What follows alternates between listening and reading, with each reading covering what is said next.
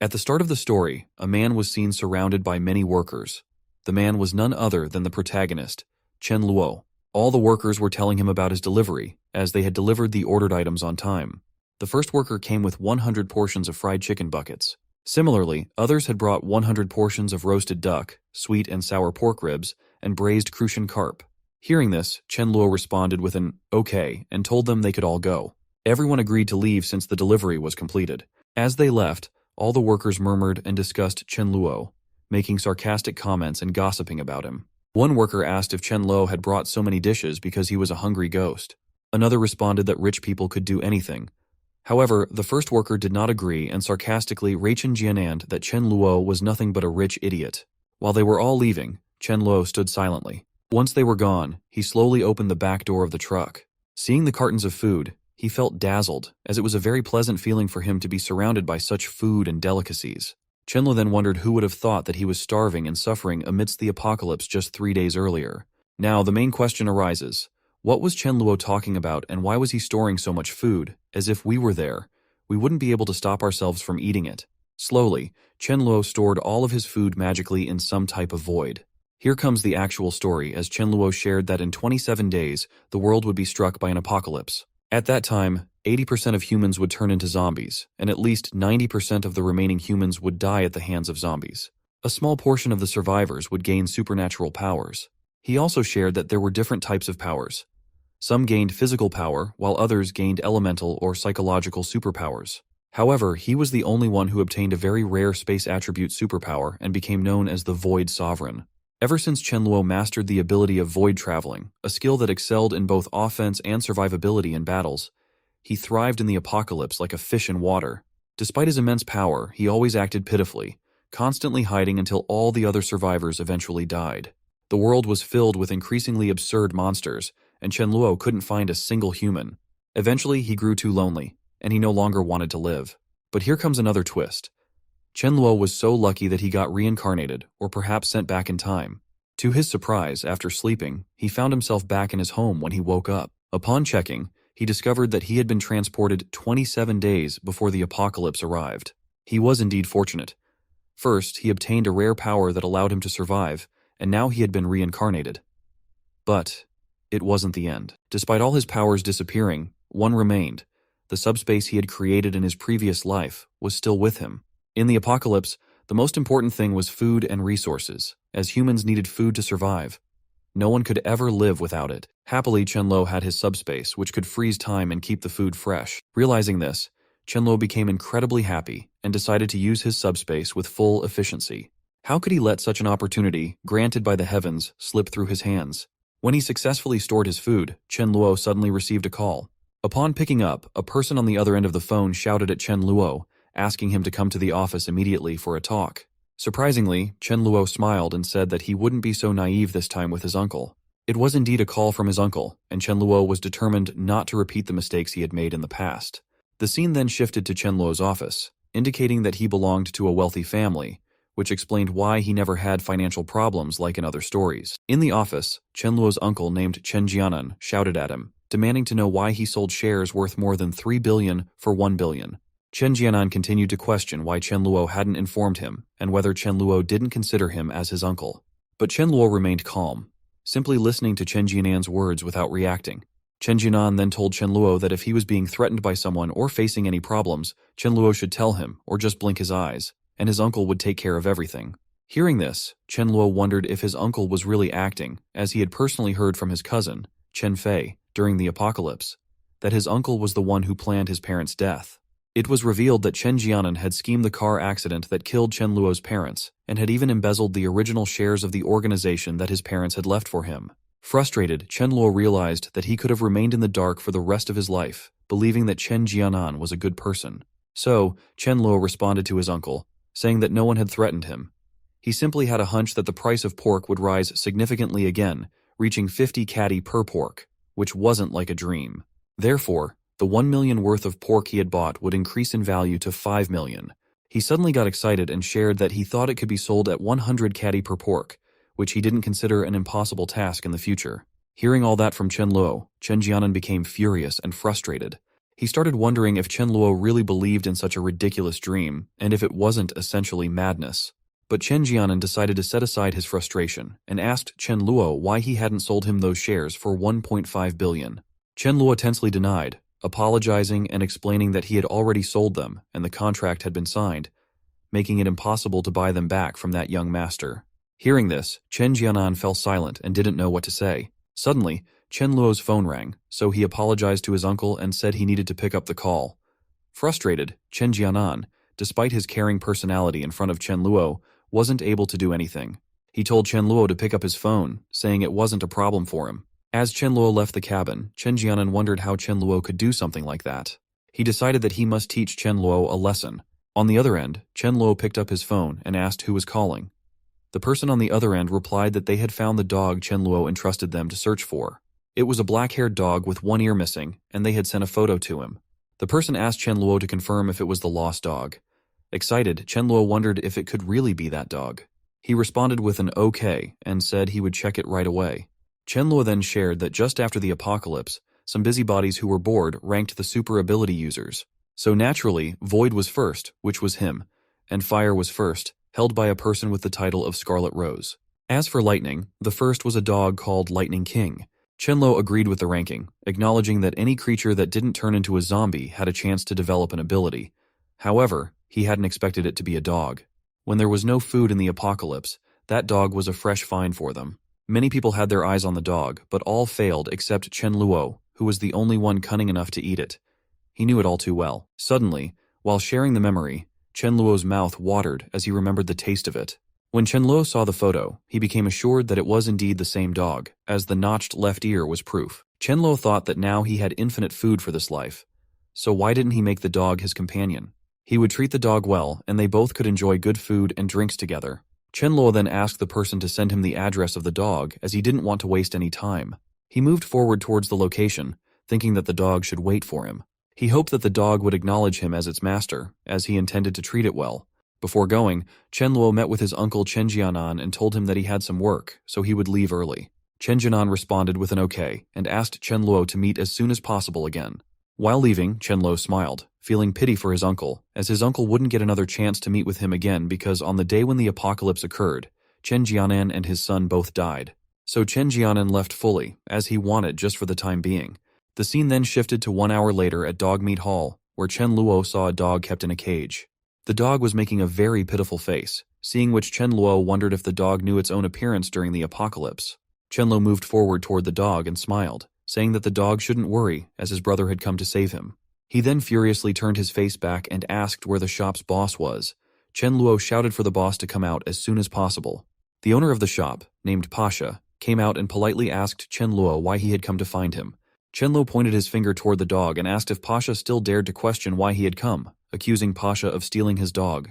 Chen Luo said that if he hadn't discovered it in time, his black dog would have become food by now. Chen Luo also mentioned that, initially, he remembered the black dog was a stray and didn't have an owner, so he adopted it. He then asked Pasha again if the dog had purposely come to trouble him. To this, Pasha responded that he bought all of them from official channels, and that dogs almost looked the same, so he thought Chen Luo was mistaken. Hearing this, Chen Luo smiled and asked if Pasha really said official channels. Chen Luo warned Pasha again, asking why he didn't call the police to verify if Pasha really got the dogs from official channels. Chen Luo said this because he believed there was no business without fraud and was confident that Pasha wouldn't allow the police to investigate the shop. And as Chen Luo thought, it happened exactly as expected. Pasha furiously moved toward Chen Luo, shouting that he couldn't do that. Chen Luo laughed and asked if Pasha wanted to fight, adding that since Pasha was brave, he would teach him a lesson. Saying this, Chen Luo grabbed Pasha's hand and kicked it, causing Pasha to fall to the ground. Chen Luo smiled and thought to himself that he had trained so much during the apocalypse, so he didn't need to be afraid of Pasha. Pasha howled in pain from Chen Luo's attack. Chen Luo then asked how Pasha felt now and if he still wanted to fight with him. Surprisingly, Pasha began begging Chen Luo to leave him alone, insisting it was a big misunderstanding and that he truly didn't know it was Chen Luo's dog. Pasha started taking out the dog, saying that he would go and teach a lesson to the person who sold him the black dog. He also told Chen Luo that he could take his dog back for free, without any payment. Chen Luo responded with an okay, acknowledging Pasha's good attitude, and decided to let him go this time. Deep down, Chen Luo was happy because he was even willing to pay all his money for the black dog. However, as everyone knows, free things are liked by everyone, so why would Chen Luo deny an offer like that? Finally, Chen Luo got the dog, and Pasha also asked Chen Luo to take the dog and leave his shop with ease. Chen Luo then named the dog Blackie and asked him to come as they were going home. While inside, Chen Luo wondered if, judging by the expression of the dog, it should have spirituality and be able to understand human language, right? Chen Luo was right. Blackie could hear and understand his words. Blackie was shocked and wondered who Chen Luo called Blackie. But still, he thought that since Chen Luo saved him, he wondered if he should go with Chen Luo. Seeing that, Chen Luo became happy as the dog really had spirituality, so he got himself a Lightning King so easily. After the dog and Chen Luo got settled inside the car, Chen Luo told Blackie that from now on, he would call him Dharma King and he would live with him. At this, Dharma King barked with a happy face. While they were heading back home, Chen Luo contemplated about nurturing their relationship with each other. So he told Dharma King that he would first go and get some supplies for him. On their way, Chen Luo saw a guard and stopped before him. Standing there, Chen Luo wondered about the guard named Sudhaju. He was happy that he got to meet Sudhaju again. Chen Luo then shared that in his past life, before he grasped the void ability, Sudhaju used his body to block the mutants so that Chen Luo could escape, and Sudhaju was killed in the process just to protect him. Chen Luo looked towards Sudhaju again and smiled, deciding that in this present life, he would ensure that Sudhaju had a good life. Chen Luo asked Sudhaju if he wanted to go out with him after he got off from work. Sudhaju responded with a no, explaining that his mother always said boys shouldn't wander and become bad. Hearing this, Chen Luo asked Sudhaju what else his mother said. Sudhaju responded that his mother said there was nothing to show courtesy to, as it was either bad things like robbery. Chen Luo was stunned hearing this from Sudhaju, as Sudhaju was comparing a night out party to robbery. Chen Luo didn't know how to respond, and deep down, he was wondering that according to the timeline, he and Sudhaju weren't familiar enough. However, it didn't matter, as Sudhaju would be on duty when the apocalypse occurred, so when the incident happened again, they would definitely become brothers. The scene then shifted to sometime later, where Dharma was looking very shocked. Actually, Dharma was shocked to see the pool Chen Luo had in his house. Chen Luo took Dharma towards the pool and told him that for the time being, it was his house, and first they would take a shower. In the pool, Chen Luo was washing Dharma's body with a scrubber and soap, and while washing, he was wondering that after being reborn, he didn't want to live like his past life. Also, he didn't want to be the only one who survived. Chen Luo then thought of a general idea. Since supernatural beings would be able to show their talents in the future, why didn't he build a gathering place? Just like what he did for Dharma King, he would do the same for the rest. Chen Luo was even using a blower to soak the water from Dharma's body, and Dharma was impressed by it. He also thought that it was nice, as he could make up for the void ability not specialized in head-on combat. If Chen Luo wants to build a gathering place, he needs more resources, including staple food, fruits, salt, vegetables, seeds, generators, medicine, utensils, and more. Most importantly, water, as all water sources were polluted after the apocalypse, and the viruses contained in them cannot be purified by any means. Chen Luo also shared that if someone wants to drink pure water, then he or she has to wait for the rain. Suddenly, he slapped his forehead, making a weird face, which shocked Dharma, who wondered what happened to him.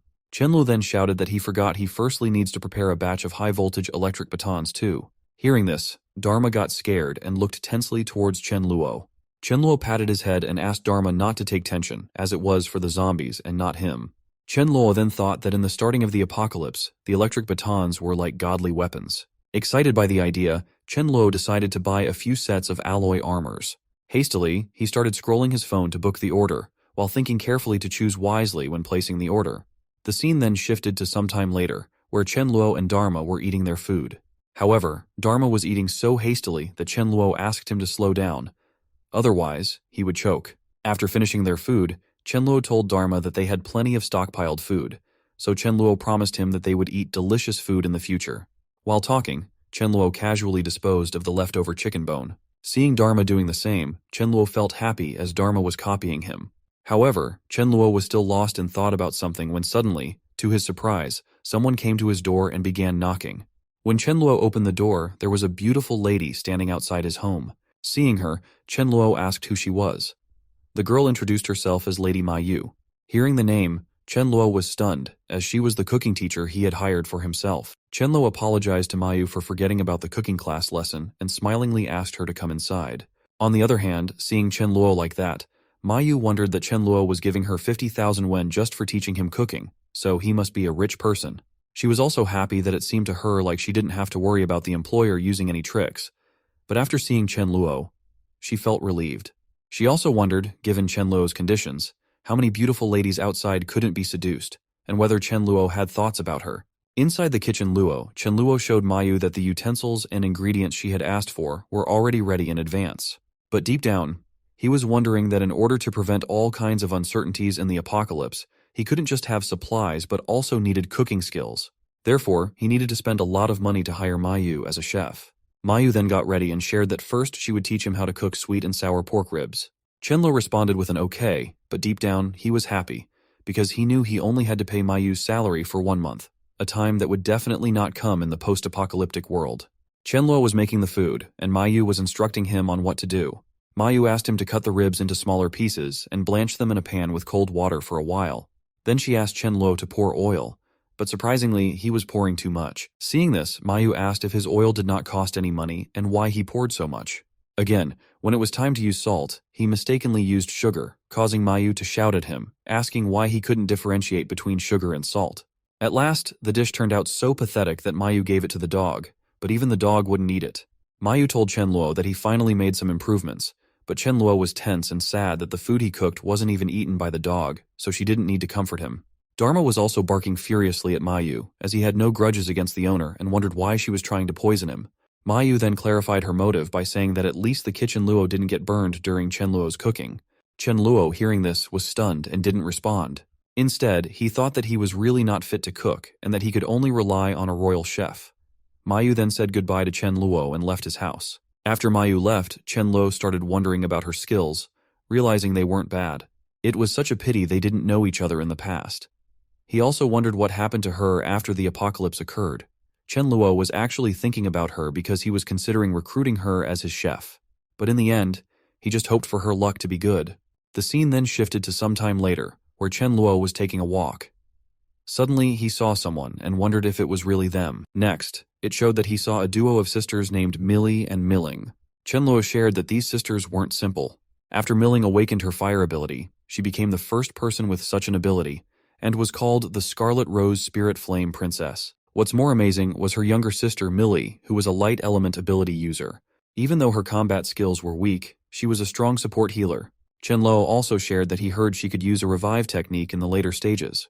Chen Luo then got serious, thinking about them.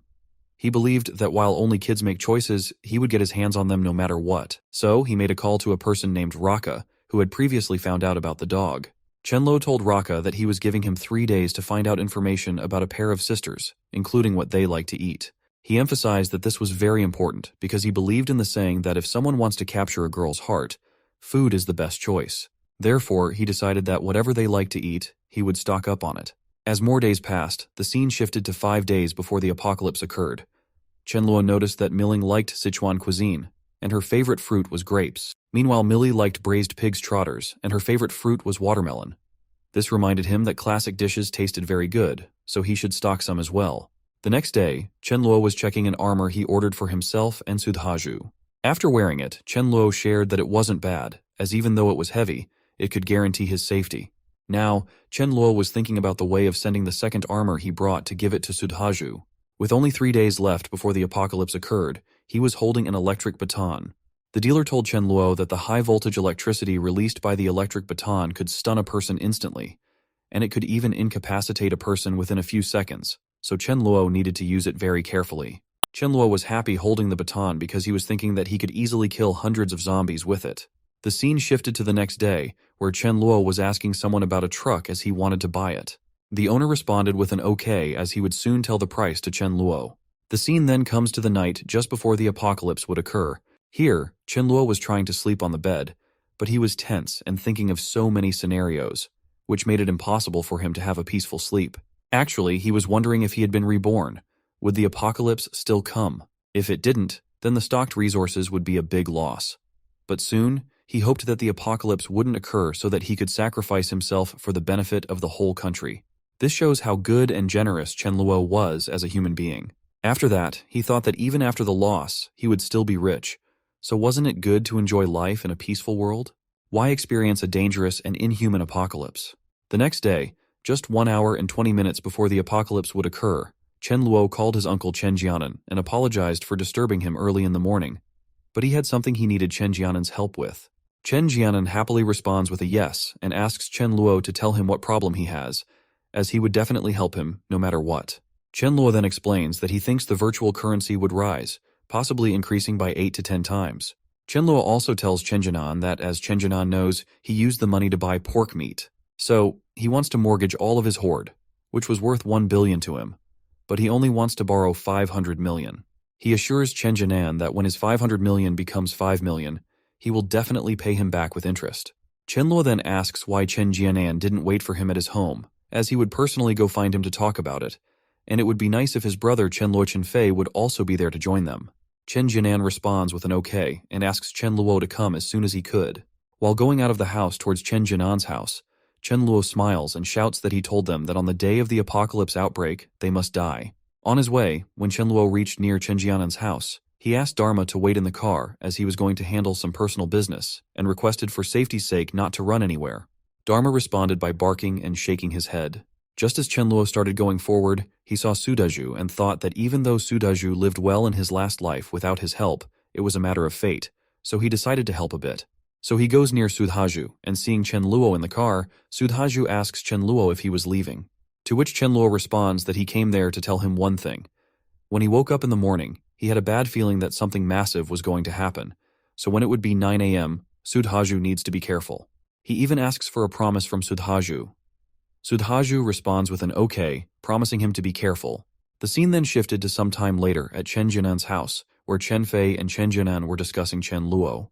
Chen Jianan told Chen Fei that Chen Luo actually wants to invest in the virtual currency, which shows that Chen Luo really wasn't afraid of it.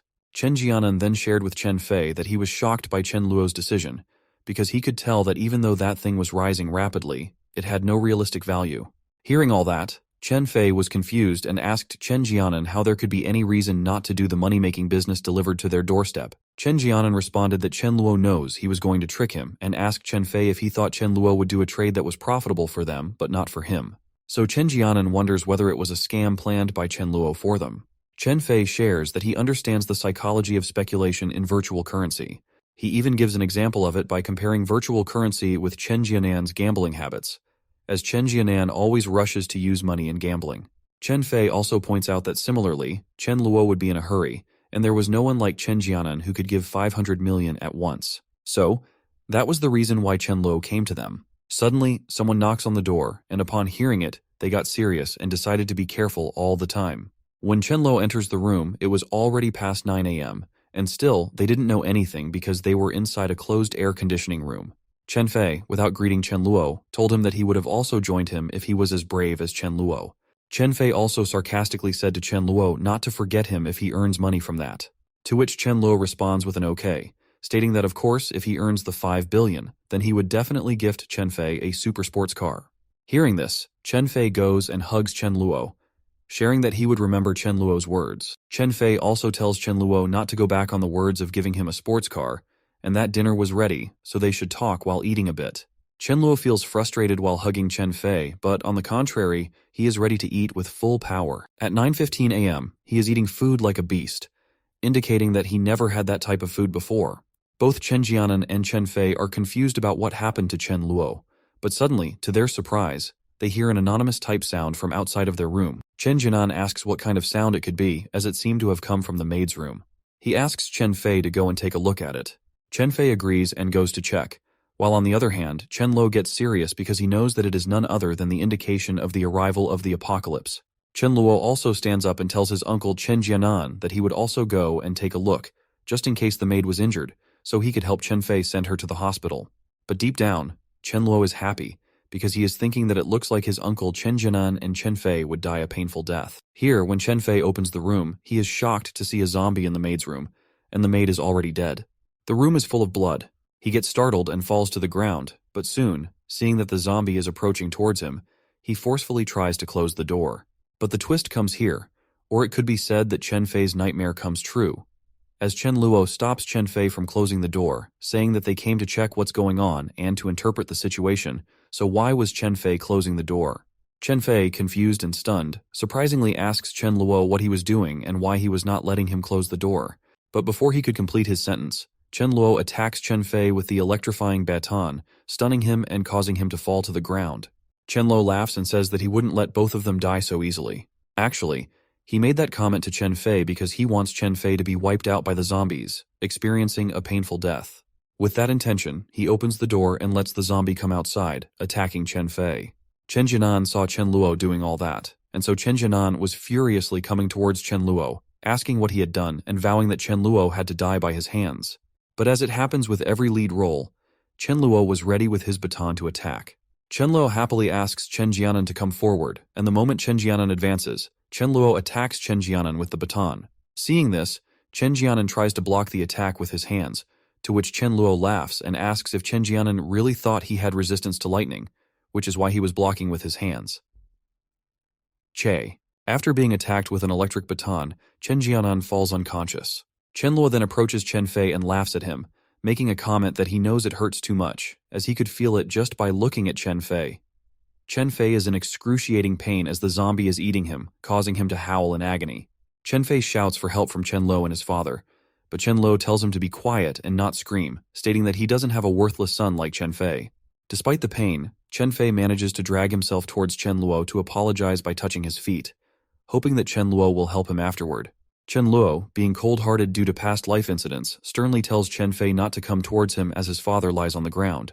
Despite Chen Fei's attempts to shout and curse at Chen Luo with some choice words, he is interrupted by another wave of pain, indicating his deteriorating health. Witnessing Chen Fei's worsening condition, Chen Luo's demeanor softens slightly, and he Rechin Jianans to Chen Fei that he can't bear to watch the thrilling scene alone and needs a partner. With that comment, Chen Luo touches the baton to Chen Jianan again, causing him to regain consciousness from the shock. As Chen Jianan regains his senses and sees Chen Fei's condition, he becomes tense and approaches Chen Luo, touching his feet and pleading for help to save Chen Fei, as Chen Fei is Chen Luo's cousin. However, Chen Luo remains unresponsive. With no other option, Chen Jianan starts admitting that he was the one who secretly cheated on his shares, but neither Chen Luo nor Chen Fei knew anything about it. Chen Fei was an innocent person. Chen Luo then asks Chen Jianan if he didn't think he should apologize more to him. Hearing this, Chen Jianan is stunned and wonders why Chen Luo is saying that.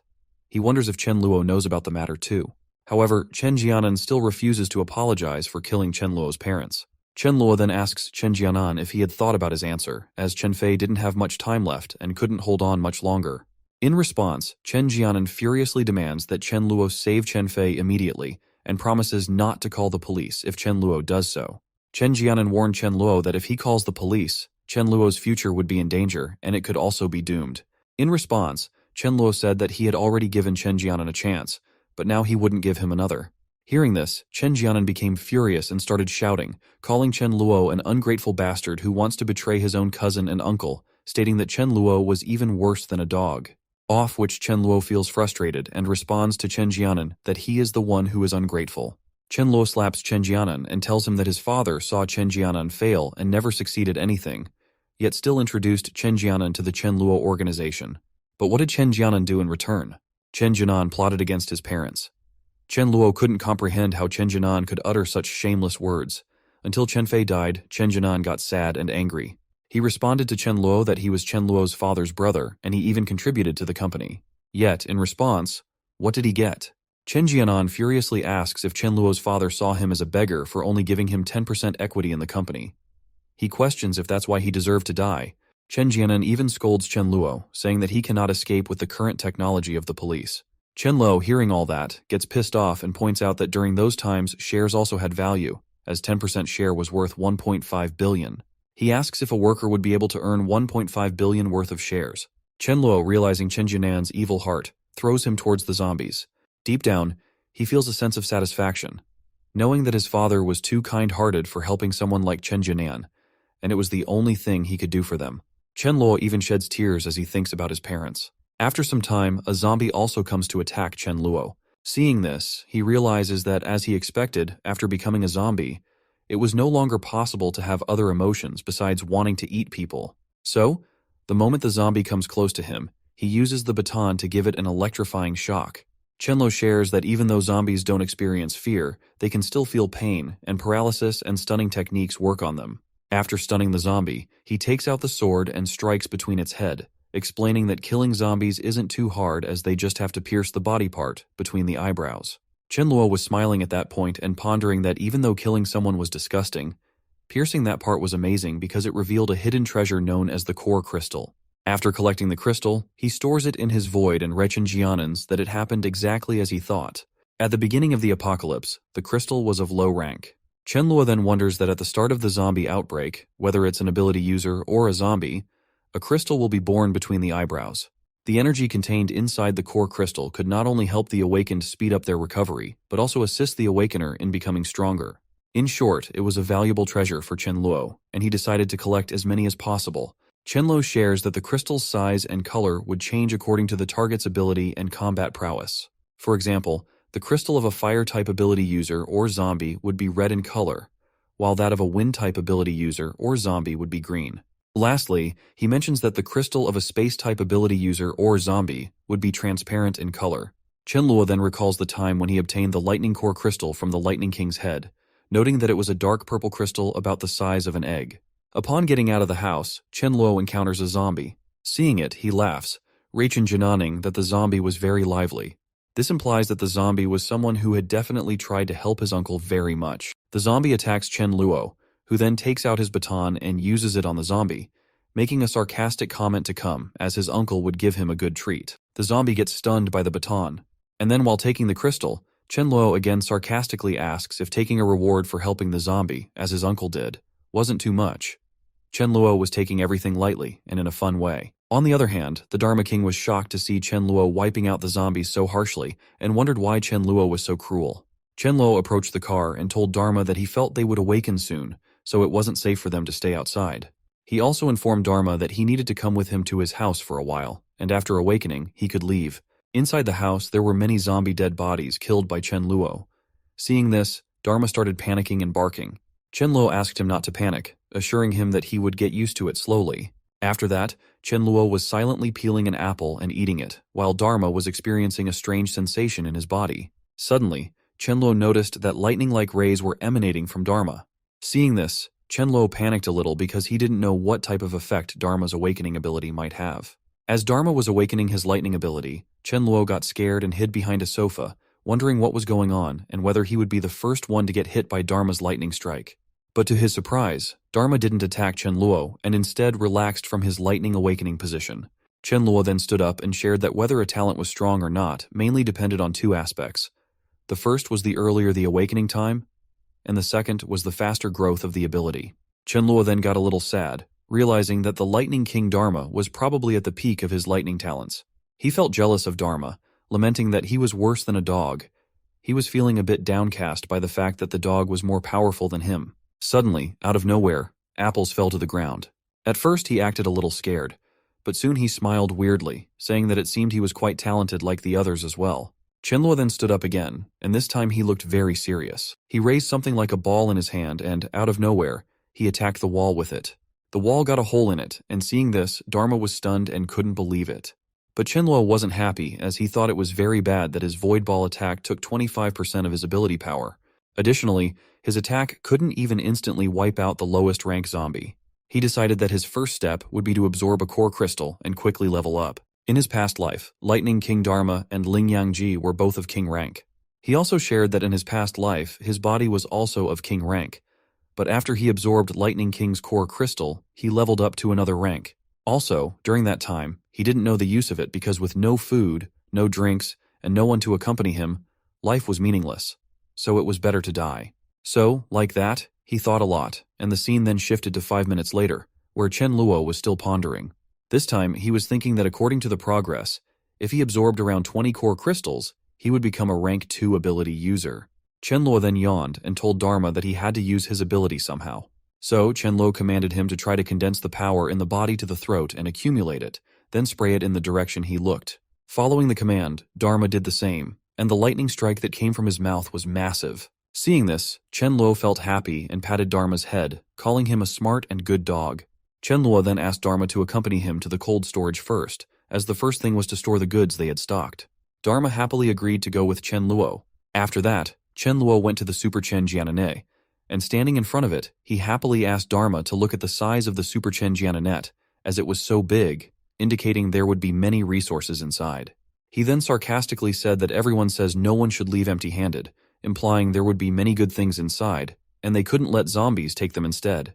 Chenluo asked Dharma what if they fought the zombies and took all the things, of which Dharma responds with an okay and happily asks to go and begin it. Chenluo takes out his armor and weapon, then tells Dharma to attack if he could, and not fight head-on, but use his agile body to dodge the attacks.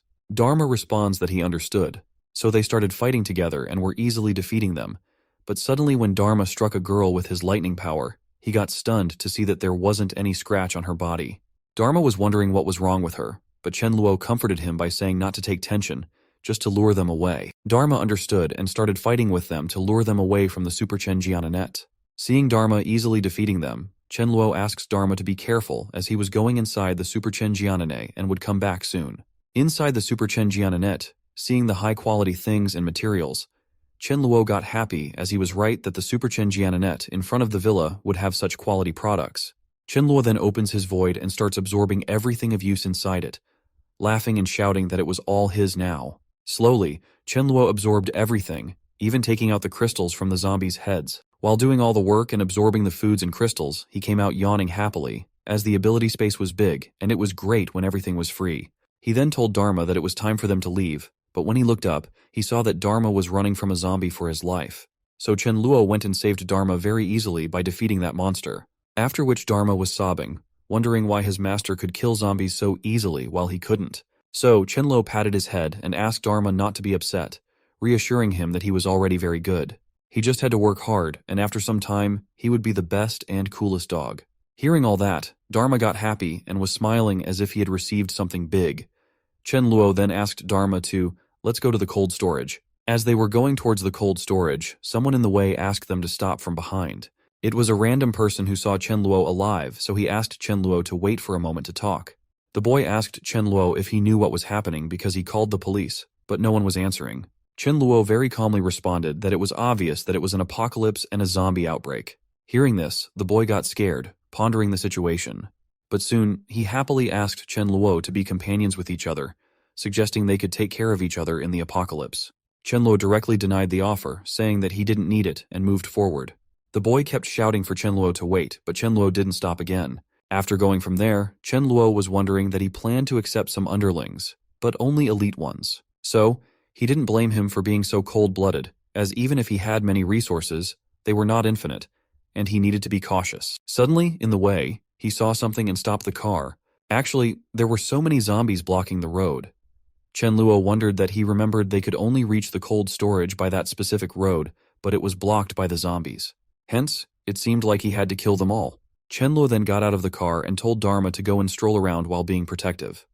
They started fighting the zombies, and Chenluo was using electric batons to kill them one by one. Some zombies even tried to sneak attack him, but Chenluo was smart, so he outplayed those zombies. Also, one zombie bites off his biceps, but surprisingly, Chenluo just throws the zombie with his hands and shares that his armor was made of alloy, so how could low-level zombies like them break it? He then sarcastically made a comment that there was no dentist in the city to fill up their teeth, and if they lose their teeth, in the future they could only rely on their tongue to lick. But suddenly, he laughs, telling them to wait, as there was no future for them. Suddenly, to Chenluo's shock, his electric baton got discharged and stopped producing electricity. At that moment, Chenluo was stunned and tense, unsure what to do next. The zombies came and started snatching the baton from Chenluo, so Chenluo tensely gave them the baton, saying they could take it if they wanted. Surprisingly, he was just trying to buy some time. The reason he needed time was that he had to take out a new baton from his void. So after taking out a new baton, he started wiping out zombies. After defeating them all, he collected all the crystals from inside them. The scene then shifted to some time later, where Dharma also came and stood beside Chenluo, looking at him confusingly, wondering why they weren't going to the cold storage, why they were holding and waiting, and where they were.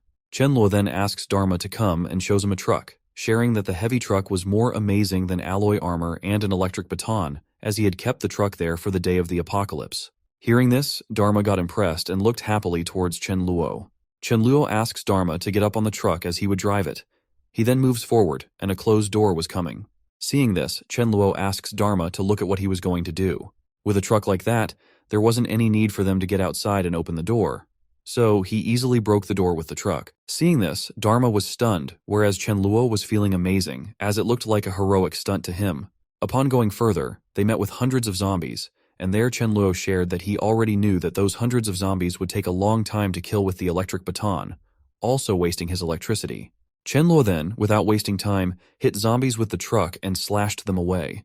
Being in an act like that, Dharma was shocked and sobbing, thinking his master was so cruel. On the other hand, there were two boys named Fang and Leng, and one girl named Mia on the second floor of that cold storage. Seeing Chen Luo from above, they were impressed. Leng said that he thinks Chen Luo's truck was much stronger than other vehicles in their cold storage. Mia suggested to Fang and Leng that they should ask Chen Luo to take them out from the cold storage. Fang asks that Chen Luo was unaccompanied, so why would he take the risk for them? Was he their father? Fang also said that he thinks Chen Luo was a ruthless person. Otherwise, he wouldn't be able to do what he just did, and Chen Luo probably knows that their cold storage had resources. So Chen Luo came to take the resources, and once he got those resources, he would leave and wouldn't care about them.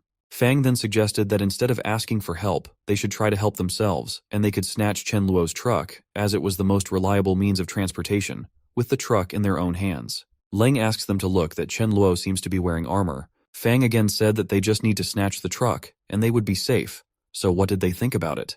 Leng also furiously agrees with Fang, as Chen Luo came to steal resources from the cold storage, which was unforgivable. So, after some seconds, when Chen Luo was extracting the crystals from zombies, Mia came close to him and thanked him for saving them by killing the zombies. Hearing this, Chen Luo started wondering why they were thanking him, as it seemed like they would ask him to bring them out of the cold storage safely.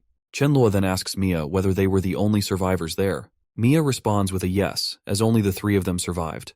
While Mia was keeping Chen Luo busy by talking with him, both Fang and Leng came from behind and put their hands on Chen Luo's shoulder, by which Chen Luo understood that they were going to try to snatch his things, so he wondered whether it was real that a few moments ago they were trying to thank him, but now they were going to snatch his items. Fang asks Chen Luo not to fight back and not to worry, as they weren't going to harm him. By their act, Chen Luo got furious and wondered that during the harsh environment, it would really magnify the ugliness of human nature infinitely, and kindness was the least valuable and most harmful thing during the apocalypse.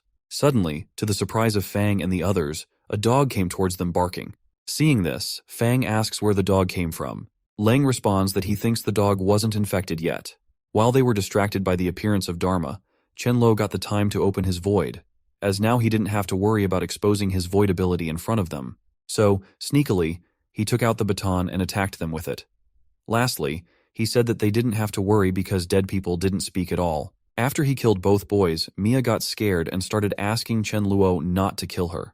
Chen Luo wondered why he wouldn't kill her just because she was a girl. Mia started running, shouting for help. Seeing this, Chen Luo said that she looked like she ran very fast, so he told Dharma that she was his target. Dharma then wasted no time and attacked Mia from the backside. Mia fell to the ground and Chen Luo approached her, stunning her with the baton. He said that it was the reason why everyone says that the one who strikes first has the advantage. After killing them, he asks Dharma to get ready for storing everything. So they got seasoning, seafood, chicken, duck, various types of meat, pig trotter offal, instant vegetables, fruits, and what was even more surprising was that everything was in amounts of more than 9999 tons. Lastly, Chen Luo shared with Dharma that they got 60,000 tons of resources from the cold storage. While going back, Chen Luo told Dharma that they were going home for some rest, and then they would go to the grain storage to loot more. Chen Luo then wondered how Sudaju was doing. Suddenly, Chen Luo saw a boy in front of his truck asking for help and offering him a ride. But Chen Luo noticed that the boy was hiding many things underneath his shirt, and it probably wasn't a good idea to give him a ride. Actually, Chen Luo was taking precautions because his law of survival didn't allow him to let any threat arise, even if the threat was small. Seeing Chen Luo not stopping, the boy continuously asked him to stop, but Chen Luo had already decided that if the boy didn't get aside, he would drive over him. Seeing the truck coming, the boy got scared and moved aside, then started shouting furiously that Chen Luo dared to hit him, and now Chen Luo would regret it because whenever he got the chance, he would definitely retaliate against him. Hearing this, Chen Luo got angry and wondered that in the past, holding a grudge might lead to saying something bad behind someone's back or trying some scheme. But now, in the apocalypse, after awakening with abilities, everyone had the chance to kill people. So Chen Luo asks Dharma, the Lightning King, if he heard that the boy said he wants to eat dog meat. Hearing this, Dharma said that even though he didn't understand human language, he believed that the boy didn't say dog meat. As Chen Luo stopped, the boy went towards him furiously, intending to retaliate, but suddenly he got shocked to see a dog coming towards him. The boy saw that the dog was going to attack, so he tried to attack back with a rod. But Dharma was on the other side, thinking that he didn't care if the boy wanted to eat dog meat or not. If Master said that he wants that boy dead, then the boy must need to die. So, without wasting time, Dharma used a lightning strike on the boy, and the boy became unconscious. Hearing this, Chen Luo asked Dharma to ensure that the boy was dead, so not just to use lightning. Dharma looked confusingly towards Chen Luo. So, Chen Luo responded and made Dharma understand that in battle, if he showed any hesitation, he would die. Only if he adapted to the apocalypse, then he would safely survive. Hearing this, Dharma angrily bit the boy. Seeing this, Chen Luo happily responded that it was what he was talking about. Chen Luo praises Dharma for defeating that boy alone and easily. After that, Chen Luo asks Dharma to go back home. Upon reaching the villa, Chen Luo tells Dharma that the road to the villa is too narrow, so it won't be easy to park the heavy truck. So Chen Luo asks Dharma to get out of the truck to help him lure the zombies away. He also tells Dharma that he will stop the truck by the side of the road. Dharma agrees and gets out of the truck to lure the zombies in the opposite direction of the truck. Seeing this, Chen Luo was very happy because he thought that as Lightning King Dharma lures the zombies away, they would eventually come back. During that time, the zombies would act as free car-watching laborers, preventing other survivors from approaching or damaging his truck. He also takes a sigh of relief, thinking that luckily his rebirth didn't have a butterfly effect and that Sudhaju didn't become a zombie. He should be safe. Suddenly, a zombie tries to attack Chen Luo, so he uses an electric baton to defeat it. While Chen Luo was fighting, Sudhaju arrived at the villa with a girl. Seeing Chen Luo fight like that, Sudhaju praised him. The girl Reconnected that the electric baton was so strong that Chen Luo wouldn't be scared even if he encountered a zombie, explaining why Chen Luo was so brave.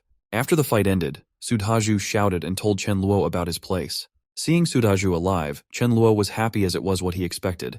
However, he was also surprised to see the girl, and he identified her as Chen Luo Jing. Both Chen Luo Jing and Sudhaju started discussing something with Chen Luo. Chen Luo asked them not to talk about it openly and to move quickly, as it would be troublesome if they encountered zombies. Hearing this, Chen Luo Jing didn't look very happy and made a weird face. Even while making a weird face, Chen Luo Jing responded with a yes. However, deep down, she was thinking that she needed to increase her affection for Chen Luo. With both Sudhaju and Chen Luo protecting her, she could stay safe and wait for rescue from the country. So let's see what actually happens from Chen Luo's side. Just when Chen Luo entered the villa and started fighting zombies, he was wondering about Sudhaju. Chen Luo wonders if Sudhaju fled to the interior of the villa area during the zombie outbreak, or if Sudhaju climbed over the wall and hid in a villa. He then feels very frustrated that he couldn't recall which villa Sudhaju might have hidden in, as he only remembers the surrounding area. Chen Luo then decided not to think too much and use that trick. Suddenly, he started shouting Sudhaju's name, asking if Sudhaju could hear him and if so, where he was. Seeing Chen Luo like that, Dharma got stunned and wondered what his master was doing, as it would lure zombies out. On the other side, Sudhaju was hiding in the villa, and upon hearing the voice, he realized it was none other than Chen Luo. Chen Luo Jing asked Sudhaju not to go, as Chen Luo was acting crazy and not afraid of luring out zombies. She believed Chen Luo not only wanted to die, but also wanted them to get killed. Hearing this, Sudhaju also wondered, with brother Chen Luo's smart brain, did Chen Luo not know that it's dangerous to shout? And why was Chen Luo using that method to find him? Chen Luo again shouted Sudhaju's name and asked about his whereabouts. Sudhaju had no choice but to get out and meet with Chen Luo. Upon hearing this, Chen Luo Jing said she would also come with him and pleaded with Sudhaju not to leave her alone. The moment they got outside, they saw Chen Luo fighting with zombies. Chen Luo Jing again tried to provoke Sudhaju. Then came the moment when Sudhaju praised Chen Luo, and Chen Luo Jing was shocked to see Chen Luo like that. So, actually, what Chen Luo really thought after seeing Chen Luo Jing was how could he forget about this girl? As in his previous life, she was a burden and almost got them killed. Chen Luo also shared that Chen Luo Jing was very scheming. He remembered from his previous life that the water wasn't pure, and she was scared of drinking tap water. So, she always used Sudhaju as an experiment by offering him the water first. Even after when Chen Luo got partnered with Sudhaju, Chen Luo Jing tried to show affection to both of them in various ways. First, she went to Sudhaju and told him that she felt very safe beside him, unlike brother Chen Luo. Then, when she went to Chen Luo, she said that she felt Chen Luo was very sincere since she first saw him, unlike brother Sudhaju. Chen Luo also shared that during the time of distributing food, Chen Luo Jing always hid a portion first, then acted hungry and pitiful, tricking Sudhaju into giving his share to her, treating Sudhaju like a clown.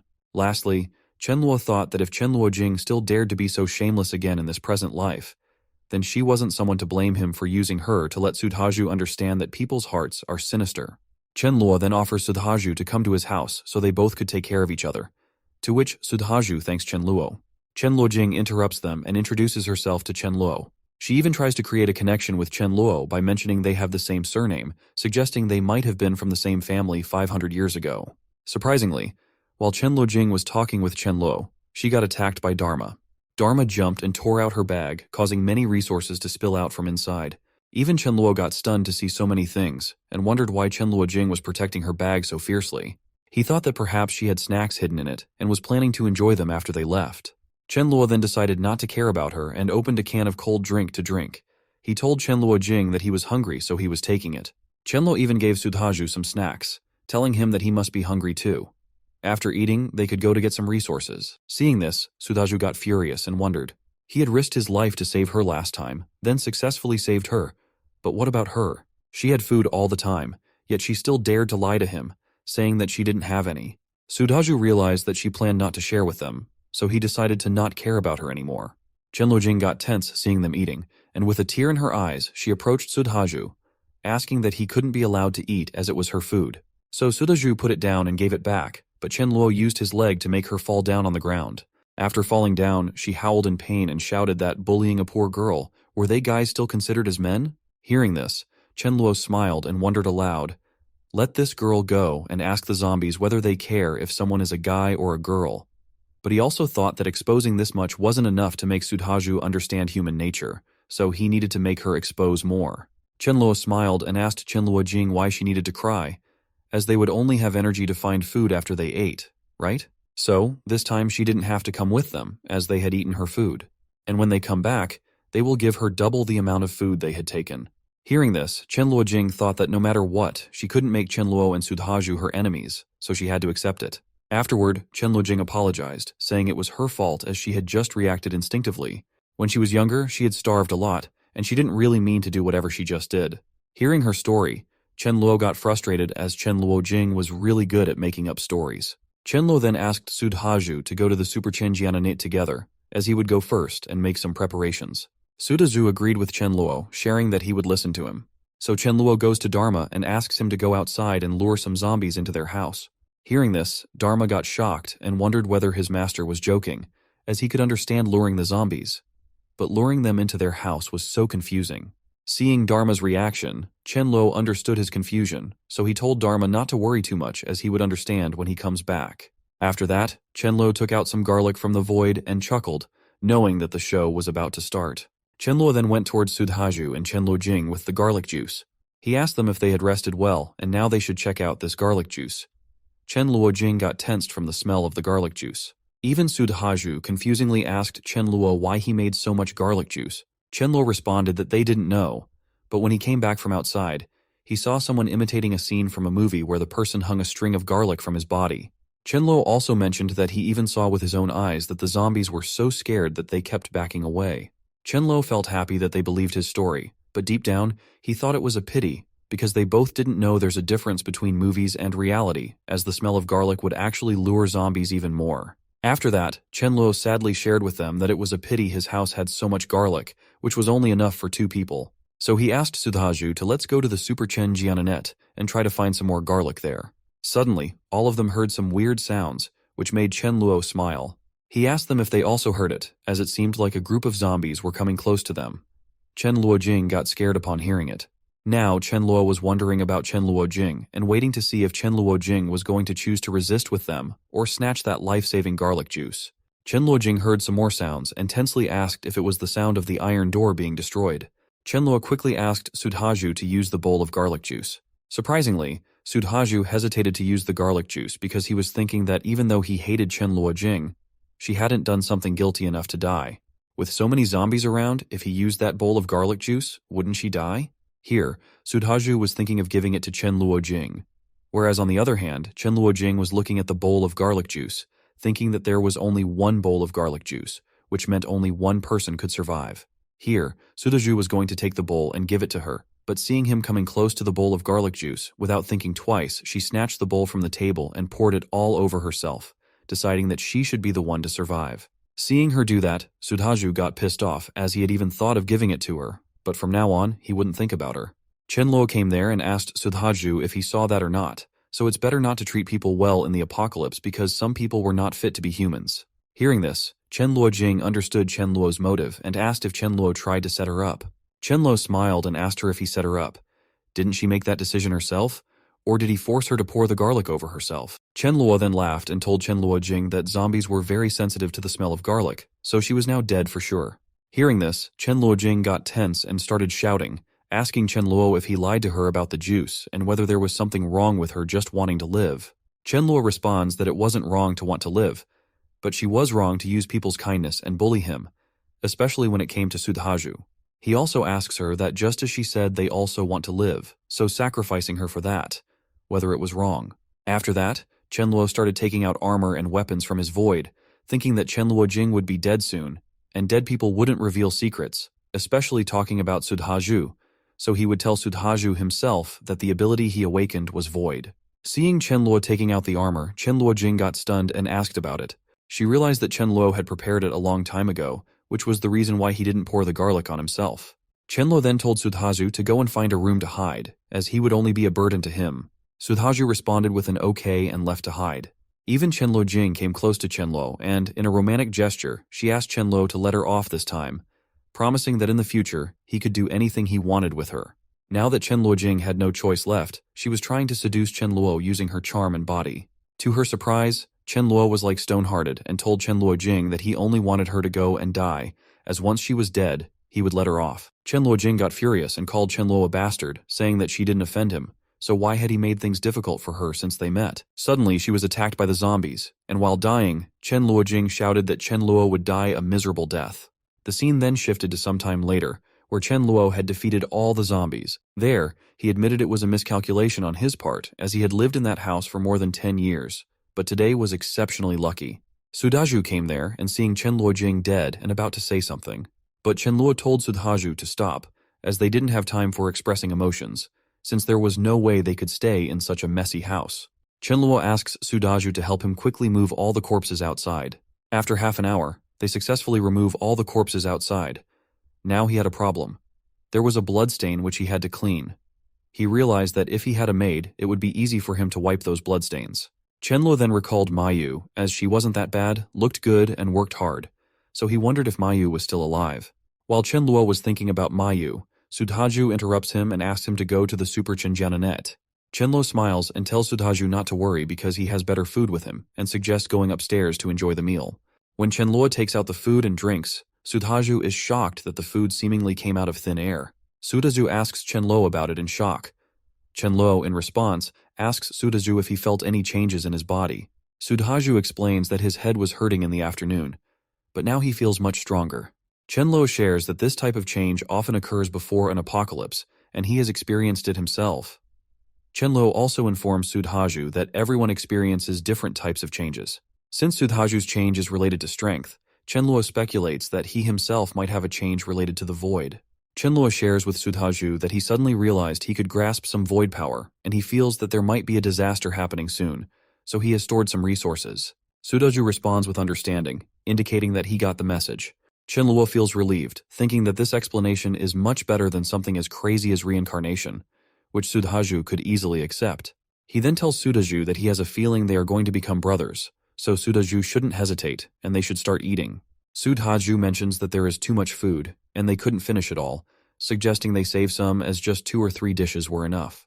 Chenluo responds that it's fine because even after they finish eating, Dharma, the Lightning King, hasn't eaten yet. Hearing this, Dharma asks not to mention it as leftovers, recalling his days as a stray dog when even getting some swill to eat was considered lucky. He thanks Chenluo but sadly asks if cleaning bloodstains was now a dog's task.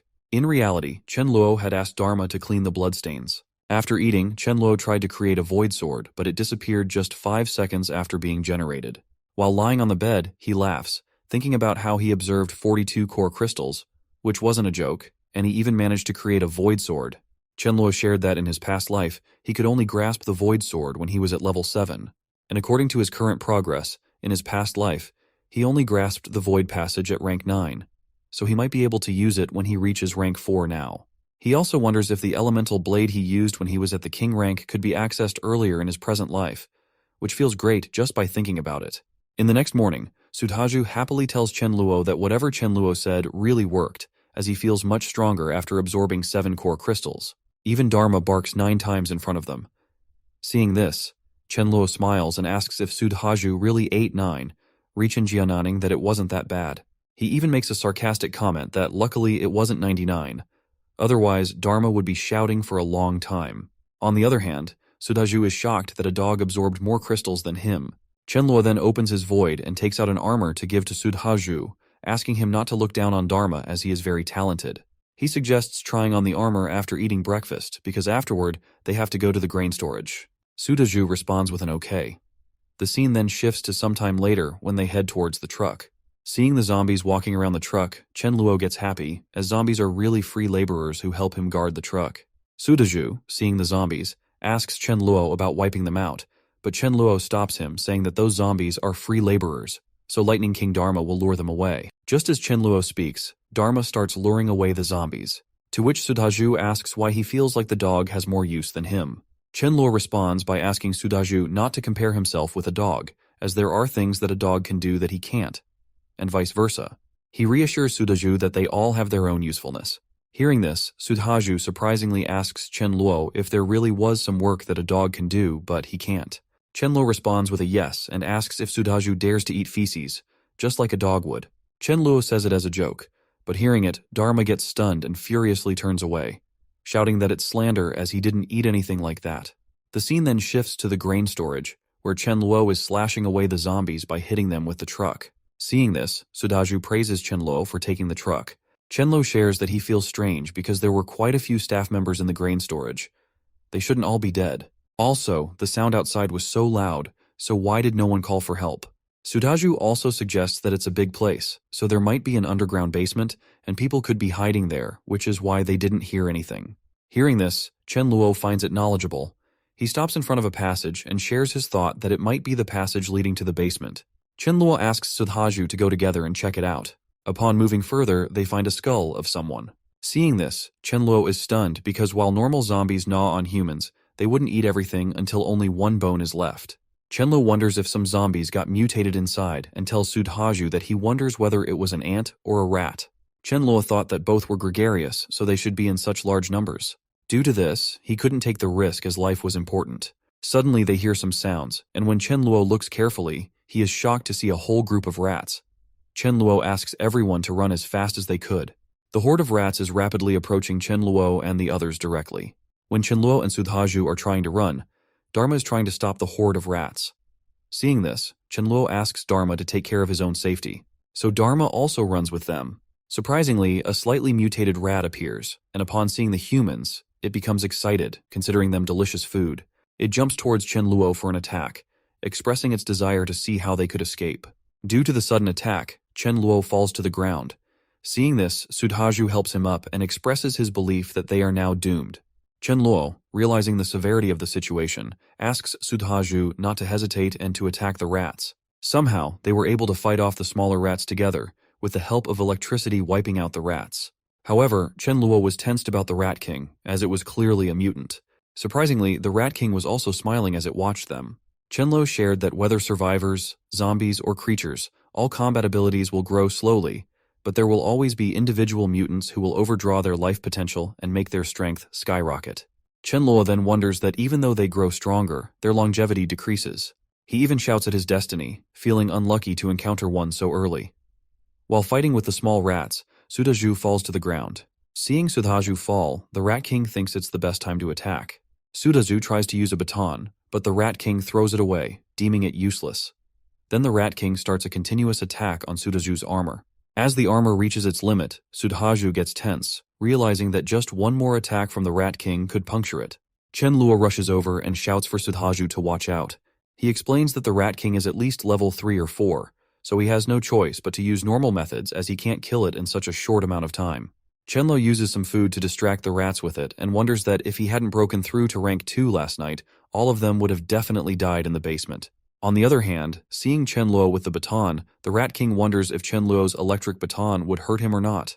If it does, then he plans to first bite off Chen Luo, and then bite off Sudhaju. The twist was that the thing the Rat King was understanding as a baton wasn't actually a baton.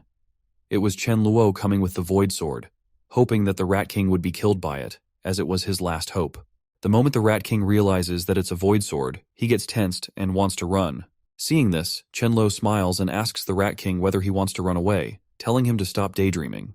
Upon defeating the Rat King, Chen Luo finds a core crystal inside the Rat King, bigger than the others, and feels happy about it. After that, he tells Sudhaju that he thinks the 2 front fangs of the Rat King are pretty good, so it should be easy to make them into a weapon in the future. Chen Luo admits that he wasn't strong enough, so Sudhaju should try pulling it out. Sudhaju agrees with Chen Luo and asks him to move aside and let him try. After struggling for a while, Sudhaju somehow manages to take out 1 fang. Chen Luo praises Sudhaju, saying it wasn't bad, and then suggests they go further into the basement. The scene shifts to some time later, where Chen Luo is storing the grains. Seeing this, Sudhaju is amazed and asks how big Chen Luo's void space is. Chen Luo responds that it isn't as big as the grain storage. After storing everything, Chen Luo approaches Sudhaju and tells him that Sudhaju can't tell anyone about the stocked resources. Chen Luo emphasizes once again that no matter what happens, Sudhaju must remember not to tell anyone. Sudhaju assures Chen Luo not to worry, saying he understands and that even if he were beaten to death, he wouldn't reveal the secret. Suddenly, the lights go out in their surroundings. Sudhaju asks why it suddenly became darker. Chen Luo responds that it should be a blackout, and they should quickly finish what they came there for and go back. The scene shifts to some time later, when they all reach back at Chen Luo's home. Chen Luo says that the fight against the Rat King was too dangerous, so he thinks they should stay at home and become stronger first. He also shares that judging by the speed he absorbs crystals, it would take 2 or 3 days to reach rank 3. So in these 3 days, if anyone gets bored, they could play games and watch movies. Sudhaju responds that he got it, and he has no problem with it. Chen Luo happily agrees, saying, okay, so now it's decided they should go and eat. The scene then shifts to 3 days later, where Chen Luo tells Dharma that it would be good for him to learn how to wash the bowls. Hearing this, Dharma gets tense, hoping that Chen Luo won't be too harsh on him. Chen Luo then shares that he had been training for 3 days, which was quite tiring, and asks Dharma if he reached level 2 last night. Dharma happily responds with a yes. Chen Luo then shares that there's a saying that if someone wants to get stronger, that person needs to train. So he suggests that Dharma should go and find zombies to check if he could train and use new lightning skills. Dharma got a little bit sad and was slowly going to open the door, but suddenly he got stopped by Chen Luo. Hearing this, Dharma got happy, wondering whether Chen Luo was stopping him because he knows that Chen Luo was worried about him, or if Chen Luo was at least going to tell him to take note of his safety. To his shock, Chen Luo arrives with 2 bags of garbage, asking Dharma to throw them out. Dharma, hearing this, gets furious and says that Chen Luo is really a bastard and doesn't understand him as a dog at all. So Dharma takes the garbage furiously, showing his anger. Seeing this, Chen Luo rechinjianans that it's an immature act, as when Dharma can clean, throw rubbish, and handle all chores, then he would be a matured dog. As of yet, Dharma didn't know how to take initiative to do tasks without Chen Luo ordering him to do so. Even Sudhaju, witnessing the incident, thinks that Dharma is pitiful.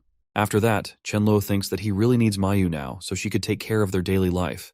He then remembers that Mayu lives in a nearby 5-star hotel staff dormitory. So Chen Luo decides that when he becomes level 3, he will go find Mayu. At night, Chen Luo's mind suddenly gets a shock. Upon waking up, he realizes that it took him half a month to break through in his past life. But in this life, he became a rank 3 ability user in only 3 days. He even thinks that Dharma should be happy that he followed him, so he wouldn't get sneakily attacked by him. Chen Luo also notes that the duration of the Void Sword increased from 5 seconds to 20 seconds. Finally, he can go out now. Chen Luo decides that in the morning, they will go to find Mayu and then bring back the core crystals. The next day, near the hotel staff dormitory, Chen Luo is fighting with zombies while Sudhaju somehow finds the dormitory. Seeing the sound from outside, a person emerges from inside the dormitory and asks Chen Luo and Sudhaju to save him. His name is Liu Wenbo, and he was a waiter in that 5-star hotel.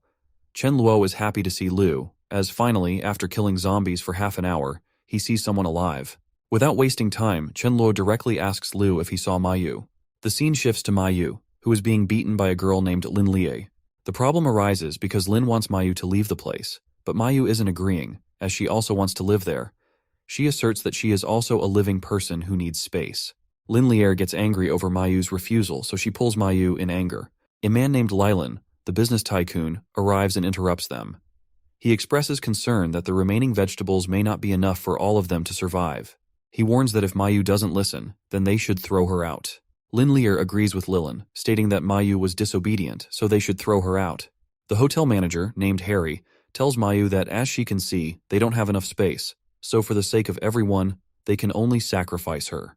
Harry calmly asks Mayu to go by herself and find some other place to hide. Mayu tensely asks if Harry is joking, pointing out that outside is fully filled with zombies, and she questions how she could escape from that. But before she could do anything, the guards start taking her to throw her out of the room. While being dragged away, Mayu says that she knows Harry was clearly asking her to go and die. In response, Harry furiously shouts at Mayu to stop murmuring and just get lost. Mayu gets thrown out of the room. Afterward, Lin Lear says that it's the consequence of someone refusing her. The zombies start coming towards Mayu.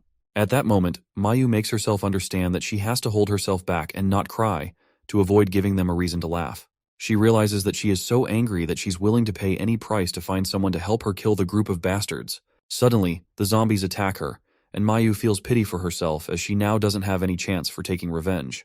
Out of nowhere, Chen Luo arrives and saves Mayu from those zombies. Mayu tries to thank Chen Luo, but Chen Luo puts his hand on her mouth, asking her to be quiet. He tells her that after he and Sudaju clean up the mess, they will talk. Chen Luo praises Dharma for defeating that boy alone and easily. Slowly, Sudaju and Chen Luo wiped out all the zombies in the surroundings. Seeing Chen Luo and Sudaju clearing the zombies, Lin Lear became happy as she was finally saved after hanging on for 5 days. When the zombies were defeated, Lin Lear and the others came out. Lin Lear thanked Chen Luo and Sudaju for saving them and introduced herself as Lin Lear. But deep down, Lin Lear was hoping that Chen Luo and Sudaju would become her fans. Chen Luo ignored Lin Lear and asked Mayu what was going on and if she needed his help with anything. Mayu then started crying and recounted what had happened to her from the beginning to the end. Finally, she cried even harder, saying that she shouldn't have saved them. So basically, in the beginning, Mayu saved them and provided a space for them to live, but now they were all ganging up against her. Chen Luo, upon hearing this, got a little frustrated and Reconnecting that this was why being kind was hard. To Chen Luo's surprise, Lilin approached him and asked if Chen Luo could send him back home safely.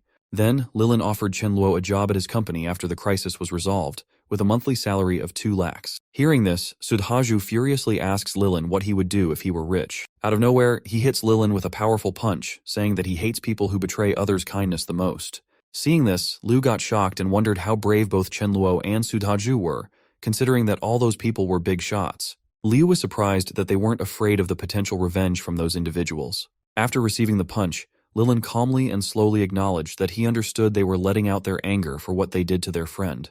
So, Lilin once again offered them to help him safely return home, and in return, they could mention any condition they wanted. Hearing this, Chen Luo became furious, believing it was pity for all of them. He explained that he followed one principle.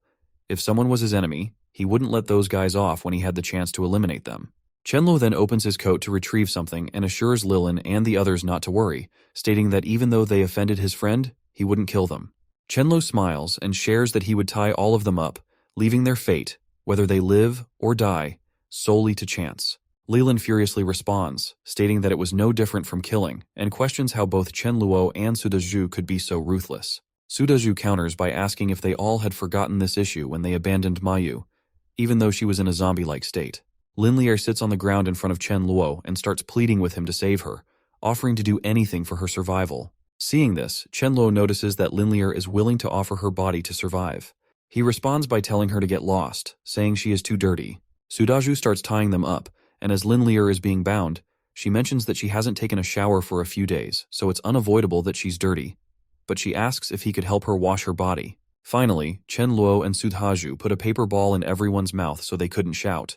After leaving the dormitory while they were on their way back, Liu came running towards them and expressed his desire to follow them. Chen Luo asks Liu why he thinks he is worth allowing to follow them. In response, Liu hesitates to reply.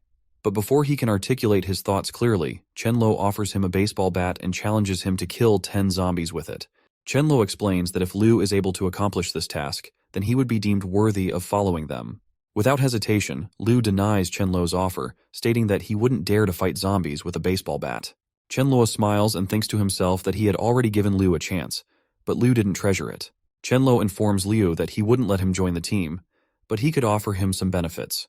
Chen Luo tells Liu that he is giving him 3 minutes to shop freely, after which he would escort him back to the dormitory as a thank you. Without wasting any time, Liu runs towards the hotel to gather things for himself.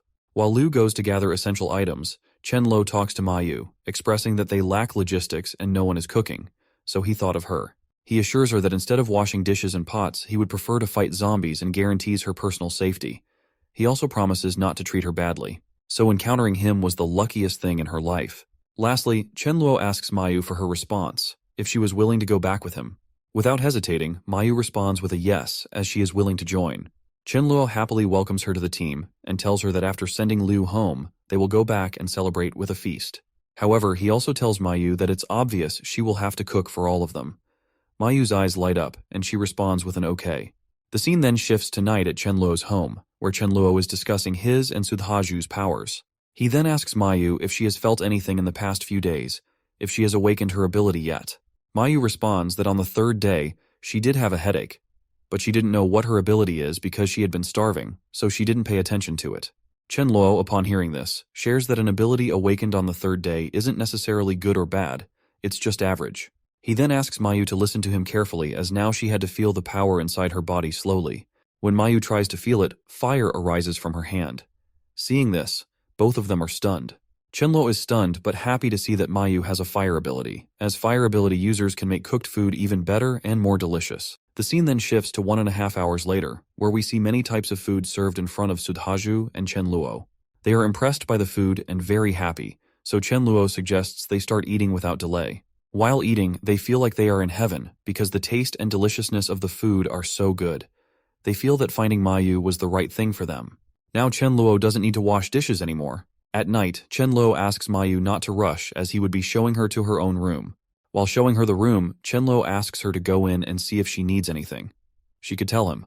He also told her that she could take a shower if she wanted, but she should be careful not to let any water enter her mouth. Chen Luo then asks if she lost her phone, right?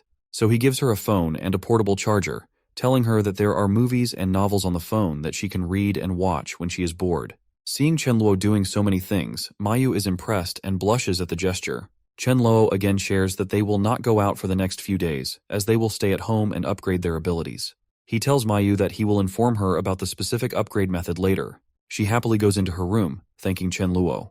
More days pass, and the scene shifts to the present day where Chen Luo is happy that he has fully reached rank 3. According to the speed, if he wants to reach rank 4, it would take some more days. Chen Luo then decides to go out and gather some more core crystals, and he also resolves to find the sisters, Myling and Millie. He wonders whether the sisters have experienced the suffering of the apocalypse during the past 10 days. Chen Luo realizes that it's not the right time to help them yet, but he decides to keep an eye on them to prevent others from getting their hands on them. He does this because he believes that since it's a revival spell, people with such abilities should belong only to him. Otherwise, it could lead to trouble. Before going out, Chen Luo has a meeting with everyone, during which he tells Mayu that he and Sudhaju will leave to collect crystal cores. He instructs her that when they are not at home, no matter who comes, she should not open the door. Chen Luo emphasizes to Mayu that even if someone were to die in front of her, she cannot open the door. He instructs her to close the door and windows, not to look outside, and not to go outside under any circumstances, warning her that she would face the consequences herself if she did. Mayu assures Chen Luo not to worry, as she understands. The scene then shifts to some time later, where Chen Luo and Sudaju are fighting with zombies. Chen Luo asks Sudaju how many core crystals they have collected. Sudaju responds that they have collected around 500. Chen Luo decides to call it a day for collecting crystals since they have enough. Afterward, he suggests that they should check on the Mi sisters, as he remembers they live in the area ahead. Chen Luo asks Sudaju to go back on the truck first, as he would bring Lightning King Dharma for a stroll and finish off the remaining ones. Sudaju happily agrees with it. The scene then shifts to some time later, where Chen Luo reaches the Mi sisters' house and shares with Dharma that he remembers the sisters live on the 3rd floor in room 201.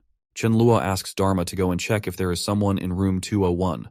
To Chen Luo's surprise, Dharma responds with a yes and gets happy, as finally Chen Luo is assigning something that should be done by a doctor. Suddenly, Dharma starts running towards the bushes and begins fighting with someone, catching Chen Luo off guard. Chen Luo was continuously shouting for Dharma to come back. Surprisingly, he sees a cat coming out from the bushes, realizing that Dharma was actually chasing a cat. Chen Luo feels pity for the cat and considers taking her as a pet. Dharma, however, is biting the cat, so Chen Luo tensely asks him not to harm her. To Chen Luo's shock, the cat also speaks, telling him to tell the stupid dog to let her go. Hearing the cat speak, Chen Luo is stunned and wonders if the cat has acquired the ability of telepathy. He gets excited upon realizing this and decides to make her his own pet. Chenluo asks Dharma to leave, expressing his dismay at how rough Dharma was being with the cat. Despite Chenluo's intervention, Dharma continues to stare at him strangely, prompting Chenluo to go and separate them. After separating them, Chenluo shouts at Dharma, who makes a weird face, accepting that it's his fault. As Chenluo holds the cat, she tells him that she didn't provoke Dharma, nor did she attack him, yet the dog bit her, which was unfair. Chenluo responds with a yes, agreeing that the dog's behavior was bad. Suddenly, the cat sniffs something and confusingly asks Chenluo if he has dried fish, as she thinks he does. Chenluo is shocked to hear this and wonders how the cat knows, whether it's her intuition or something else. Still, Chenluo thinks that he shouldn't mind her eating it, as after eating his things, she would be his cat. Suddenly, a girl's voice comes from above, asking for her rice. When Chenluo looks up, he is surprised to see that it's Millie. Chenluo realizes that the cat's name is Rice, and it belongs to Millie. However, he wonders why he had not seen the cat in his previous life, and why the sisters never mentioned her before. While Chenluo is lost in thought, Millie comes down and asks Chenluo to give back her cat. Chenluo smiles, thinking that it was still worth it coming to her place. Millie snatches her cat from Chenluo's hand and apologizes to Rice for something. Seeing this, Chenluo thinks that it looks like the two sisters didn't stay together because if Milling were there, she definitely wouldn't let Millie come out alone. Millie says goodbye to Chenluo and starts to leave. But surprisingly, the cat starts acting strangely, telling Millie to let her go because Chenluo had dried fish and he wasn't a bad person. Somehow, the cat manages to free herself from Millie's lap. Rice goes towards Chenluo and tells him that she hasn't eaten dried fish for a week already, so please give her some. At that moment, Chenluo wonders what to do, debating whether he should use the chance to persuade the younger sister, Millie, to join him. Chenluo lifts Rice up and tells her that the Super Chenjianane definitely has dried fish, and he will take her there. Then, Chenluo tries to ask Millie why they don't cooperate and search for resources together. Millie hesitates in answering him, but Rice asks her to accept it, as she can feel that Chenluo doesn't have any bad intentions, and they can trust him. Millie is still hesitating, and seeing this, Rice furiously tells her not to agree and to stay alone at home, as she will go with Chenluo. Rice even pulls Millie, saying that she was still the same and should wait for her to bring the food home. Hearing this, Millie feels ashamed and responds with a no, saying it was nothing like that. Lastly, Millie agrees and tells Chenluo that she will go with them, but they have to wait as she has to get something. After a few minutes, Millie comes back wearing a helmet and holding a wooden rolling pin in her hand. Millie tells Chenluo that she's ready, but gets shocked to see Sudhaju and asks Chenluo who he is. Chenluo responds that Sudhaju is his buddy, and according to the game, Sudhaju is equivalent to a warrior. Chenluo even introduces Dharma, explaining that the dog is a lightning king and can use lightning strikes. Hearing this, Millie is surprised that a dog could use lightning, and realizes that not only Rice has a special ability, but other animals do as well. Chenluo then introduces himself as Chenluo, explaining that his ability is equal to that of a void magician. After the introduction, Chenluo asks about Millie. Millie responds that Chenluo should know about Rice's ability, as Rice can communicate with people. Millie then introduces herself as Millie, explaining that her ability is equivalent to that of a priest. Suddenly, Rice shouts that there are zombies coming towards them. Chenluo asks Millie to be careful, to which Millie responds that she can buff them with strength. So Millie uses her ability, and Chenluo feels amazed, as even though Millie was only at level 1, his power increased by 1/3. However, as fate would have it, Sudhaju is fighting, and Chenluo is left wondering about the ability. Due to his distraction, Chenluo wasn't paying attention to the zombies, allowing one to dodge him and go for attacking King Millie. Chenluo quickly reacts, asking her to move back and let him handle the situation. To Chenluo's surprise, Millie responds with a no, stating that she doesn't need his help because she hasn't fought any zombies before. She sees it as an opportunity to train her combat skills, as she knows she will have to face it sooner or later. Chenluo was impressed because Millie seemed weak on the outside, but was strong on the inside. No wonder she survived until the end. However, Chenluo knew that the power of the rolling pin was limited against zombies, so he asked Sudhaju to pass the iron rod to Millie. While passing the rod, Sudhaju shared that he knew she could do it. After holding the iron rod, Millie tried to make herself believe that she could do it and that she didn't need to be afraid. At the moment a zombie put its hand on her, she hit it with the rod. Even after the zombie was defeated, she kept hitting it. Seeing this, Chenluo became tense and wanted to tell Millie that the zombie was already dead. However, to boost her self-confidence, he remained silent.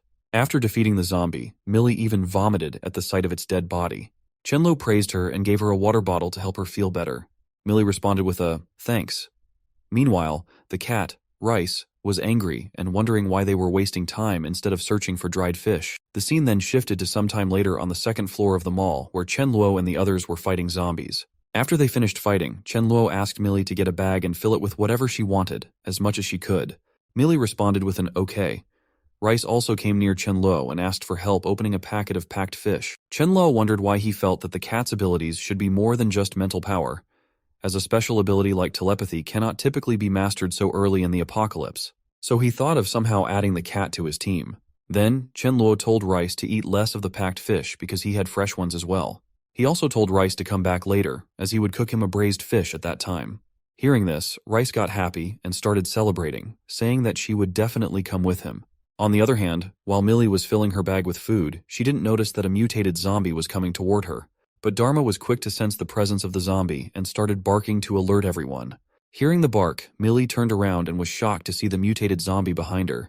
She tried to retreat, but her feet got stuck in something, and she was unable to move from that spot, with danger looming over her. Even the zombie, upon seeing Millie, became happy because he had been hungry for some time and now had something to eat. Millie threw something towards the mutant zombie to distract it. After distracting the zombie, she tried to run, but accidentally bumped into Chen Luo. Chen Luo had actually come there to see her, but upon seeing the mutant zombie, he was surprised. Seeing the zombie, he remembered that from its appearance, it was a devourer, which he had seen many times in his past life. He shared that devourers had strong strength and defense, and they could also use charge and self-destruct abilities. Chen Luo interpreted that, judging by its size, the devourer was of level 3. He asked Millie not to get scared and to stay behind him for her own safety. Chen Luo began preparing his void sword, but before he could finish, Dharma used a lightning strike on the devourer. Distracted by the attack, Chen Luo seized the opportunity and without hesitation, slashed the devourer with his void sword. With one swift slash, the devourer was destroyed. Afterward, Chen Luo stood in front of Millie, urging her not to look as the corpse was quite disgusting. Trembling with fear, Millie held him tightly and marveled at how Chen Luo had obliterated the mutated monster in a single strike. This made her think of Chen Luo as very handsome and cool. Seeing Millie so scared, Chen Luo asked her to hold his hand as he led her out of the area. After a few seconds, when they were safely outside, Chen Luo told Millie that they had reached their destination and that she could open her eyes. Seeing Chen Luo in front of her, Millie couldn't help but blush, thinking that he looked so smart and handsome. She wondered why she hadn't noticed it until now. Chen Luo, on the other hand, became flustered upon seeing her reaction. At that moment, Chen Luo was pondering that he never thought the appearance of a devourer would assist him in the classic hero saves the beauty scenario, but it was still effective. Seizing the opportunity, he asked Millie if they could form a team together so they could take care of each other. With Chen Luo so close, Millie was blushing with embarrassment, and without thinking, she responded with a yes. Chen Luo then suggested that since they had gathered resources, they could go back and eat together. To Chen Luo's surprise, Millie apologized and explained that she couldn't come because she had to go home and wait for her elder sister, Milling. If Milling came home and saw that she wasn't there, Milling would start panicking and get worried about her. So Millie asked why Chen Luo didn't go back first, as she would wait for her sister and then go home. Hearing this, Rice reacted frustratedly, questioning why Millie had rejected the idea. Rice suggested that Millie could leave a note at home so that Milling wouldn't get worried if she saw it. Rice also mentioned that she had a feeling Milling wouldn't come back today. Chen Luo added that he would make braised fish for them. Rice gave an ultimatum, insisting that Millie had to go no matter what because she wanted to eat that braised fish. Hearing Rice's insistence, Millie became confused and wondered what to do. However, upon Rice's insistence, Millie agreed to go to Chen Luo's home. So Millie asked Chen Luo if his place wasn't far away, to which Chen Luo happily responded that she was right. It wasn't far. The scene then shifted to Chen Luo's home, where Millie and Rice were stunned to see the delicious foods served in front of them. Millie even praised Chen Luo, saying that it was her first time visiting his house, yet he had prepared a fabulous meal for them. Chen Luo responded that it was completely fine because they were companions, and he asked her to eat quickly. While eating, Millie got tears of happiness as the fish was much tastier than she had anticipated.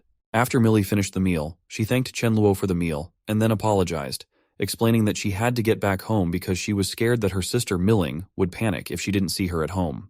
Chen Luo then expressed concern, saying he thought it was very late at night and it would be dangerous for her to stay home alone. He smiled and shared that it didn't matter where he would stay. Chen Luo asked Millie what she thought about Sudaju, himself and Mayu staying at her home. He mentioned that he also wanted to meet her sister, Milling.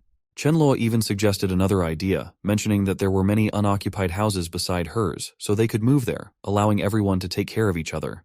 Millie responded with an okay and even tried to correct Chen Luo's mistake by saying that it wasn't just about taking care of each other, but rather it was Chen Luo's one-sided effort to take care of them. Chen Luo happily responded with an okay, as the decision was made. He announced to everyone in the room that they should pack their bags because they were moving to another place. The scene then shifted to some time later when Chen Luo and the others reached Millie's house. Chen Luo asked everyone to be careful once they got off the truck. After they disembarked, Millie hesitantly asked Chen Luo why everyone couldn't stay together at her home, mentioning that her house had 4 bedrooms and 1 living room, so it would be great if everyone could stay together. She hesitated at last, thinking and asking if everyone would feel comfortable staying at her home. Chen Luo smiled, but deep down, he was also happy because Millie had given him a chance to protect her. After some time, at dinner time, Chen Luo was distributing watermelon to everyone. When he offered it to Millie, she started wondering about him.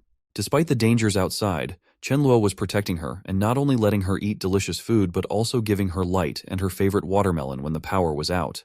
Suddenly, to everyone's surprise, Millie jumped towards Chen Luo and hugged him, expressing that meeting him and her elder sister was the luckiest thing for her. Even Chen Luo got flustered by the hug because Millie's charm was so high that he couldn't help but feel overwhelmed. Millie even shared that they should be friends from that moment forward, and helping each other was what they should do, so there was no need to be so polite to her.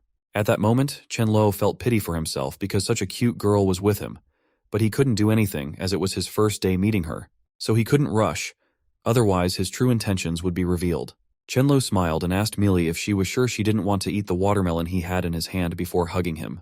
Hearing this, she backed away from the hug, feeling embarrassed and not responding. Chen Luo then asked Millie how they were all going to stay. Millie shared that Mayu could stay in the room whenever her friends came for a party, and for Sudhaju, she offered her sister's study room, telling him he could sleep there after setting up the bed. Lastly, she told Chen Luo that he could stay in her sister's room. Hearing this, Chen Luo was stunned and wondered where Milling would stay when she came back. However, for the time being, he decided not to think too much about it, and agreed to stay first. Chen Luo then handed some crystals to Millie, telling her that he would help her understand how to use them. He explained the process to her and then asked if she understood. Millie, looking confused, responded with a hesitant yes. Chen Luo then asked her to go back to her room and try it out, as he was going to rest. Millie agreed, wishing Chen Luo a good night. However, to Chen Luo's surprise, when he opened the door to his room and entered, he was shocked to see Rice inside, asking him why he came back so late. Even Rice got close to Chen Luo and started acting like a cat, telling him that she would sleep with him that night and with Millie the next night. Chen Luo was happy and began playing with her, knowing that cats enjoy playing with their owners. He told Rice that she was a naughty cat, so he would pamper her for the night, but she had to sleep with Millie next. Rice responded with an okay. In the morning, the scene shifts to somewhere else, where zombies were being attacked by someone with fire abilities. Here, new characters are introduced, 2 boys and Meiling, the elder sister of Millie. The boys' names were Zhang Zhen and Wang Xinwu. They were both classmates of Meiling. While fighting zombies, they were getting scared and asked Meiling why she didn't fight the zombies instead of them. Hearing this, Meiling got furious, wondering if they would stop hiding behind her back or not. When more zombies approached, they got scared and hid behind Meiling for safety. Meiling tried to fight them off, but after a while she realized that using the fire ability was draining too much energy. Even though she had become rank 2, she couldn't continuously fight the zombies. The scene then shifted to sometime later at Millie's home, where Meiling came back and was meeting with Millie. Chen Luo was happy to see Meiling back, and witnessing the sisters' reunion in front of him made him enjoy the moment. Suddenly, Chen Luo saw Zhang and Wang and wondered who those 2 guys were. On the other hand, Zhang and Wang were discussing with each other in a secretive manner. Zhang mentioned that Meiling was the campus beauty, but Millie wasn't any worse than her sister Meiling, so they were right to accompany Meiling. Wang agreed with his points, suggesting that if they could get both girls interested in them, then it would be very awesome. After which, they looked at Chen Luo and wondered who he was. Wang asks Zhang why that boy is with Millie. Off, Zhang responds that he wasn't sure because he didn't think that Meiling had an older or younger brother. On the other side, Meiling also confusingly asks Millie about Chen Luo. Millie then introduced Chen Luo, as when Meiling wasn't there for her care, Chen Luo took care of her. Meiling responds that she got it and was thinking that Millie was looking fine, as it seems that Millie had been well taken care of. On the other hand, Wang thought that Meiling was hard to interact with since her younger sister was also good-looking. Zhang also wonders if he should change the target from Meiling to Millie and take her down first. So Zhang got in front with a packet of bread and told Millie that he knew she was hungry, so she should take that packet of bread. Seeing this, Wang got tensed and took out a sausage, saying that Millie didn't need to be polite with them, and offered her a sausage for eating. Zhang got furious over Wang and was wondering whether Wang was planning to have a hard time after this. Millie got tensed by their sudden offers of food and told them sorry, as she wasn't hungry, so they could keep their food. Chen Luo was also smiling, thinking that those 2 kids were mad as their intentions were too obvious.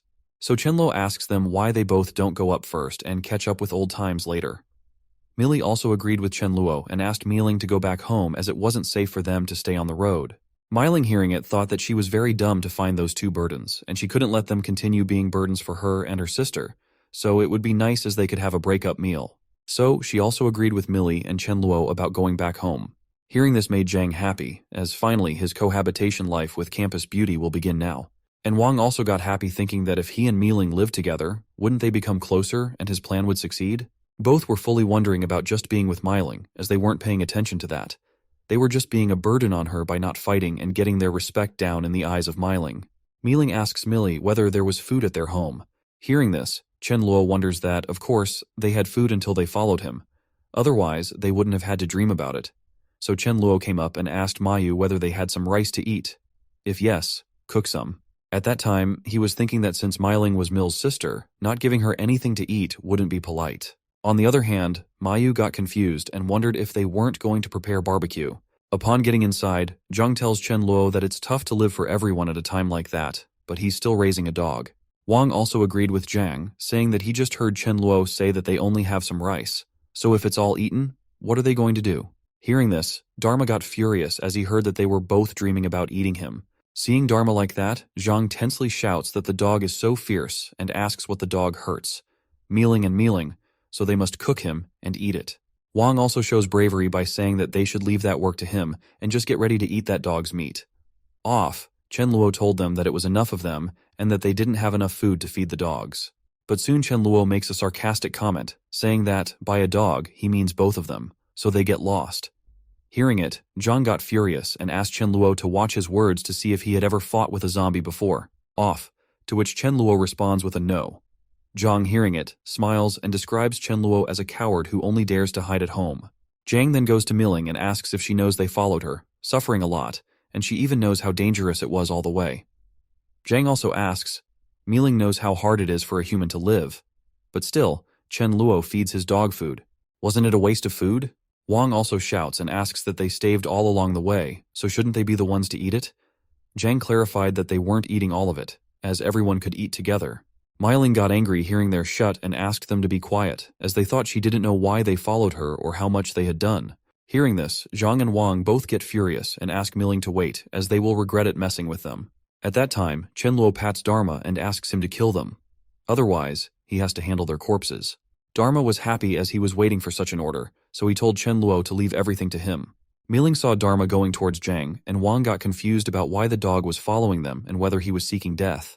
After that debate, Mayu came to Chenluo and told him that it wasn't any problem, as if she were cooking now, it would take at least an hour. Chenluo responded that it was fine, she should slowly finish dish by dish. Then Chenluo asks Millie to get in the room, as he has something to talk to her about. Millie responded with an okay, as she was coming.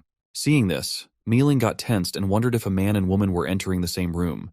Mysteriously, what on earth was Chenluo going to do with Mill? Inside the room, Chenluo takes Millie near the wall, makes her stand against the wall in a romantic pose, and asks her if she is now worried about food and drinks after following him. Millie was feeling embarrassed in that position and was blushing, but still, she responded with a yes. Chenluo again asks that being together with him, she feels safe and not scared, right? She again responds with a yes. Chenluo then goes more closely and asks that because she was good, listened to him, and was capable, he treats her well.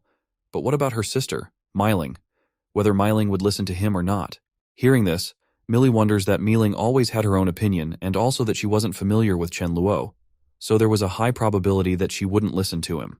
Chenluo then asks Millie what she thinks about him and her sister, who could lead everyone better. Without any hesitation, Millie responds that, of course, it was him, which Chenluo that they must do. Hearing this, she got tense and asked what they must do. At that time, Chenluo thought that it would be very evil to say that to train Mealing until she listened. Chenluo said that they should let Mealing obey him and treat him as a captain. Otherwise, during critical movements, he and her sister would get into arguments, which would be troublesome. Chenluo again asks whether she got it or not. Millie responds that she got it, as she must have let Mealing listen to him. Chenluo then told Mealing that before Mealing obeyed him, he would not share any resources with her, so Mealing could only watch them eat together. And when Mealing listened to him, then they would give food to her. He even asks her to remember that they were doing it for Mealing's sake. Millie agreed because it was for her sister's good. On the other side, in the kitchen Luo, seeing so many vegetables, Milling asks Mayu why she has taken so many things, how many dishes she is going to prepare, and whether Mayu isn't caring about the future. Hearing this, Milling understood and was told that she thought it was wasteful to talk to her, so she was going to talk directly with Chen Luo. Milling asks Chen Luo to tell Mayu to make fewer dishes as if they were all today. What would they eat the next day? Chen Luo responds that it was the day of Meili and her reunion, and if Meili was happy, then they must celebrate. Milling was still against it, even though making so much food was very luxurious. Chen Luo told her that it was his problem and not hers, so she didn't need to feel tension. At that time, Milling wonders if it was her fault that she ate too quickly. Although she still wants to eat, her stomach wouldn't be able to eat much more. Even though she thought that there were so many dishes, they definitely couldn't finish eating them all. Still, she was impressed by the smell of the dish. The scene then shifted to 1 hour later, when food was ready, and Mayu was serving it on the dining table. At that time, Milling noticed that there were a total of 5 members, but still, there were 4 bottles, and he wondered, could it be that there weren't enough? So she decided that she wouldn't drink the bottle and just eat dishes and drink soup. When Mayu served completely, she told everyone that they could do it, so everyone sits on their respective chairs. But to Milling's surprise, Chen Luo asks her, why did she sit down on the chair? Hearing that, she angrily asks, wasn't it the same place where she sits always? Meili was feeling bad, and deep down she was asking for sorry, but she thought that Chen Luo was a nice person, so for the future, Milling had to bear it. Chen Luo told me that they were going to it and asked that it wasn't appreciated for her to sit, right? He acts stone-hearted and tells Milling that if she wants to watch them eat, she can sit down near them. Hearing that, Milling was stunned and confusedly asked, why did he mean that she didn't have her share? Milling also asks, didn't he say that the meal was for the reunion of her and Mil? Chen Luo responds that he didn't promise to let her join them for dinner, as except for her, everyone was on his side, as he would only let people on his side eat delicacies that he risked his life to obtain. He then asks Millie if she is on his side. Off, Milling shared with Milling that she was on Chen Luo's side. Chen Luo then asks Sudaju and Mayu about their choices. Sudaju told Chen Luo that no matter what, he would always accompany her. And Mayu shares that, from the moment he saved her, her whole life belonged to him. Dharma also barks for saying that he was on his master's side. And the cat named Rice also told me that, with so many delicious foods, she would always be by Chen Luo's side. Chen Luo then asks Milling to see, as around the whole table everyone was on his side, so he was willing to share everything with them. But who was Milling, as he thinks Milling wasn't qualified to eat with them? Unless she would also listen to him and join his side, then she could eat with them. Milling, hearing all that, got furious and asked if he wanted to ridicule her with just a meal. She then stood up, hitting her hand on the table, asking Chen Luo not to go overboard. Milling then told him that she wouldn't eat it as she doesn't eat food that easily. But Milling was thinking that it was just a meal, and Chen Luo was trying to ridicule her. So Milling gets aside and stands there, near them. While she was standing there, Chen Luo started praising Mayu for the chicken, as it was very delicious. He also asks Melito try the spicy crab, as it tastes great. Meili thanks him for that. After that, Chen Luo gives the braised fish rice, saying that it was the dried, fragrant fish she requested from him. Milling got frustrated hearing all that about food and told Millie that she was going into her room. But Milling got pissed off when she saw Chen Luo's underwear in her room. Milling furiously shouts over Millie, as Millie was so nice that she let that bastard Chen Luo live in her sister's room. So Millie came running towards Milling's room and asked, sorry that she forgot to tell her that while she was away, Chen Luo temporarily stayed in her room. Millie also asks Milling not to worry, as Chen Luo is a gentleman, so she promises that he won't mess up her room. Milling responded with an okay just because he took care of her, so she would let Chen Luo live in her room. Millie then told Chen Luo that Milling could take a shower. She just didn't let water enter her mouth, and if she felt unreformable, she could simply rinse for a while. Milling responds that she got it, so now Millie could go back. Milling then goes for a bath, and while bathing, she thinks that she feels like a loner, as even her sister is with someone instead of her just for delicious food.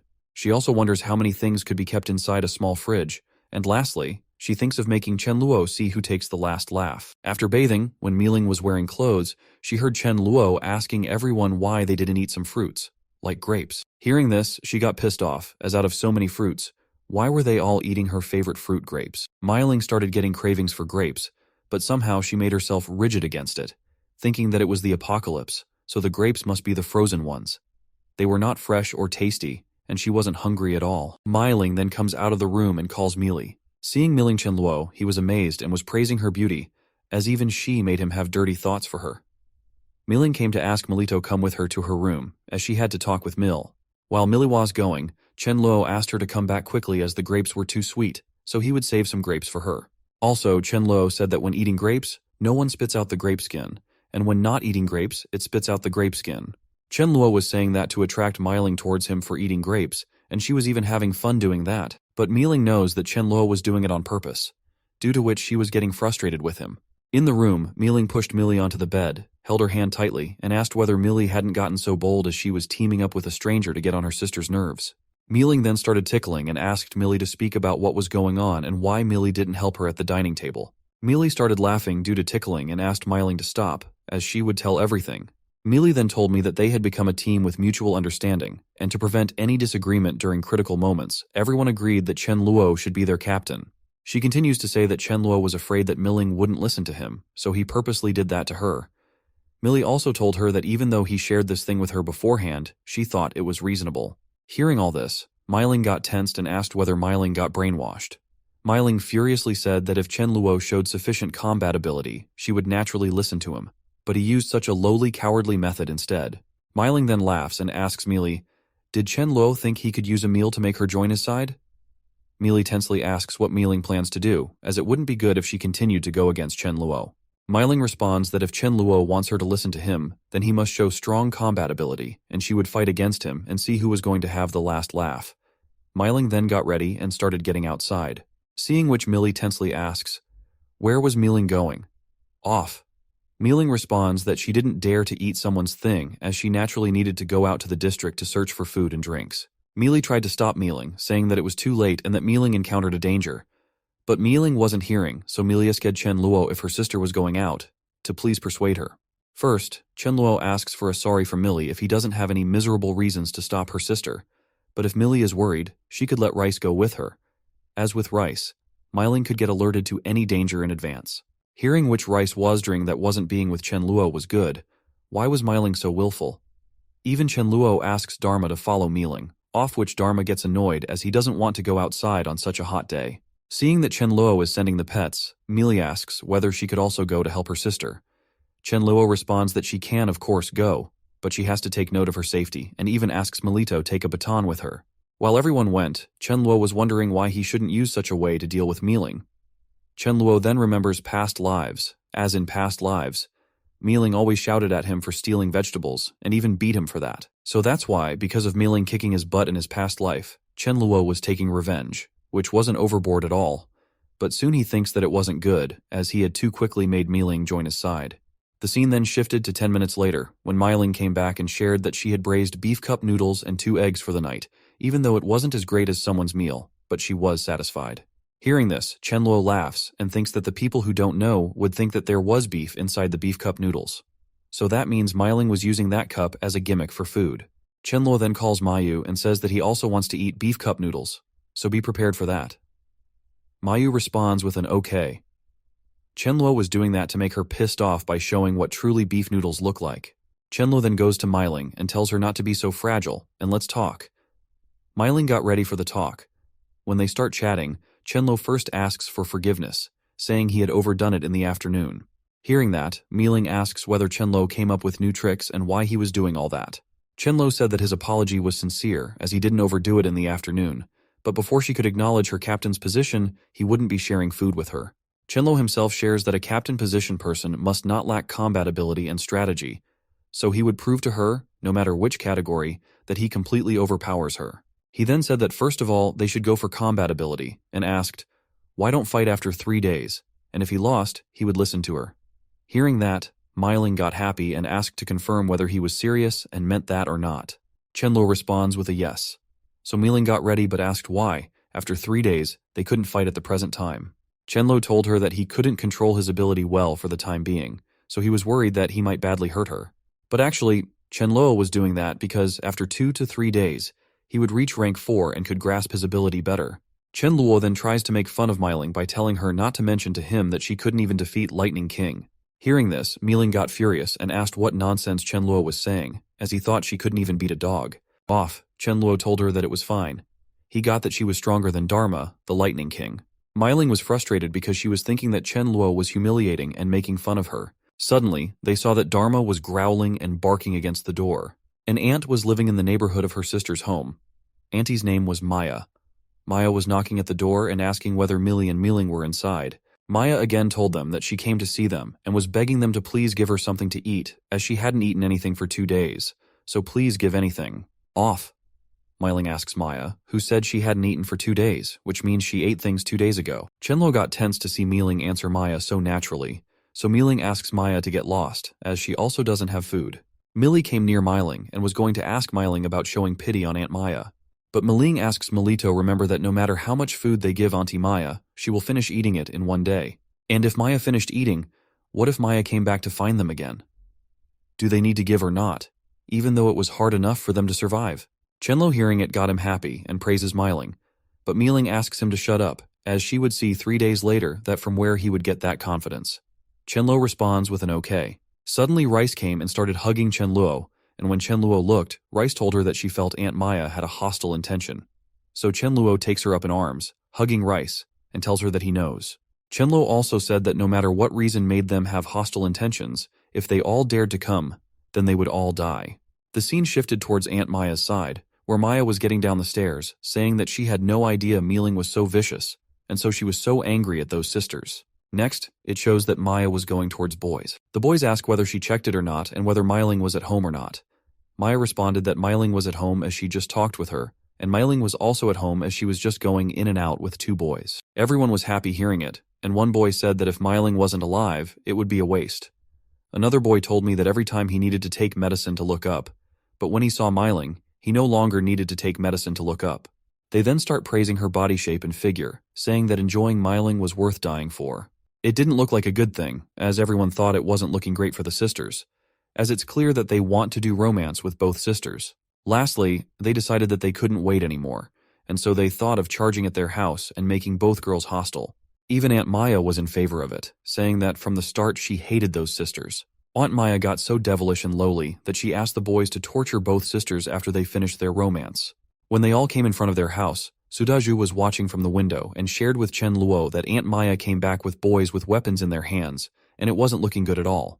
Chen Luo, hearing it, decided to kill them, so he told Sudhaju to go and wipe them, but remembered that everyone should not die in the corridor, otherwise they had to clean up the mess. Sudaju responded with an okay, and was getting ready with his weapon. Mealy by herself came and told him that she would give some to Sudhaju. Sudhaju shared that he would come back quickly and go outside. After him, Dharma also barks, as he was also coming with him. While Sudhaju and Dharma went to fight, everyone was watching them from above. At that time, surprisingly, Mealing saw Chen Luo from so close and realized that Chen Luo was very handsome. Then she hopes to see that both Sudhaju and Chen Luo will be strong. Downwards on the street, those boys got so happy seeing only a man and a dog as their enemies that now they could also have some dog food for dinner. Suddenly, Sudhaju started attacking, upon which they panicked. But they all tried to attack all together on Sudhaju altogether, and were shocked to see that Sudhaju was unscathed at all. They understood that Sudhaju had awakened his ability. Even seeing Dharma using lightning, now they are all at backup and realize their deaths in front of them. After the boys and Aunt Maya got defeated, Chen Luo asked Melito go and dig out those people's crystals from between their eyebrows. She got a tense hearing and clarified whether he was asking her. Chen Luo responds that in the future she needs to do it, so it's better for her to practice it from now on. Even Mealing supported Chen Luo in this topic because she also wanted Melito get experience. Chen Luo then gave a knife to Mealy and asked her to go freely, as he would by himself accompany her. Mealy was tensed, as now her sister and Chen Luo were teaming up against her. She even tries to pursue Dharma for help, but he denies it.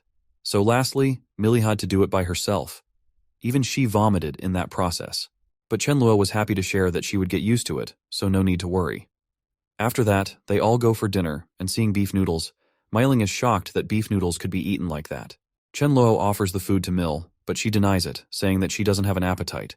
Mealing was frustrated that even she couldn't eat at her sister's place. Similarly, the next day in the morning and afternoon, seeing them eating so much food made me frustrated and wonder how this much food could be stored in their fridge. In the night, Mealing lost her patience and went to check the fridge and was stunned that it was full again. She furiously came and asked Chen Luo about the food, and then Millie shared about Chen Luo's ability. Hearing that Mealing is getting angry over her sister for not telling her early. But still, Mealing again makes Chen Luo remember their duel in 2 days. Actually, Mealing was dreaming of defeating Chen Luo, after which she would use him as a servant for food. On the other side, Chen Luo thought that he should get Tank 4 soon to increase his combat ability. So at the time of sleeping, he thought of using Rat King Crystal as the level 1 zombie's crystal wasn't working enough. The moment he absorbed Rat King's crystal, his head had a weird type of hurt. Seeing his reaction, Rice got scared and wondered whether Chen Luo was alright. After some minutes, Chen Luo was happy as he finally reached rank 4. He gave the leftover crystal of the Rat King to Rice so she could use it to upgrade. Chen Luo then goes to try his new ability, and so he directly spawns in the hall. The sudden arrival of Chen Luo made Dharma startled, due to which he started barking very loudly. Chen Luo asks Dharma not to take tension as if it were him. Dharma also got pissed off as he was guarding the door, even though Chen Luo scared him off. But due to that bark, Mealing wakes up and asks Chen Luo whether he purposely made Dharma bark to make her lose her sleep. Chen Luo laughs at Mealing as she thinks too highly of herself. He then told Mealing that they would fight after eating. Hearing this, I was surprised as the days hadn't been completed. Mealing then confirms the bet, of which Chen Luo asks to add more to it, as at a distance of 20 meters, he would convince her in 3 seconds that she lost. And if he couldn't do that, she would be considered the winner. Mealing was shocked and asked if he was looking down on her. He thought that once the fight started, she would back off, so Chen Luo could never win. She then asks about the prize.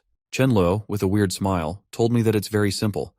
She just needs to stick out her ass and let him kick once.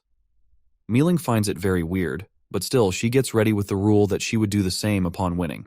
The scene then shifted outside, where they were both ready to fight and others were spectating them. The moment the fight started, Mealing was happy, as she was overconfident that Chen Luo couldn't defeat her in 3 seconds. Surprisingly, she saw that Chen Luo had disappeared from the front, and to her shock, he came and held her from behind using his void space. Mealing found that she couldn't move herself due to his lock. So finally, Mealing lost herself, realizing that if Chen Luo had a knife in her, she would be dead for sure. After that, she was wondering about the bet, but to her surprise, Chen Luo asked her to let go and eat with them. He also asks for forgiveness for what he did 2 days ago, but now, being comrades, they should know each other. After that, they all ate together, and even Mealing was impressed with their behavior.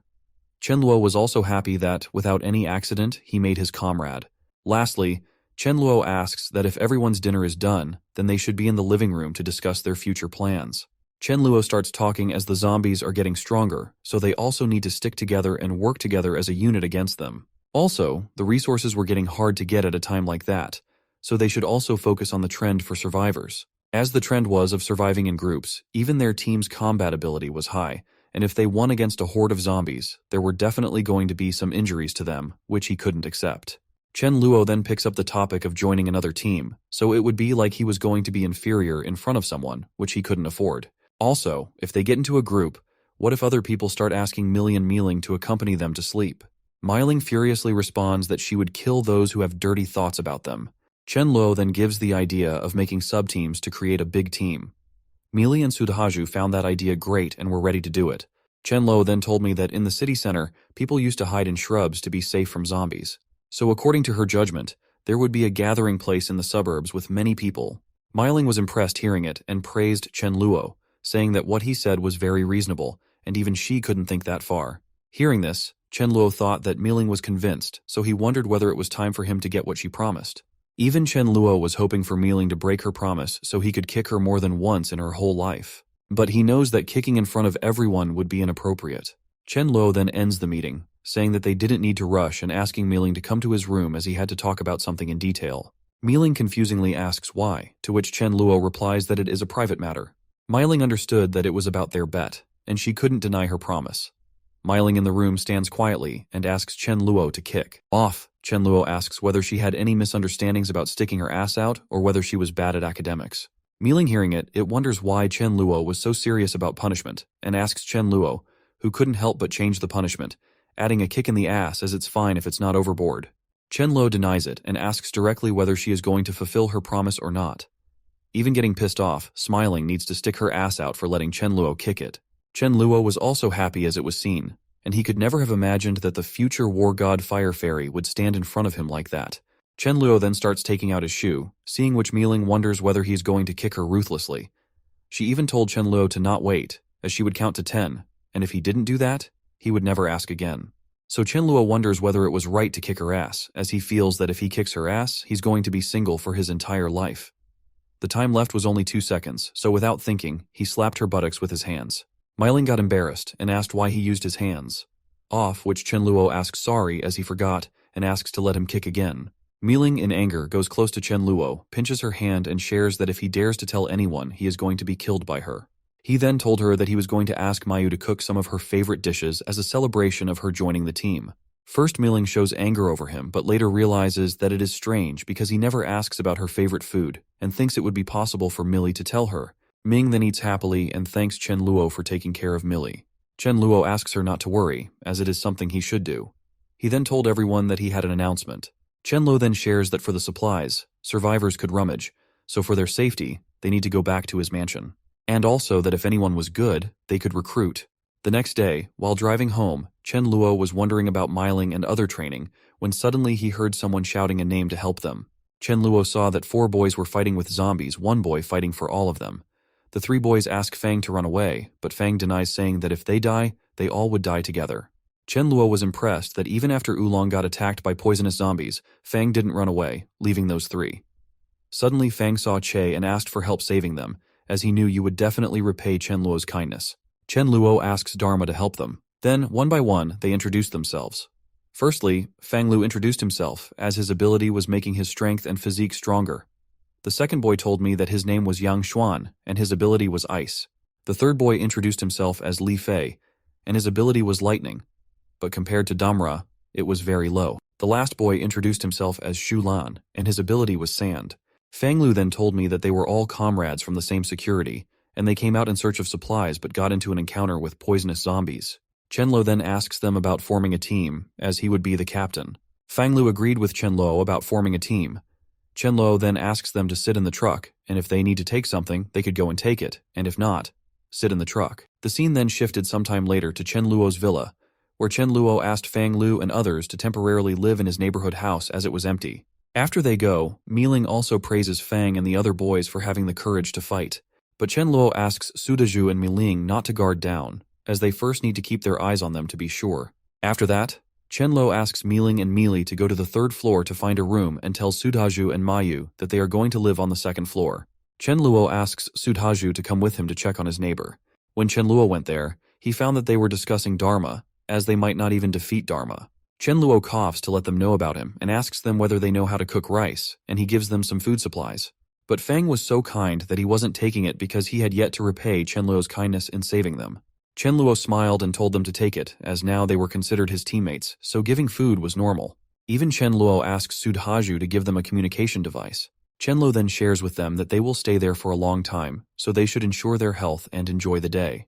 The scene shifted to some time later, when Miling was getting angry at Chen Luo, which is why he brought her with him instead of Sudhaju, as she was worried about Mili being in a group with someone else. What if they encountered danger? Suddenly, Chen Luo feels someone's presence and asks Miling to hide as someone is coming. A girl came out of the car, seeing which Chen Luo was stunned as it was Mutian Jie. Chen Luo speaks up and wonders how he could have forgotten about her. Off. Miling surprisingly asks Chen Luo whether he knows that girl. Off. Chen Luo responds that she was the CEO and chief designer of a clothing design company, and she was quite infamous. Chen Luo then remembers that Mutian Ge was completely a psychopath, as after the apocalypse started, she, along with her staff, established a gathering place that only took female survivors. Chen Luo thought was good, but the problem was that Mutian Ge refused to let her underling fall in love, as upon getting caught, they got severely punished. Chen Luo also shares that Mutian Ge became the #1 lover due to her erotic desires. Lastly, Mutian Ge died also in saving Miling, after which Miling took the head place and let male survivors join. Chen Luo was happy thinking that Mutian Ge could be a good underling, especially as an underling of his own. He was smilingly staring at me at that time. Miling asks why he is looking at her. Suddenly they were found out by Mutian Ge and her team. A girl asks who was hiding there. When Chen Luo looked up, he remembered that the girl's name was Shu Yun, and she was a very strong ice ability user, but in her last life, she died early. Mutian Ge came to Miling, introduced herself, and also asked about Miling. The Mutian Ge shares that they were a team formed with all girls and asks Miling about joining their team. Chen Luo got furious hearing that Mutian was daring to recruit his underling. But for relief, Miling denies the offer, saying that she already had a team. Mutian Ge asks Miling whether Chen Luo is his boyfriend. Off, Chen Luo responds that it was none of her business, and then asks Miling to let go and check on others' progress. Mutian Ge was shocked, as she thought that Chen Luo was lustful by nature, yet he had the nerve to occupy such a beautiful girl. She decided to make Mealing see Chen Luo's true color. So Mutian told everyone that they were going to stay there for the night and started wondering about the best way to make Mealing realize Chen Luo's true nature. The scene then shifted to night, when we saw Chen Luo and Mutian talking with each other. Chen Luo says that he didn't think to spend a night like that chatting with each other, right? Off. Mutian said that she wanted to work with him on something. Chen Luo asks to be told. Mutian then told her that they were going to a shopping mall in the east to take supplies, but according to her judgment, there would be zombies. So she needed him to accompany her.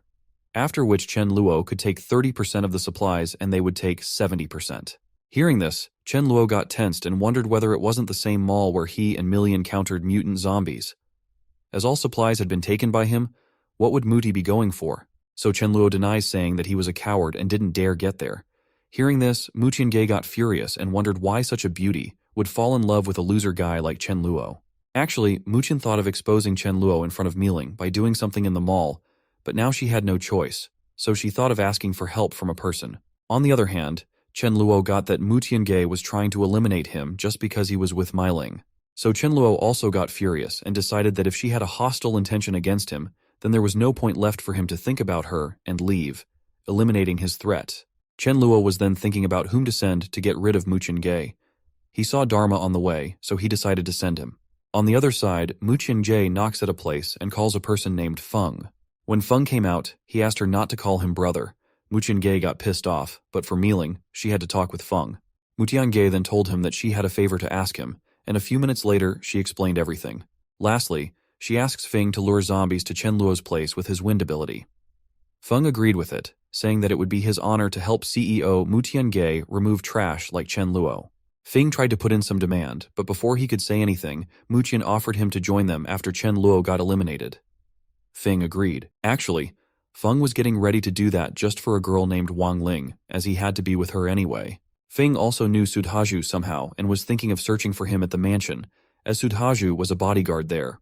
In the next scene, Feng is luring zombies towards the mansion, but to his surprise, he was shocked to see that Sudhaju was also standing there with a dog and a boy.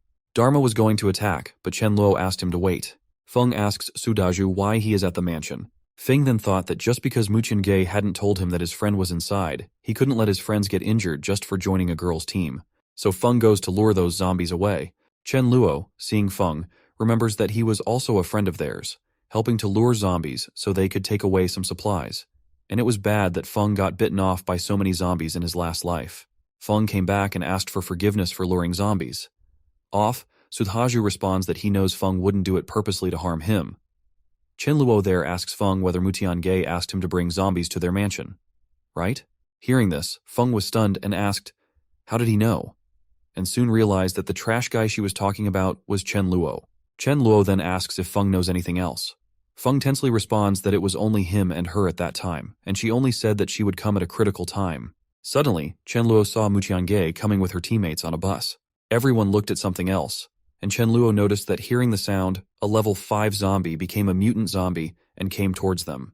From behind, Mutian was coming, thinking that the zombies were lured by Feng. Actually, she came there to save Mealing, so she asked everyone to charge at zombies. Zombies also start fighting back, and surprisingly, they are using fireballs to attack them. The girls got scared, and Mutian tensely asked everyone to get off the bus as the bus had a full tank in it. Mutian then wonders why there are such strong zombies, but somehow she asks everyone to attack together. So Mutian attacks with her sword, but Zombie dodges it and starts running towards Mutian. Seeing this, she got scared, and without thinking, she dragged her comrade in front of herself as a shield. Chen Luo, seeing that, was stunned and decided that Mutian deserved to die and also needed to get the mutant crystal. On the other hand, the girls were shocked to see Mutian using their own people to block the zombie attack and weren't able to believe it. At that moment, Mutian got stuck in a bad situation, but suddenly she thought of using Chen Luo to block the zombies. Mutian was running towards Chen Luo, but to her surprise, Chen Luo furiously punched her so hard, asking whether it was right to use her own comrades as a shield. Mutian was stunned seeing the power of Chen Luo, but now it was too late as she got attacked by the zombie. Shuyun asks the girls to run away, as she would buy time for them. Seeing this, Chen Luo was impressed by Shuyun and decided to save her, as this type of courage was very rare. So Chen Luo fights with that mutant zombie and slashes it in pieces in one go. Seeing this, everyone was shocked that the zombie got defeated in one slash only. Chen Luo asks Xu Yun to quickly throw away the gas as if she were waiting for it to explode. And the moment she threw it away, the gas tank blasted into the air. Upon getting saved, she started crying that the fight was finally over. On the other hand, Chen Luo takes out the crystals from the zombie's head and approaches Xu Yun, asking her to stop asking, as he would help her get up.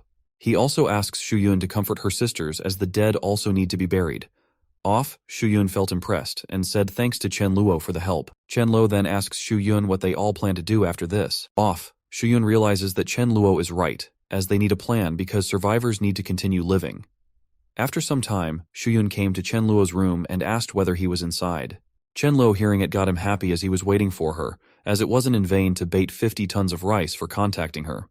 Actually, at the fighting place, he told Xu Yun that if they all joined him, he could guarantee that they didn't need to worry about starving to death for a short time. So Xu Yun asks for time to discuss it with her sister, so he could find him later for the reply. In the present, Xu Yun told Chen Luo that their remaining 20 people wanted to join him. Chen Luo responds that to join, they must obey some of his rules. First, they all need to obey his orders all the time, and if someone didn't listen, he would be ruthless with them. Second, he didn't distinguish between men and women, so they all would get treated equally while fighting. In the third rule, Chen Luo asks everyone that if they want to find a partner, they have to find one within their team, as being an outsider isn't possible until they marry and join the team. They confusingly ask the reason, off which Chen Luo shared that he didn't want his men to get abducted, and most importantly, to prevent people with ill intentions from exploring girls' bodies. So, Xu Yun and others got along with it. Chen Luo thanked everyone for joining and told them that he had a surprise for them. After some time, the girls were shocked to see so many supplies for them. Some even start sobbing in happiness. Yuanshen and the other boy felt that they were going to get a girlfriend soon, as there were only 7 men over 20+ girls. Feng there asks Chen Luo to let him join their team. Chen Luo then noted down everyone's ability and power, and lastly, he got that there were 6 with physical attributes, 4 with fire attributes, 2 with lighting attributes, 4 with ice attributes, 2 with earth attributes, and 1 with light and nature. Upon the light attribute, Chen Luo remembers that it was the girl that Feng liked, Wang Ling, and interprets that he would pay more attention to Wang and that Xu Yun had the potential to be at a king rank. Chen Luo then told Fang Yu and Xu Lan that he would take the team for training, so until that time, they had to guard the home.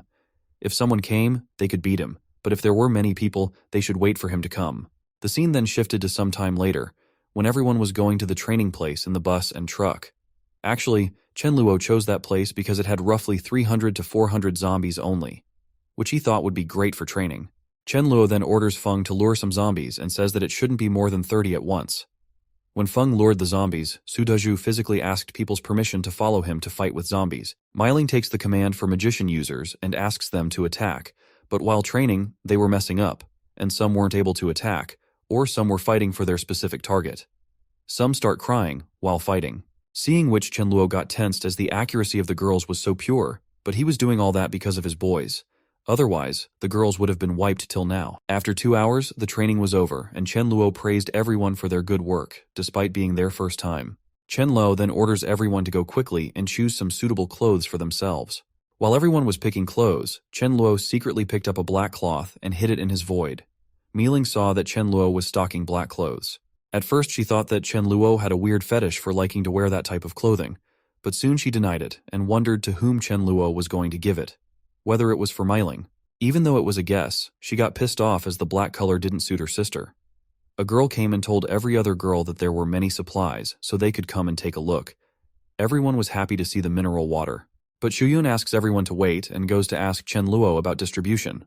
Off, Chen Luo told her to distribute 2 bottles each. Seeing all that, Millie wondered if it was so good for them to be with Chen Luo, as since she joined him, she never starved and always been protected by him. Actually, she was holding something in her heart and decided to share it with Chen Luo at night. The scene then switched to night, where Chen Luo was playing a game, and suddenly Millie came there. Seeing her, Chen Luo got dazzled up as it was midnight. So Millie was there to let him have an opportunity to do bad things with her. Millie then shares that she realizes that she is so lucky to have him. Chen Luo got confused about why she was saying things like that. Millie then shared that she had something to say that she had been holding in her heart for a long time. Seeing her blush, Chen Luo was interpreting the situation. But before he could think of anything, Millie directly asked whether he wanted to be her boyfriend or his girlfriend. Hearing that, he got happy and got so close, pushing her towards the bed, saying, "Of course yes," as he had been waiting for that moment. Chen Luo then kissed her cheeks, which she was surprised and tensely shared that she wasn't ready yet for it. Chen Lu then shares that there wasn't any time for being ready, as they never know when they're going to die. And what if the day she was ready, he was already dead? He again kissed her forehead and asked, couldn't it be a pity for them? Millie then realizes the situation and decides to do it, so he also holds Chen Luo in her hand, but Chen Luo noticed that Rice was still in the room, so Chen Luo throws her out of the room. Upon which Rice got furious and was scratching the door of the room. Milling came there and saw Rice in the living room and wondered why she wasn't with Chen Luo. Rice told Miling that Chen Luo was bullying Millie, and seeing Millie uncomfortable, he must have thought that she would help Millie, so Chen Luo threw her out. Hearing bullying, Miling wonders about the type of bullying Chen Luo is doing and is going to check. Dharma, seeing it, tried to stop her. But when Miling went to knock, he heard her sister's moan coming from inside. She understood that Millie and Chen Luo were having a romance, so she hesitated. If Millie wanted it, then it wouldn't be good to interfere, as it was something that would happen sooner or later. The next day, in the morning, Chen Luo asked Mayu to give team members 20 kilos of pig meat, as he was too happy. But Mayu asks about Millie, asking where she was and why she hadn't come down because she wakes up early in the morning. Miling told me that it was all because of someone. Chen Luo got that Miling knew what happened last night. Mayu started wondering how Chen Luo was going to handle Miling. Chen Luo saw that the Rice was sitting quietly and angry and wasn't eating, so he asked her the reason. Rice responds that if Rice was angry, it meant the consequences were serious. Chen Luo laughs and asks how serious. Rice shares that she couldn't be coaxed with one dried fish, so Chen Luo offers him 10 and later 20 to make her up. On 20 dried fish, Rice was agreed upon and Chen Luo was forgiven for his work. He then asks her to sleep alone at night as she has matured, but deep down, Chen Luo says that because now he has family and he can't be with Rice. Then everyone was having dinner all together. While the dinner was going on, outside of Chen Luo's villa, a car came, smelling the smell of the food. A girl named Li Hui and a boy named Liming. After getting out of the car, Li Hui told Liming that she also wanted to eat, but Liming asked her to be patient, as first they needed to solve the water problem. Liming goes inside and asks whether they have water, which he could exchange for food. Chen Luo gets ready to exchange and asks Xu Yun to bring 2 bottles of water. After exchanging, Liming asks Li Hui to let go, but Li Hui asks Chen Luo whether they were all in a team and did their team still accepts people. Chen Luo said that to join, they needed to prove that they were qualified, so for that, they had to find and kill 10 zombies and bring the crystal, and after coming back, they could find him for the joining process. Hearing this made me happy, as it's possible for them to do it. Chen Luo also gets ready to give them a chance because they were a family of brothers and sister and didn't look like trash. After they got out of the villa, Li Hui told them that she thought only they knew about Crystal, but it wasn't a secret anymore. Liming shares that there were many smart and talented people. Moreover, Chen Luo was feeding everyone meat, which wasn't easy. So Liming knows that Chen Luo asked them to kill 10 zombies, but they would kill 20 to show their worth. After 1 hour, they came back with the crystals. Chen Luo praises them for their work and asks about their abilities, off which Liming introduced himself and his sister as Liming. The ability was physical attributes, and Li Hui, the ability was like a magician. Chen Luo asks what type of magician she is, so Li Hui shows her magic. Chen Luo, seeing it, was impressed as it had dark attributes, so when she leveled up, she could curse, summon, undead, or attack, and it would be a great help for the team. So Chen Luo asks Mayu to cook braised pork for Liming and Li Hui. At night, Chen Luo was waiting for Melito absorb all the crystals, after which he could do romance with her. So he asked Rice to go find Millie and sleep with her, as he had some work to do. Rice told him that she was a good cat, so he could do his work and she would be quiet. On which Chen Luo furiously leaves the room. Rice was getting confused about why Chen Luo suddenly didn't want her at night. He then goes into Millie's room and romantically approaches her about doing it again for the night. But she hides herself in a blanket and responds that she couldn't do it as she was still in pain. So Chen Luo agreed to that and just hugged her for sleeping. Suddenly, he remembers her ability and asks her to try healing herself, which they could possibly do.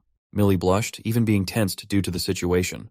The next morning, they were going towards someplace with the bus. On the bus, Chen Luo told everyone that their goal for the day was to collect supplies from the Yulin community in the south area, so everyone had to be careful as there would be so many zombies. He asks them not to panic, as first, they would use vehicles to clear the zombies following them. Upon reaching, there were so many zombies outside on the road, so Chen Luo asked element ability users to attack, and the rest would protect them. She also asks Feng to lure away the zombies. After that, Xu Yun took charge of leading the attack, and they started fighting with zombies. Seeing that the accuracy was better this time, Chen Luo was happy. Sudaju and the other boys were putting stones on the other side to make a fence with that. Here Chen Luo was resting with Rice, and suddenly Rice mimicked the words of Mill. Hearing that, Chen Luo was stunned and asked where she heard those words. Rice told me that she secretly headed there to chat last night through the balcony. Off, Chen Luo asks her to be careful, as now she knows too much, so she could be killed by him. Hearing that, I got scared and tensed. After half an hour, when the outside gets cleared, Chen Luo asks everyone to take a weapon and prepare themselves to fight against zombies. Millie shares that she thinks it was a restaurant, so maybe there would be so many good things inside. Chen Luo agreed with her and told her that they were divided into 4 groups and didn't travel alone. Slowly, they fill the truck with rice, noodles, oil, and meat. A girl came and told Chen Luo that there was an unaffected supermarket. When Miling goes to the supermarket, she wants to look for something. Shuyun saw Miling doing something secretly, so she went to check and saw that Miling was putting protection with her. Seeing this, Shuyun wonders whether Miling had that kind of relationship with Chen Luo. Miling tried to make Shuyun understand that it was her misunderstanding, but before Miling could say anything, Shuyun left, saying that someone was calling her. After that incident, Miling was feeling very embarrassed, as if it weren't for Mill, she hadn't done it, and I was getting angry over Chen Luo. On the other hand, Chen Luo feels that someone is staring at him. When he looked up, he found that there were so many people hiding in the hotel. An aunt from above told Chen Luo that she knew he was a very kind boy and that she hadn't eaten watermelon, so could he provide some? Slowly, everyone starts asking for many things to be brought to them. Seeing this, Chen Luo got tensed, thinking that they were so shameless. Chen Luo responds that his legs were inconvenient as he couldn't climb the stairs, so he wouldn't give. Hearing this, everyone got angry and decided to go down and kill Chen Luo and others and take all the supplies, including the truck, with them. Someone asks them to call Chen Guang and his group, but a person named Lioli denies saying that Chen Guang is their enemy. They then ask Chen Luo to put down all the resources they had been snatching or stealing. Chen Luo responds that it wasn't their home, as if they were trying to give orders. Off! Lioli shouts that it was his brother's supermarket, and so it's his too. They even tried taking the truck, so Chen Luo asked them to get lost and not seek their deaths. But they didn't understand, and even Lioli goes close to Chen Luo, asking him to hit. As if Chen Luo hits him, then he would act like a dead person. Lioli was wondering if she was playing a victim card. Chen Luo got frustrated hearing it many times, so he slapped him, saying that he was going to satisfy Lioli's wish. Just from one slap, Lioli got killed, but his friends at the hotel thought of it as a drama and didn't realize that Lioli had died. Chen Luo laughs at their situation and then asks his comrades, what were they waiting for? And watching people who were trying to snatch their supplies. Just go and wipe them. Till now, the hotel person realizes that Lioli died, and so they try to scare Chen Luo and others by saying that they know magic. But the moment Fang and others started attacking, all of the hotel guys ran away. But soon they ran away. A boy came with 2 people's Chen Luo. Seeing him, thought that he remembered that face and soon realized that it was Chen Guang. He hung with him when he was weak. Chen Luo Guang laughed and told them that those old craps were his neighbors, so he gave them a face, but never thought they would die by Chen Luo's hand. Chen Luo asks whether Chen Luo Guang wants to take revenge for the old crap. Chen Luo Guang asks Chen Luo not to misunderstand, as they come to make friends, and asks for a favor. Chen Luo asks, what type of help did Chen Guang want? Chen Luo Guang shares that there were many supplies in the neighborhood, but 2 days ago, a husky became a zombie. So when they were together, that husky hid, and when they were alone, that husky attacked, and as he could see, Chen Luo had so much manpower. So together, they could wipe that husky. Chen Luo asks about the reward, off which Chen Luo Guang shares that he would give 300 cats of rice and 5 barrels of water. Rice came to Chen Luo and asked him not to worry, as she could feel that they didn't have any hostile intentions. Chen Luo agreed and asked Chen Luo Guang to lead the way and Dharma to come with him. He also told his underlings to take care of the supplies. He would come back soon. Chen Guang was surprised and asked whether Chen Luo was really going alone. Off. Chen Luo asks whether Chen Luo Guang couldn't see the dog behind him. Chen Luo Guang noticed that Chen Luo was living a prosperous life and even had so many girls. Millie came to Chen Luo and asked if she could also come with him to help. Seeing which Chen Luo Guang feels pity for himself, for why was he still single, and Chen Luo has a dog, a cat, and even a wife. Then they all proceed further. And in a way, Chen Luo Guang asks Chen Luo if he has any way to deal with that husky zombie. Chen Luo responds that he is going to use a dog against a dog. Chen Luo Guang was shocked and asked if was Chen Luo really going to use the dog, as well as whether Chen Luo had any grudges against the dog for letting him go alone. Chen Luo asks Chen Luo Guang not to worry, as everything will be fine. Upon going further, they found a heavy smell of blood. So Dharma got those husky zombies in front of him, and Chen Luo asked Dharma to charge. Chen Luo used his speed to dodge the husky attacks and easily wiped that husky away with his lightning strike. Chen Luo Guang and his friends were stunned to see the speed. Even Chen Luo was impressed by Dharma, as Dharma learned new skills without him telling them. After Dharma defeats the husky, Chen Luo asks Chen Guang to hand over the resources he promised. Chen Guang was still stunned by the speed. Chen Luo Guang asks Chen Luo whether he would like to join forces with him, as his teammate has killed more than 10 zombies, and they even have food for more than half a month. But, as we all know, Chen Luo wants to be the leader. So Chen Luo responds to Chen Luo Guang that he didn't think they were all fit for him to join forces with, as he could easily wipe them out in one go. Off. Chen Luo Guang said that it was the reason he wanted to join with him, as only weak people want to join with powerful people. Chen Luo shared that they could join, but they all had to listen to him. Before Chen Luo Guang could reply, one of his comrades came and told him that his teammate Zhang Liang had been injured by a zombie that could shoot fireballs. Chen Luo Guang ran towards his teammate to see him. Chen Luo also asked Melito go with him to see the person. When Chen Luo reached Chen Luo Guang, Chen Luo asked if there was any way to save Liang. Chen Luo asks Millie to take care of the situation, and Millie, with her power, heals Liang. While going back, Chen Luo asks Chen Guang to consider his proposal. So Chen Luo Guang asks his comrades to ask Chen Luo to join forces, but Chen Luo demands that they all listen to him and think of him as a captain. One by one, everyone agreed to that demand, and after that, they went and told Chen Luo that they were all willing to listen to him. Chen Luo again shares that upon joining, they had to listen to him and fight zombies. Chen Luo then asks them, since they joined forces, whether it was okay for them to live at his place. Chen Guang and others agreed. The scene changed near Chen Luo's villa, where some boys were beating someone for not letting them enter the villa. Actually, they came to search the villa for supplies. After some time, Wei and others were approaching Chen Luo's villa, seeing which Shulan asks Fang what they should do as there are many people, and if they fight head-on, they are going to lose. Can Lu think of acting as if they couldn't see them, but Fang Yu denies it because they couldn't just see and get things robbed. Fang Yu gave them the idea that they should go and warn the survivors approaching the villa, and if it became the situation to fight or the survivors attacked them, they would run from there. But for their happiness, Zanlu saw that the bus of Chen Luo and others was coming back towards the villa, so they didn't need to be afraid. They go to face those Wei and others who came to their villa. On the other side, Chen Luo also noticed that there were so many vehicles, which meant so many survivors had come. But upon reaching the villa, he was surprised to see that the survivors had come to his entrance.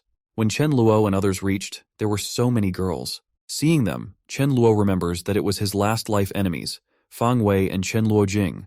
Harry, seeing the truck, asks Chen Luo and others to share the supplies with them.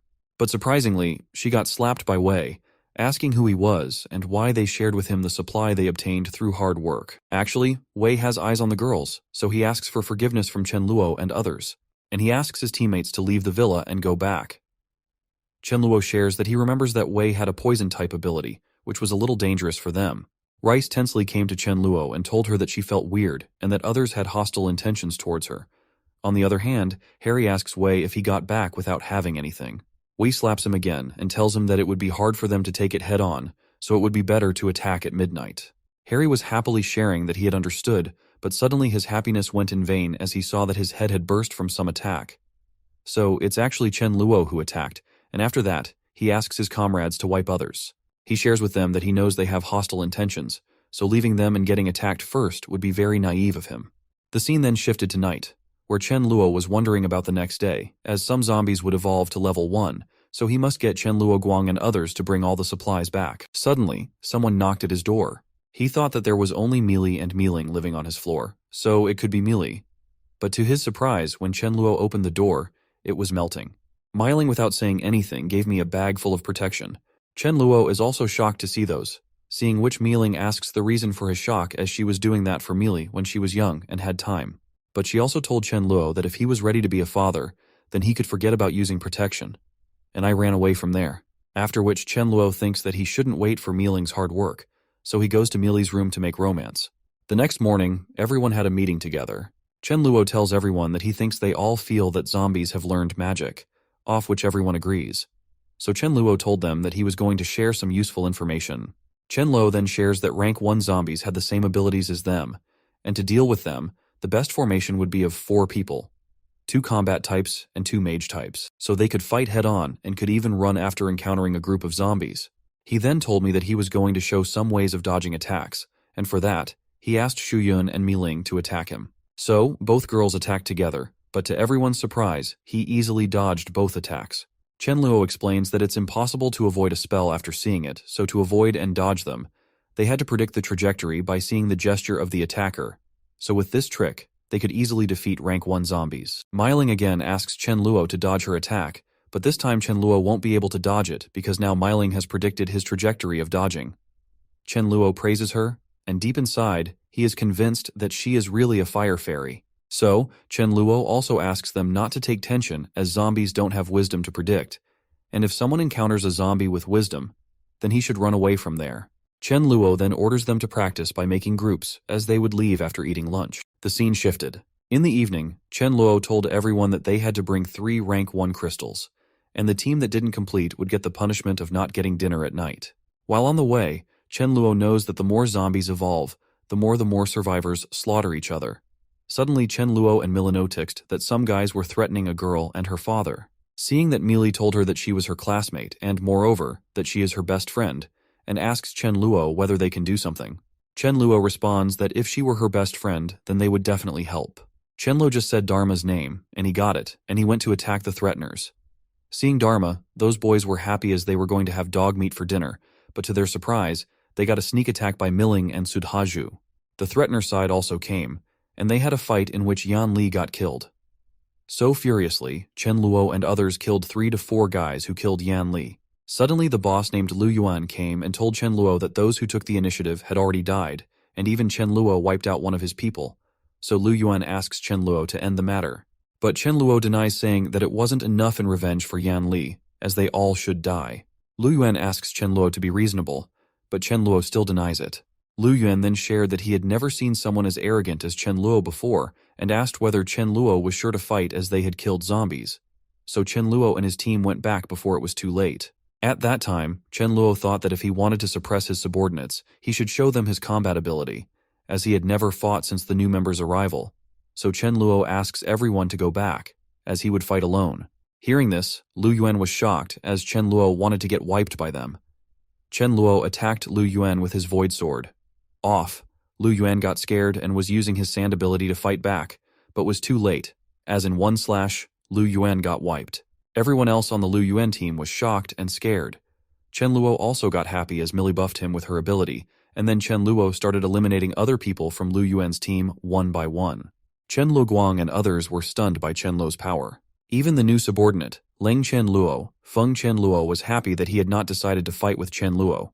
Millie orders everyone to not leave any threats, so everyone also helps Chen Luo defeat the leftover people. After the fight is over, Chen Guang praises Chen Luo for his power and bravery. Chen Luo responds that it was nothing, as he feels pity for Yan Li's death, but his main motive was to train everyone by getting into fights. Moreover, no matter what, if anyone bullies his teammates, he's going to make them pay. Chen Luo then asks everyone to collect the resources, and because it'll soon be afternoon, whoever knows cooking should go back and cook. The scene then shifts to some time at Chen Luo's villa, where 2 boys named Miao Hui and Shida come searching for resources, and seeing Dharma, they get dazzled. They thought about having a good meal of dog meat for dinner by capturing Dharma. Shida, without waiting, went to attack Dharma, but Miao Hui stopped him, saying that they couldn't outrun that dog, so they had to lure the dog somehow. But look, what a crazy and cheap thought Miao Hui had. He thought of a plan, as he would shit out there because dogs like to eat shit. Really, which dog likes to eat shit, and how can he think of using shit as bait? It was ridiculous. Hearing this, Dharma's patience left as he was ignoring those guys, but the idea of using shit to lure him made him angry, so he used his striking on them to wipe them away. Seeing the lightning, both tried to run away, but it was too late for them, and lastly, they died. Chen Luo came there and asked Dharma what he was doing, that those guys were intruders, but Chen Luo got tense hearing the reply as Dharma responded that they were both shit. Chen Luo then wonders whether he should recruit more people if he encountered a team of 100. They would be eliminated by numbers because he couldn't save them, and with his current underlings, after 2 to 3 months, he didn't know how many would still be alive. Chen Luo then thought that he had so many resources that he could recruit some more members. He decided to make a recruitment notice outside of the villa. After some time, it shows that there was a hoarding in which recruitment news was written, and Chen Luoguang was sitting at that place to talk with the upcoming survivors. Some boys went from the car, saw the board stop, and started discussing. A boy named Liu Qi asks Wang Chao what he thinks. Wang Chao responds that they should join, but the problem is that only he and Liu Qi meet the requirements, and the rest are of level 1. So they decided to go and asked about whether they wanted to make their family members also join. When they ask Chen Luoguang responds with a sorry, as only blood-related family members were allowed, but a level 1 could also join by giving 3 level 1 crystals. Luigi came there and told them that he was a healer, so they could take it as an exception. Chen Luoguang was amazed as it was a rare power, so he told them that it was possible, but they had to listen to their captain's orders. So they went to Chen Luo, and Chen Guang told him that there were some people who wanted to get recruited, and one of them was a healer named Lui Qi. Hearing the name, Chen Luo recalls that he heard that name in his previous life. Lui Qi was a famous healer. Rice told Chen Luo that they didn't have any hostile intentions, so Chen Luo allowed them and asked Chen Luoguang to show them the rooms and let them settle down. At night, Chen Luo in his room was happy that he recruited a famous level 2 healer without doing anything, and so he felt so lucky. Chen Luo then takes out a crystal and sees it, thinking that if nothing bad happens, then he could reach level 5 easily. Actually, after becoming rank 5, he could easily fight with a large number of zombies without getting hurt, and even a level 1 zombie couldn't hurt him. And for his happiness, he reached rank 5 by absorbing that crystal's power. He was happy to become ranked 5 within a month, but he knows that he still has a long way to go, so without any opportunities, it would be difficult for him to grow. But soon he decided to think about it later, as first he had to celebrate his happiness with Mill, so he told Rice that he was going to spend time with Millie. Rice got frustrated as she had to sleep alone again. The next day, Chen Luo said that now they're going to have a collective action, and he also going to join them and aim for the vegetable market on Xingfu Road. He also orders Chen Luoguang to take his subordinates and Dharma King to guard the home, after which they leave the villa to reach the destination. On the way, Chen Luo shares that the market they were going to had a small cold storage, grain and oil store, and agricultural products, and due to the large flow of people, there would be so many zombies. So they had to act in groups to fight with zombies. He also told them that due to the use of spells together, it would be hard to avoid through anticipation and positioning, so the 4-person group theory wouldn't work, and therefore they had to act slowly. He then orders Jiang Feng to lure the zombies, and everyone has to wipe them one by one. Millie even begged Feng to help him. Feng then started luring zombies. At that time, Chen Luo shared that as long as everyone was 20 meters away from zombies, they wouldn't get hurt, so they also had to use it in the future whenever they encountered more zombies than now, but also be careful as if there were too many, then run. Otherwise, he wasn't responsible for their deaths. Everyone starts cleaning up the path to the vegetable market door. After an hour, Chen Luo reported that 100 zombies had cleared, so Chen Luo decided to go below and lure the zombies. Actually, Chen Luo remembers that in his previous life, he heard that the vegetable market had a sand-mutated zombie, and its combat ability was ranked 4-5. So he was wondering about the hiding location of that zombie. Suddenly, Chen Luo feels that something is being given to him at a very fast speed. When Chen Luo turned back and saw that, he got happy as he encountered that zombie so quickly. Chen Luo uses his void space, goes towards the backside of that zombie, and slashes out his head. After which, he takes out the crystal from inside. Everyone is stunned to see that Chen Luo killed that mutated zombie in one go, but to their surprise, Chen Luo starts running and also asks them to do the same. He was doing that because a horde of zombies was coming towards them. Chen Luo also orders them to prepare spells while running, turn back to attack with a rough aim, and then again start running. After some time, somehow they did it. They wiped out 200 zombies in very little time. They were interpreting that, being together, they could kill and wipe out any zombie type. But Chen Luo told them that the main premise was that they all had to keep up with the pace of zombie evolution. Everyone was still celebrating, so Chen Luo shouted at them to stop being stunned and take the supplies in the truck. On the other hand, Chen Luo thought the outage of cold storage lasted so long, which meant the meat inside would be smelly. But he was still fine as he had his void, so for the time being, he would store it, and later he could serve it as a fresh dye to his void. The scene then shifted to 2 hours later, when Chen Luo was heading back to the villa. But somehow, someone named Sulong saw their bus and came in front to stop them. Seeing that, Chen Luo asks that boy to get aside and not block the way. Suddenly, Chen Luo noticed that a boy was also coming with a bike towards them. When the boy took out the helmet, Chen Luo was surprised, as the boy's name was Xiaohao Ran, and he would be known as an invincible iron fist in the future. Actually, Xiaohao came there to talk with Sulong. Xiaohao asked Sulong if he heard that Sulong got a live chicken, so whether Sulong would give him one as his mother couldn't live long and before she passed away, she wanted to drink a bowl of chicken soup. Xiahao also told him that as long as Sulong would help him, he could sell his life to him. But Sulong denies that offer, and even Sulong's comrades started making fun of the fact that Xiahao wanted to get fed for his entire life. Chenlo hearing it got him happy as it was such a good trade to do, so Chenlo goes toward Xiahao and asks that he have chicken. As a chef, he could fulfill his request, so what about selling his life to him? Xiahao got ready and demanded that the chicken be of high quality. Chenlo then orders Sudhaju and Mili to exchange vehicles with Xiahao and go with him to help him get his mother to villa, and until then, he will drive that bike. When they reached Xiahao's house, Chenluo noticed that Xia's mother had cancer. Chenluo got sad as Mili's skill wasn't able to heal Xia's mother. Chenluo then told Xiahao that he would arrange for the chicken soup when he came back. Upon reaching the villa, Chenluo asks Shuyun to take care of the room allotted for Xiahao and his mother, and also take care of her personally. Until then, he will go and find someone to cook chicken soup. Chenluo finds Mayu and asks her to make a chicken soup more delicious with his housekeeping skills and tells her the ingredients she needs. Hearing this, Mayu got angry and asked, "Do you think she didn't make it delicious?" Chenluo responds that he meant it had to be more delicious than ever. Mayu then told me that it would take 3 hours, so Chenluo added some more food to be cooked. He did that because he thought maybe Xia's mother wanted to eat with her son. After 3 hours, many types of chicken dishes had been served in front of Xia's mother. His mother thanked Chenluo and started to cry with happiness. Xia's mother told Chenluo that she knew he was a good person and asked her son to value him, so he should never let down Chenluo. Then an emotional moment happens between mom and son. Chenluo gets out of the room, and after some time, Xiaohao comes to Chenluo and is sadly told that his mother has gone, but it is good that she didn't need to suffer more. He also told Chenluo to watch his performance for the time being. Chenluo then starts wondering if, with Xia's talent and ability, it's just a matter of time before he becomes an invincible Iron Fist. He then realizes that the team's strength is getting stronger, so he needs to start managing the team's rationality. He decided to establish a set of rewards and punishment regulations, and establish a hierarchy to mobilize everyone's enthusiasm. Chenlo then recalls the hierarchy system of gathering places, as the duty ranks were divided into leader, deputy leader, elder, elite, ordinary member, and new member. And there would also be a place for special members like Sudhaju and Mili. Chenluo decided to give elite rank to those who reached level 3, and the rest, all ordinary members.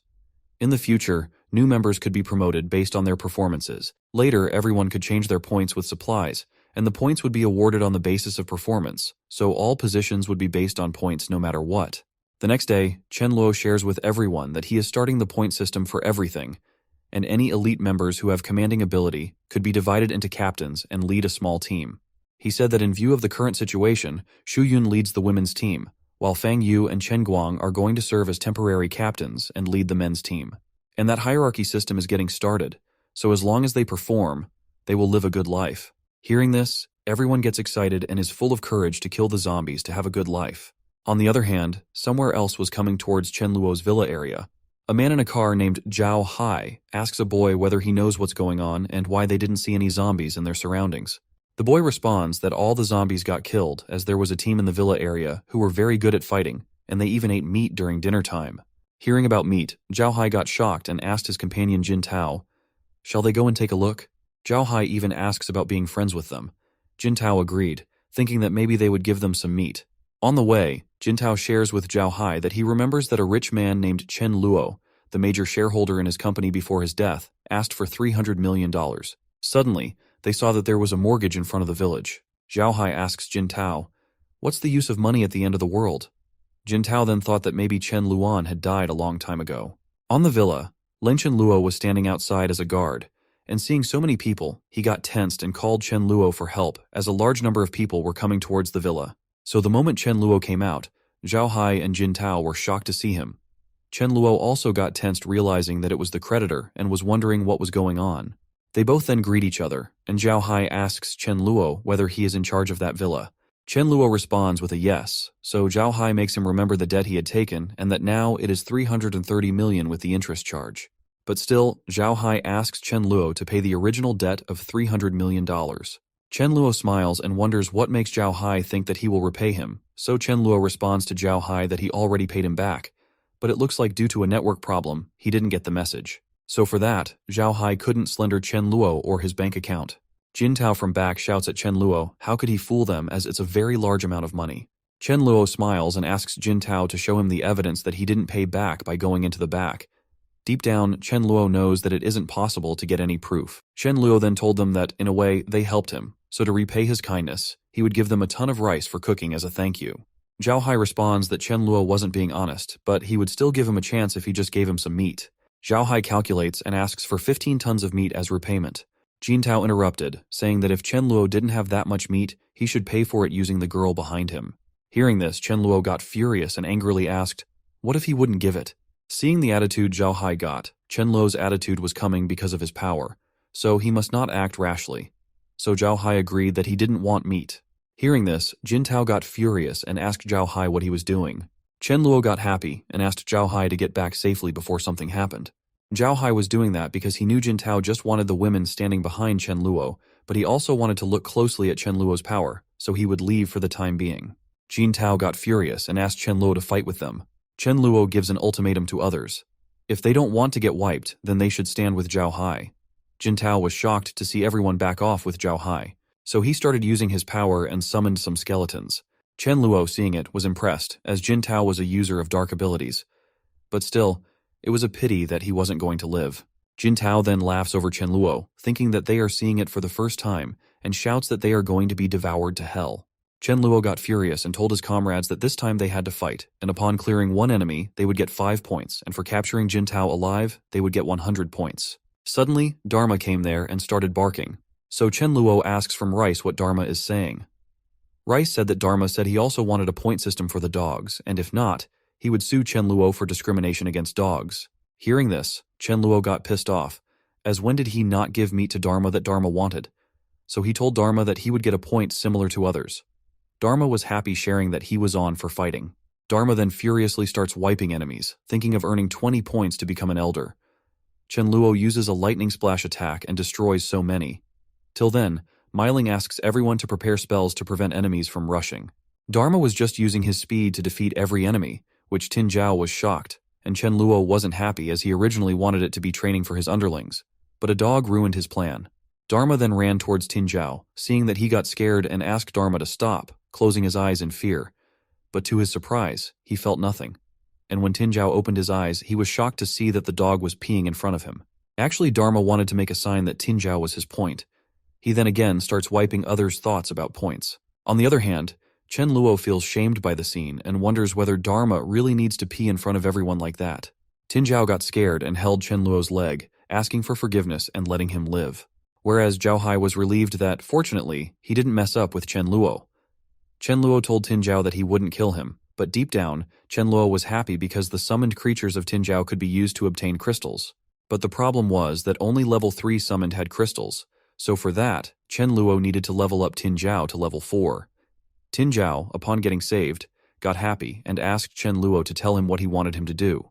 Chen Luo then told Tin Zhao that he was very optimistic about him and asked Chen Guang to lock Tin Zhao in a room and treat him as a new member. After that, Zhao Hai came to Chen Luo and asked for forgiveness for offending him so many times and gave him a gun as a gift for previous disrespect. Chen Luo knows that the gun isn't of his any use because now he is at rank 5, so he decides to use it to stun Zhao Hai. So he shot with it, and Zhao Hai really stunned by it. But to his surprise, he saw that Chen Luo used a void space to send the bullet somewhere else. Due to that incident, Zhao Hai got to understand that Chen Luo was at a very high level, and in comparison, he was nothing in front of Chen Luo, so he needed to be careful. Zhao Hai tensely came to a handshake with Chen Luo, saying that his strength completely changed his perception of him. Chen Luo also told Zhao Hai that they could both work together in the future if he didn't have any bad intentions.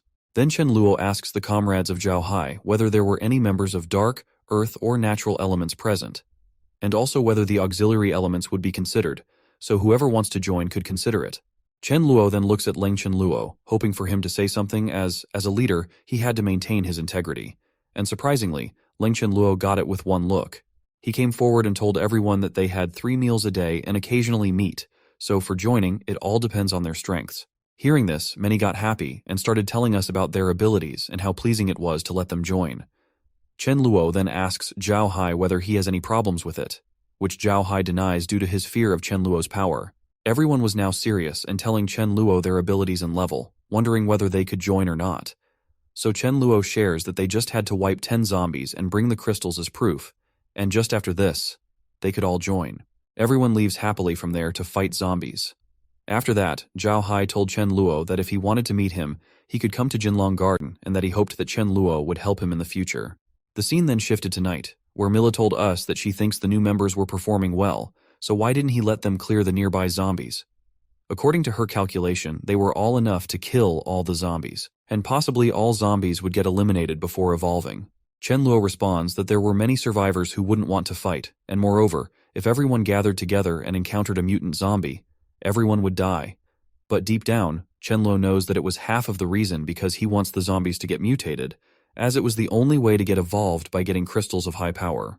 Otherwise, they would have no choice but to wait for death when those powerful monsters arrive. The next day, in the morning, Chen Luo was asking everyone to be careful as the zombies were getting smarter.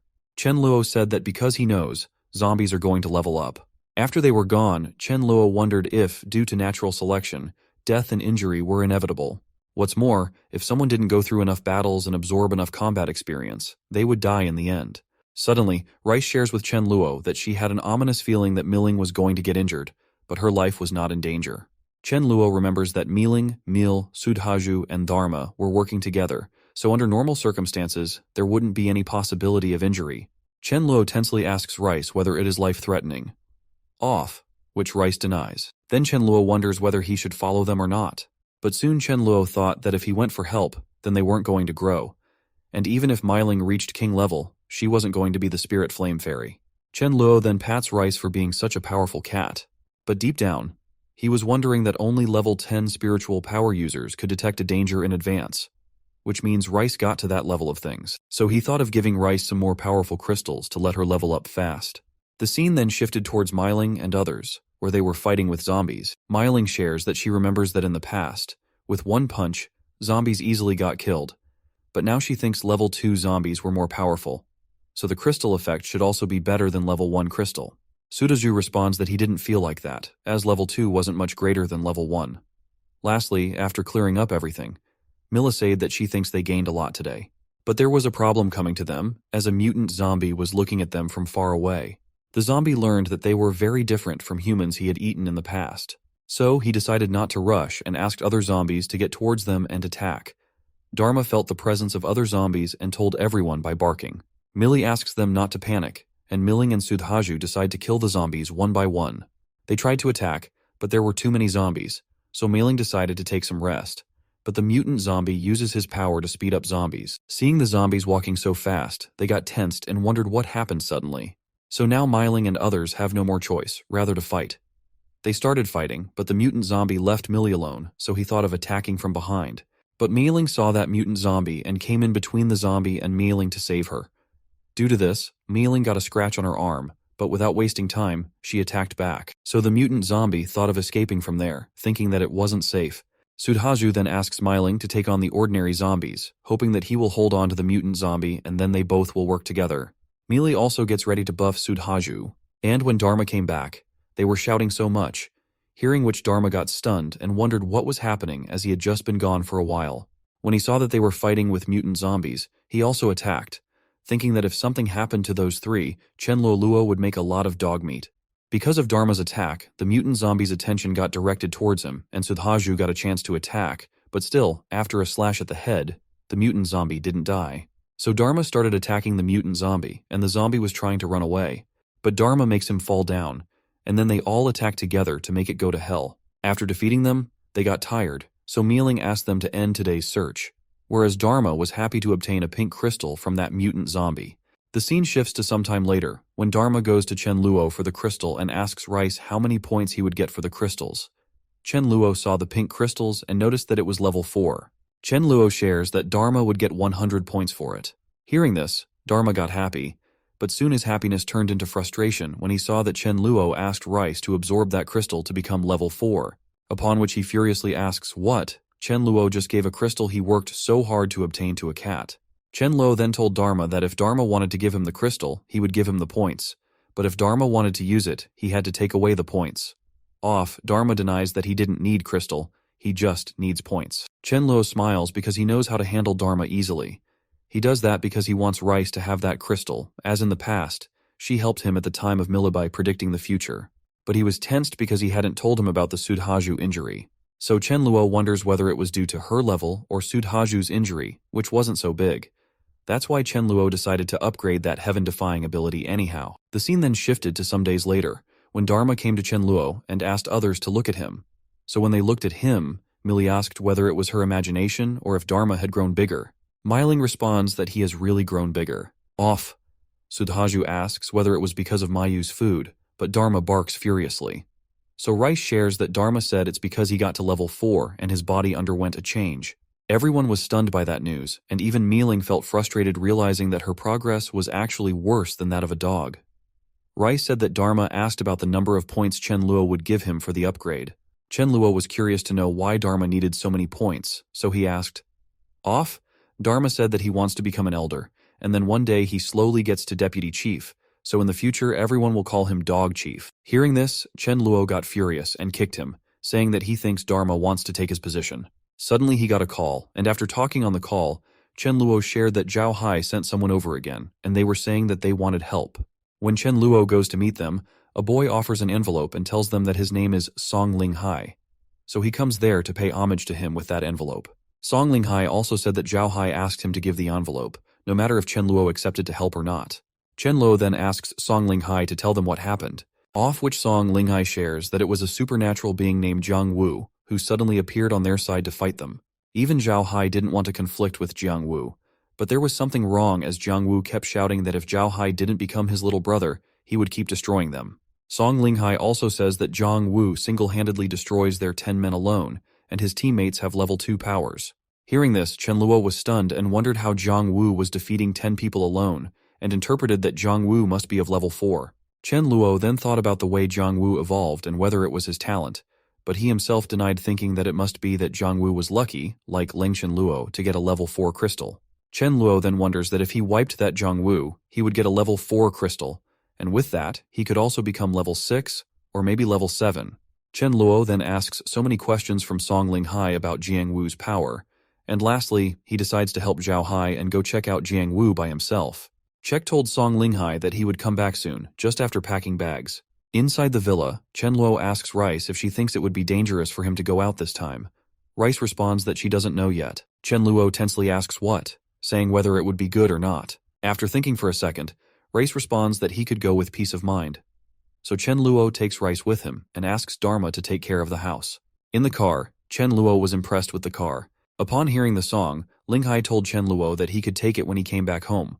So when Chen Luo gets to their place, he just needs to tell them, as Zhao Hai wouldn't deny it. Upon reaching, Zhao Hai thanks Chen Luo for coming.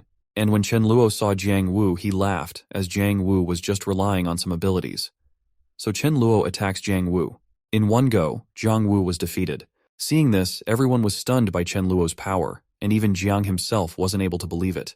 Chen Luo then searched for the crystal, but wasn't getting it. Song Ling Hai asks whether Chen Luo is searching for something. If yes, let him help, as he is very good at hiding things. Surprisingly, Song Ling Hai easily thought about the place. Jiang Wu could hide that thing, and soon he got a crystal. Song Ling Hai happily gave that crystal to Chen Luo. Chen Luo noticed that it was a level 6 crystal, but only 1/4 of power was left, and also that it was of a spiritual type, so he decided to give it to Rice. Zhao Hai was wondering about the power of the crystals. Soon, Zhao Hai asks everyone standing there that they should unite and clear out the zombies. He even offers Jiang Wu's teammates to come and join. Chen Luo came to Zhao Hai to tell her that he was heading back.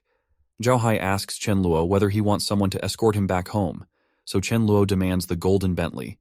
Zhao Hai, without any hesitation, gives it to Chen Luo. After Chen Luo was gone, Zhao Hai told Song Ling Hai that there were so many benefits to knowing a powerful person and asked him to pass everyone the information that they all needed to be polite when meeting Chen Luo, as at a time of critical moments, Chen Luo could save them. On the way back, Rice was watching a show, upon which Chen Luo asked about why she and Dharma King watched too much and whether it was too good. Actually, it's a show where a person is predicting the future, so Rice asks Chen Luo whether that person is more powerful than her. Chen Luo makes her understand that it was a real life and everyone was acting, so there's no comparison for her. After that, Chen Luo wonders whether Rice got inspired by watching the series and knows fortune-telling. Suddenly, Rice shouts that she senses a big breast omen. Hearing this, Chen Luo got tensed and asked whether it was good or bad. Chen Luo again asks whether it was really a bad omen and didn't scare him. Rice responds that it is a big breast and a bad sign. Chen Luo tensely moves towards the villa. Upon reaching home, he saw everyone injured, so he tensely asked what happened to everyone. Off. Liming responds that when they went to the artificial lake for training, they encountered a dense swarm of more than 2,000 bees, and it was really hard to face off. Chen Luo realized that he needed to check the villa's surroundings carefully. Chen Luo then asks Millie about her and her sister. Millie responds that it was nothing serious. They were all fine, and Milling was coughing, which wasn't very serious. She then murmurs in his ear that Milling got bitten by bees on that part, so she goes to her room. Chen Luo didn't understand and asked which part. Millie embarrassingly aims at her breast. Chen Luo realized that the big breast and bad thing Rice was talking about was that bees were biting at Miling's breast. They shifted after some time to another place, where two boys were discussing while one of them was very injured. Mac asks Sak to go and join the villa area, as it is very safe, but Sak asks him to also join. Off, Mac responds that he couldn't because the requirement was 3 crystals, and they were 1 short. So after he died, Sak could take his crystal and go to join Villa. Lastly, Mac died, after which Sak was furious about why they had to put that requirement as they couldn't go in groups and kill zombies, why he needed to go alone and fight with zombies, and because of those Villa's people, his brother died. Chen Luo decided to kill Chen Luo and others as revenge. So at night, Sak goes to Chen Luo Villa and tells her that he wants to join their team. Off, Rice told Chen Luo that Sak had a killing intention towards him. Chen Luo wonders what hatred takes Sak to come to kill him, so he asks Sak to come and roam around with him. Upon going further, Chen Luo slaps Sak and asks the reason for the killing intention. Sak responds that he didn't, so Chen Luo asks him to tell fast as his time is limited. Sak knew that Chen Luo was going to beat him to death, so he stood up and started preparing for an attack. Seeing this, Chen Luo was amazed, as Sak had double powers. Sak then ran towards Chen Luo, shouting that it was Chen Luo's fault for setting such hard conditions that his brother died, and Chen Luo himself was sitting at home, just playing with a cat. Chen Luo got angry and asked how he could make it sound like he had caused the end of the world. Sak asks him to shut up and attack, but as we know, Chen Luo is so powerful that Sak is defeated in one slash. The next morning, Chen Luo was standing at the gate of the villa and staring at an underling of himself. Actually, the reason he was staring at that boy was because Rice told him that she felt the boy was going to die. Chen Luo shares that he remembers that the boy's name was Xu Mingqing, and he was a wind element specialist. Xu Mingqing asks his group to go into the forest and experience some new moments. Chen Luo was waiting there to check whether he could avoid death and save him with Rice prophecies. Suddenly, Chen Luo saw that a black cat was attacking Xu Mingqing. Off, he thought about whether it was what Rice was talking about. So Chen Luo beats that cat to save Xu Mingqing. But the moment he beats that cat, on the other side, Rice coughs blood and faints down. Seeing this, Dharma was stunned and started crying, wondering what had happened to the Rice. Dharma tries to wake her up, but due to the non-response from her, he decides to tell Chen Luo quickly. On the other side, Chen Luo was wondering if the prophecy to come true and to be able to intervene and circumvent Rice was too powerful. Suddenly, Chen Luo saw Dharma coming towards him while crying. So Chen Luo tensely wonders why something bad happened at home. He also ran back towards home with Dharma, and upon reaching it, he was shocked to see Rice in a fainted position. When he checked, he was relieved that his heartbeat was still pounding. Chen Luo then wonders that none of the guards on the door were injured, so there's no chance of being an intruder. Then who did that with Rice? Dharma was stunned and responded that he really didn't know what was going on. Suddenly, Milla came and asked Chen Luo why he called her back, but upon noticing Rice, she asked what happened. Chen Luo told her to leave everything and first focus on healing Rice. Chen Luo then thought that it was because he saved Xu Mingqing and caused the prophecy to backfire, but then he remembered about mealing time, so he denied his thinking. Rice wakes up and is told that it happened because the prophecy was tempered, which caused him to vomit blood and faint. Chen Luo asks for forgiveness for her situation. Rice again said that she thought there was a track around her, and only he, Millie, and Mealing were on it, and other people were outside of it, so only in time for them could she strengthen up. But if it was about others, she had to take a big risk. She also told her that Dharma King was desperately trying to run towards the track, but he was farthest away from her. Chen Luo understood that the prophecy level could be changed, but only when the intimacy level was reached. So, in short, the ability should be used with caution. Chen Luo then told Dharma King to be friendly with Rice, as it would be beneficial for him. Dharma denies saying that he wasn't a bootlicker, but upon hearing the benefit that it could save him from dying after Dharma got ready, Chen Luo shared with Rice that from now on, Dharma would be her mount part-time. The scene then shifted to 1 month later, when Chen Luo was giving a speech to everyone. Chen Luo said that, as everyone had seen in previous days, over a month ago, Some of the zombies who evolved to level 2 started evolving again. Hearing it, everyone starts panicking and taking tension about it. Off, Chenluo asked them not to panic, as zombie evolution means some improvement in attributes and a little wisdom, and it wasn't the same concept as them, so he would give them time. He then told them about the rule change, as now they need to get only 1 level 3 crystal for the next few days, and after that, they need to get 2 level 3 crystals. Till then, his one underling came and told him that someone from Zhao Hai's side had come again, saying that he had some news with him. Chenluo then disbands the meeting and goes to meet the person who came. When Chenluo went, he saw that it was Song Ling Hai. Song Ling Hai shared that someone organized a trade fair next to the toll station on National Highway 99, and he said that he wanted everyone to discuss how to overcome difficulties. The time would be the next day. Song Ling Hai also told Chenluo that Zhao Hai was going to attend, and also asked Chenluo whether he wanted to go. Off, Chenluo got ready, thinking that he had heard about many in his last life, but didn't attend any as, after being reborn, his purpose was to collect and conquer all elites from all walks of life. The next day, at the trade fair, a boy asks Chenluo whether they want to play as their shop sells everything at a reasonable price, which would be 10 pounds of rice or super crystals. So actually, that boy was asking them to play with girls, seeing which Chenluo got furious, as even at the end of the world, that boy was using girls to earn money, and Chenluo denies playing that game because he is loyal to his partner. In fairness, Chenluo's underlings were trying to set up a shop for some earning. They told everyone that they didn't need so many people so they could go around in fairness.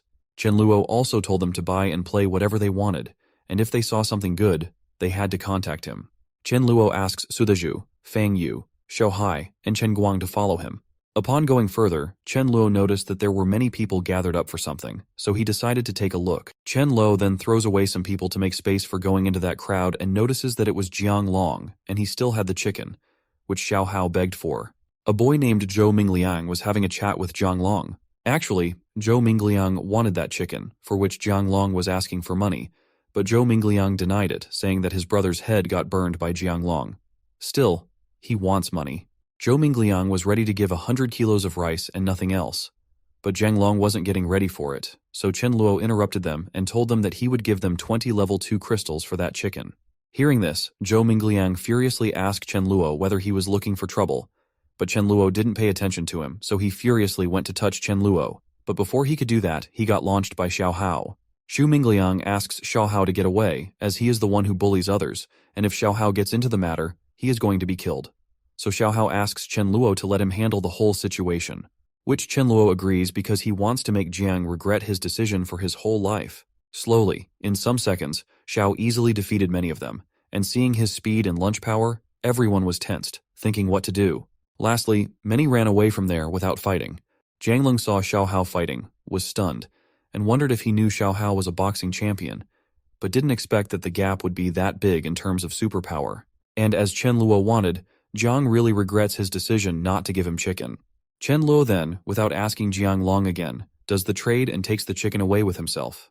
But the chicken was pecking up on Chenluo, so he held his feathers and took out one feather from him so it could feel pain. Chenluo then makes the chicken scared by saying that he could remove all his feathers. Suddenly, Chenluo heard an announcement asking people to go to the toll station on the east side of the meetup, and it was best for every group leader to bring 2 people with them. So Chenluo chooses Xiao Hao and Sudhaju to go with them, asking others to move freely. In the meetup, when Chenluo reached Zhao Hai, he asked Chenluo to sit near him. Zhao Hai then shares about the organizer, whose name was Ye Gaofei, the heir of the Ye group who was engaged in foreign trade.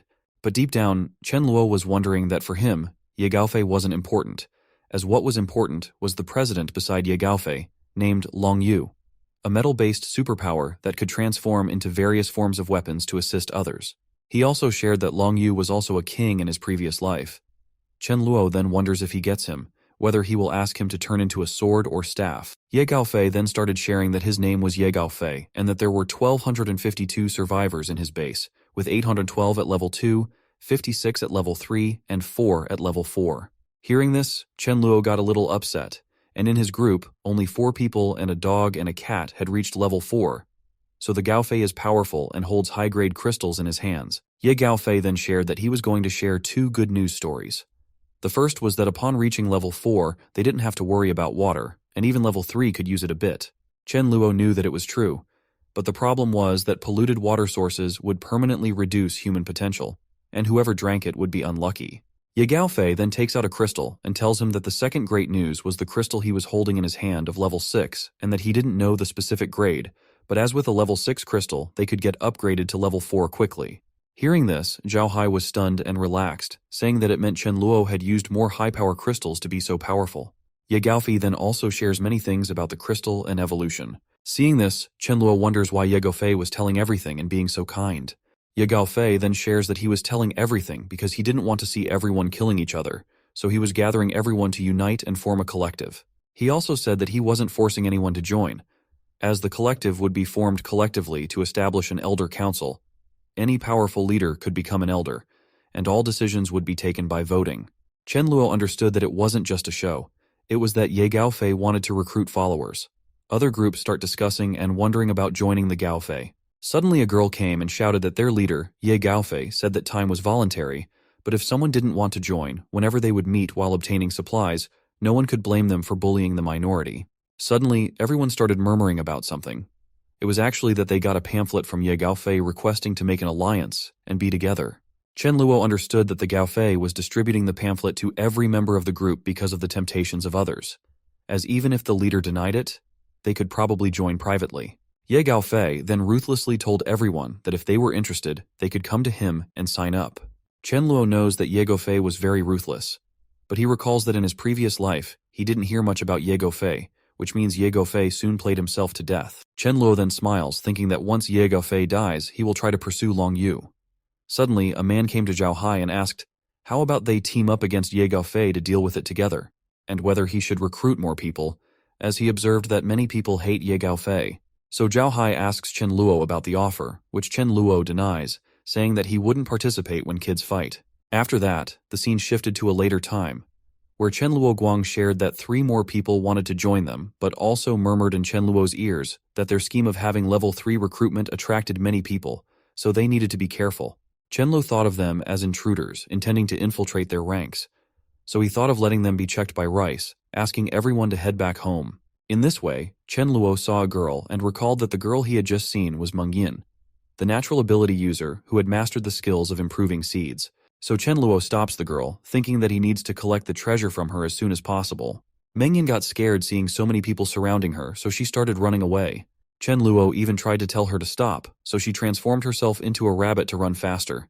But as we know, Chen Luo had a superpower of void space, due to which he easily captured her. Meng Yin was stunned after getting caught. Still, Chen Luo asked her not to worry as he wouldn't hurt her. He then asked her to come with him, but she wasn't saying anything, so he shared that he would take the silence as a yes. In the villa, Millie asked Chen Luo where he found that chicken and rabbit. Chen Luo shared that in between, Meng Yin came back to her original form. Millie was shocked to see magic like that. Meng Yin was getting angry at Chen Luo, but Chen Luo called Shu Yun and asked her to take care of Meng Yin and give her some food. Meng Yin denied she would starve to eat but wouldn't eat something given to them. The scene then shifted to after some time where Chen Luo saw that Meng Yin was having breakfast. So Chen Luo tried to taunt her, but she was very straightforward in giving replies. Chen Luo then calmly sat beside her and apologized for bringing her forcefully and told her he saw her using her ability, so he knew she was a natural ability user and his base was in great need of someone like her. He then shared with her that as long as she grew vegetables, she would get meat for dinner every day. Meng Yin agreed as she had no other choice. But deep down she thought of checking first as if everyone was good, then she would have Chen Luo bring a little fish over. Chen Luo then left some seeds to her to let her grow vegetables. After that, Chen Luo told Sudaju that the guys who joined their team at the trade meeting were all spies. Sudaju asked Chen Luo to not worry as he and Xia Hao had beaten them to confess. Sudaju shared that 2 of them were sent by Ye Gaofei and 1 by Qilin, so Chen Luo asked Sudaju to wipe them out without making any fuss. Song Linghai again came to Chen Luo's villa and shared that Qilin suddenly sent an invitation to Zhao Hai to go to his place to discuss how to wipe out Ye Gaofei. He also said that Qilin had been insisting Zhao Hai bring Chen Luo with him, so Zhao Hai wanted to know Chen Luo's opinion. Chen Luo agreed because he wanted to know about their plan as if Long Yu was in danger. He could help. The scene shifted to Qilin's place, where Qilin was saying that he would go and confront Ye Gaofei, and after defeating him, he would take 30%, and the rest would be distributed between everyone else. Qilin then was going to say further, but Chen Luo interrupted him and told him that he wasn't going to join because he had very few people. Qilin asked Chen Luo to be careful and shared that there was a tradition of killing the person who watches when 2 sides fight. Hearing this, Zhao Hai got tense and wondered whether Qilin wanted to die as, despite his warning, he was provoking Chen Luo. Shilin again asked whether Chen Luo was wondering about getting both sides hurt so that he could take advantage by stealing their supplies. Zhao Hai stood up and shared that he could guarantee Chen Luo wasn't going to do anything. Chen Luo just wanted to get out of conflicts. Shilin then said that he never believed what people said, and if it wasn't for Zhao Hai, then Chen Luo wouldn't be able to sit there as Chen Luo had to kneel in front of Shilin to speak. Zhao Hai understood that it was the end now, so he got aside from that matter. Chen Luo then said that he wanted to see what made Shilin believe in making him kneel down and get up and make a gesture that he was ready for a fight. Shilin laughed, saying that Chen Luo could also be at level 4 like Ye Gaofei, but he couldn't defeat 100 people alone. Shilin then asked Chen Luo to hand over the crystals he had and take charge whenever they were going to fight Ye Gaofei, then they would think of sparing his life. Chen Luo understood why Qilin planted spies and made Zhao Hai invite him as it was a plan to come after him. Qilin asked his team members to take out whatever Chen Luo had, to which Chen Luo replied that he never wanted to lay hands on them, and if Qilin died, then maybe Ye Gaofei might not die. But still, Chen Luo used his void space and got behind Qilin, seeing which Qilin was surprised and asked whether Chen Luo wanted to die. But before he could complete it, Chen Luo slapped him and asked him to stop saying nonsense. Chen Luo also asked about the plan by which Qilin was going to kill Ye Gaofei. But still, Qilin responded that if Chen Luo dared to kill him, then Chen Luo wasn't going to get out of the base. Every team member of Qilin came there and started shouting at Chen Luo to leave their brother Qilin. Chen Luo said that he dislikes threats the most, so was Qilin going to tell the plan or not? Everyone was asking Chen Luo not to cause trouble, otherwise he was going to die. But Chen Luo didn't stop and asked Qilin to tell the plan or die, to which Qilin told Chen Luo to kill him and die together. Chen Luo got angry and then proceeded to wipe him, seeing that some more people rushed towards Chen Luo to avenge their brother Qilin. Chen Luo found it annoying, thinking that now he had to take care of Ye Gaofei on his own. But for now, Chen Luo started chasing and wiping the people attacking him one by one, seeing which others were shocked, and Zhao Hai was just sitting because he knew it was going to end like this. After wiping many people, Chen Luo wasn't having any fun, so he decided to leave everyone alive. Chen Luo asked everyone not to take tension, as he wouldn't hurt those who didn't cause him trouble, because he only wipes out those who cause trouble first. Chen Luo also said that he would be like Ye Gaofei, harboring ulterior motives for people's manpower. So now everyone had no choice but to ask for forgiveness from Chen Luo, so Chen Luo could leave them alive. After Chen Luo went from there, everyone started discussing Chen Luo's power and ability, as they were shocked that a level 4 had that much power. Everyone decided to pursue Ye Gaofei because he had 4 level 4 players, including him, so they could deal with Chen Luo, as Ye Gaofei wouldn't tolerate someone uncontrollable like Chen Luo. So they go to find Ye Gaofei to chat. The scene then shifted to Ye Gaofei's base where a boy was crying, saying to Long Yu that he would make the decision and he had to manage that. Long Yu asked what happened, to which the boy shared that 3 days ago he went to kill zombies, and when he came back, his wife was missing. And now someone secretly told him about his wife, and he found her in a pit. Lastly, the boy said that it was Yu Lingjie who had done that with his wife. Long Yu first confirmed it, and then got furious and went to Yu Lingjie to get some answers. When Long Yu was searching for Yu Lingjie, he heard someone saying that unfortunately, the girl died without playing much, and now he had to find someone else. Hearing this, Long Yu furiously opened the door and asked what was going on.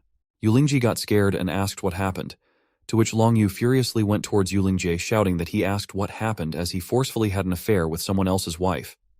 Ye Gaofei stopped Long Yu and asked him to calm down. Ye Gaofei then said that he heard about the incident and Yu Lingjie was at fault, but he didn't think that punishment warranted death as Yu Lingjie was still greater than others and could give more value. Hearing about the value, Long Yu said that he knew he had greater value than Yu Lingjie, so he was going to kill him. Yu Lingjie got scared and asked Ye Gaofei to save him as he was taking the blame. Long Yu was shocked and asked about the reality. Yu Lingjie asked that Ye Gaofei was busy during the day killing zombies, so what's wrong with having some fun with women at night? Hearing this, Long Yu got furious and shouted at Ye Gaofei, saying that he didn't lead everyone to kill zombies, gather resources, and strive for a better future for the nation. Instead, he was spending time with women. Long Yu got pissed off, so he decided and announced in front of Ye Gaofei that he was going to leave, and from now on, their paths were different. Yu Lingjie asked Ye Gaofei to do something, otherwise they would be in trouble if Long Yu exposed the truth. Ye Gaofei tensely asked how he could take action against Long Yu, as in the base, there were some people who had a good relationship with Long Yu. Ye Gaofei had an idea, so he asked Yu Lingjie to go spread the news that Long Yu was a madman who preys on the weak and lost his humanity, and that he would spare Long Yu this time as a reward for his previous contributions. But Long Yu should take his brothers and leave the base. So Long Yu left the base with his people and wondered about the place they should go, as he was too naive to think that everyone would follow along to kill zombies. Meanwhile, after some time, the people from Qilin's side came to Ye Gaofei and shared that there was a person named Chen Luo who was joining the force to go against Ye Gaofei. On the other hand, Xia Hao came to Chen Luo and told him that he reached level 4. Chen Luo then shared that once the physical strength reached level 4, the crystals continuously emit power to temper the body, and this kind of power would allow him to control where the tempering occurs. So Chen Luo asked Xia Hao to temper the rest of the strength on his fist. Suddenly someone interrupted their talk, saying that Zhao Hai had come and was asking for refuge as Ye Gaofei was after him. Chen Luo asked them to let Zhao Hai in. Chen Luo then asked Zhao Hai how did Ye Gaofei find his base, to which Zhao Hai responded that it was the Qilin's guys whom Chen Luo had spared. Hearing this, Chen Luo got angry, as whenever he spared future troubles, it caused him problems. Zhao Hai asked Chen Luo to prepare as early as possible because Ye Gaofei and others were coming very furiously. So Chen Luo ordered everyone to be ready to defend against the enemies. After some time, many cars were coming towards the villa, and Ye Gaofei was happy because he had gathered many people, just saying that it was for the sake of fostering unity and better survival. Ye Gaofei provoked them by saying that some people were selfish and didn't want to see them unite, causing trouble, so they had to get rid of this restless factor. After reaching Chen Luo's villa, Ye Gaofei announced that this time they had over 2,000 people, 76 at level 3, 1,500 plus at level 2, and 2 at level 4. He also asked everyone to surrender, as those who surrender would be their brothers in the future. He even tried to offer tempting deals, but surprisingly, no one came out.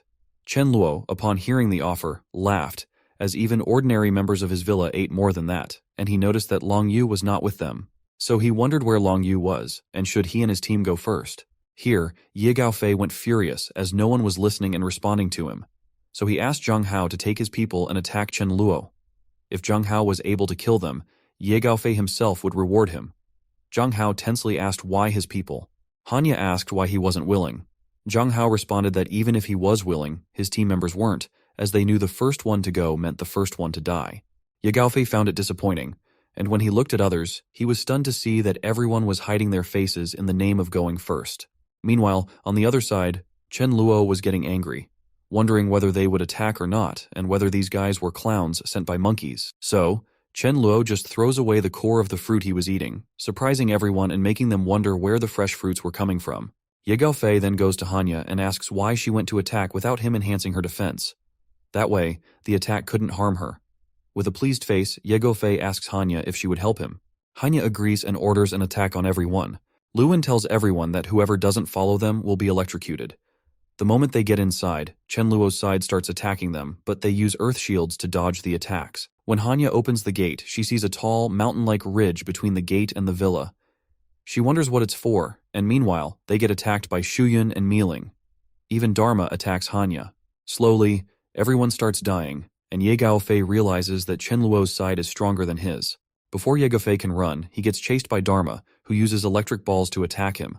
Dharma also uses kicks and punches to take Ye Gaofei down. Seeing Ye Gaofei die, everyone starts crying and surrendering, asking Chen Luo for forgiveness. Chen Luo asks them to bring Hanya's partner to him.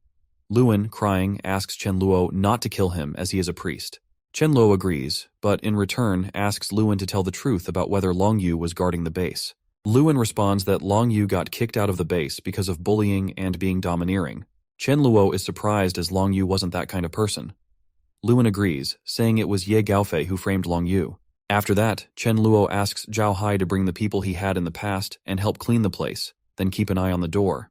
Chen Luo promises that when he comes back, they will have a treat. Chen Luo then asks everyone to get in the car as they were going to Ye Gaofei's place to get supplies. Dharma asks about points, and Chen Luo tells him to guard the place. They will discuss that after they return. Song Ling Hai asks Zhao Hai about joining Chen Luo, but Chen Luo surprises everyone by saying that the world has changed and just relying on skills won't cut it. Zhao Hai's members are hesitant to join Chen Luo because they would become juniors. Zhao Hai responds to Song Ling Hai that if they could obtain an advanced crystal, there might be a chance for them to rise in the future. At Ye Gaofei's place, Chen Luo tells everyone to collect the supplies while he looks around nearby. Suddenly, Chen Luo sees a golden dog and happily pats her on the head. Seeing that it's a female dog, Chen Luo is happy because he found a wife for Dharma King, which would cost him 1,000 points. The scene then shifts to sometime later at Chen Luo's villa, where Chen Luo thanks Zhao Hai for his help and announces they will have a barbecue the next day. Chen Luo enters the room and sees Dharma waiting to talk about points, but before that, Chen Luo tells Dharma that he brought back something good for him. Upon seeing the golden dog, Dharma starts tearing up. Chen Luo gets confused, wondering if Dharma is this excited to have a female dog. In reality, Dharma thought that Chen Luo wasn't just having rice, but also keeping some dogs outside. Dharma mistook the golden dog as his substitute and felt angry at Chen Luo, questioning his efforts till now. Seeing Dharma cry, Chen Luo asks what's wrong and if he didn't like the wife he brought. Chen Luo also asks if Dharma prefers large dogs or small dogs so he can get it right. Dharma then feels a little relieved, knowing that the dog was meant to be his wife. Dharma King denies accepting the golden retriever as his wife, so Chen Luo asks Rice to come and help him confront Dharma King about the point calculation. Rice gets ready for the translation. Chen Luo tells Dharma that he will give him 300 points for killing Ye Gaofei. Rice translates that Dharma says he killed some others as well.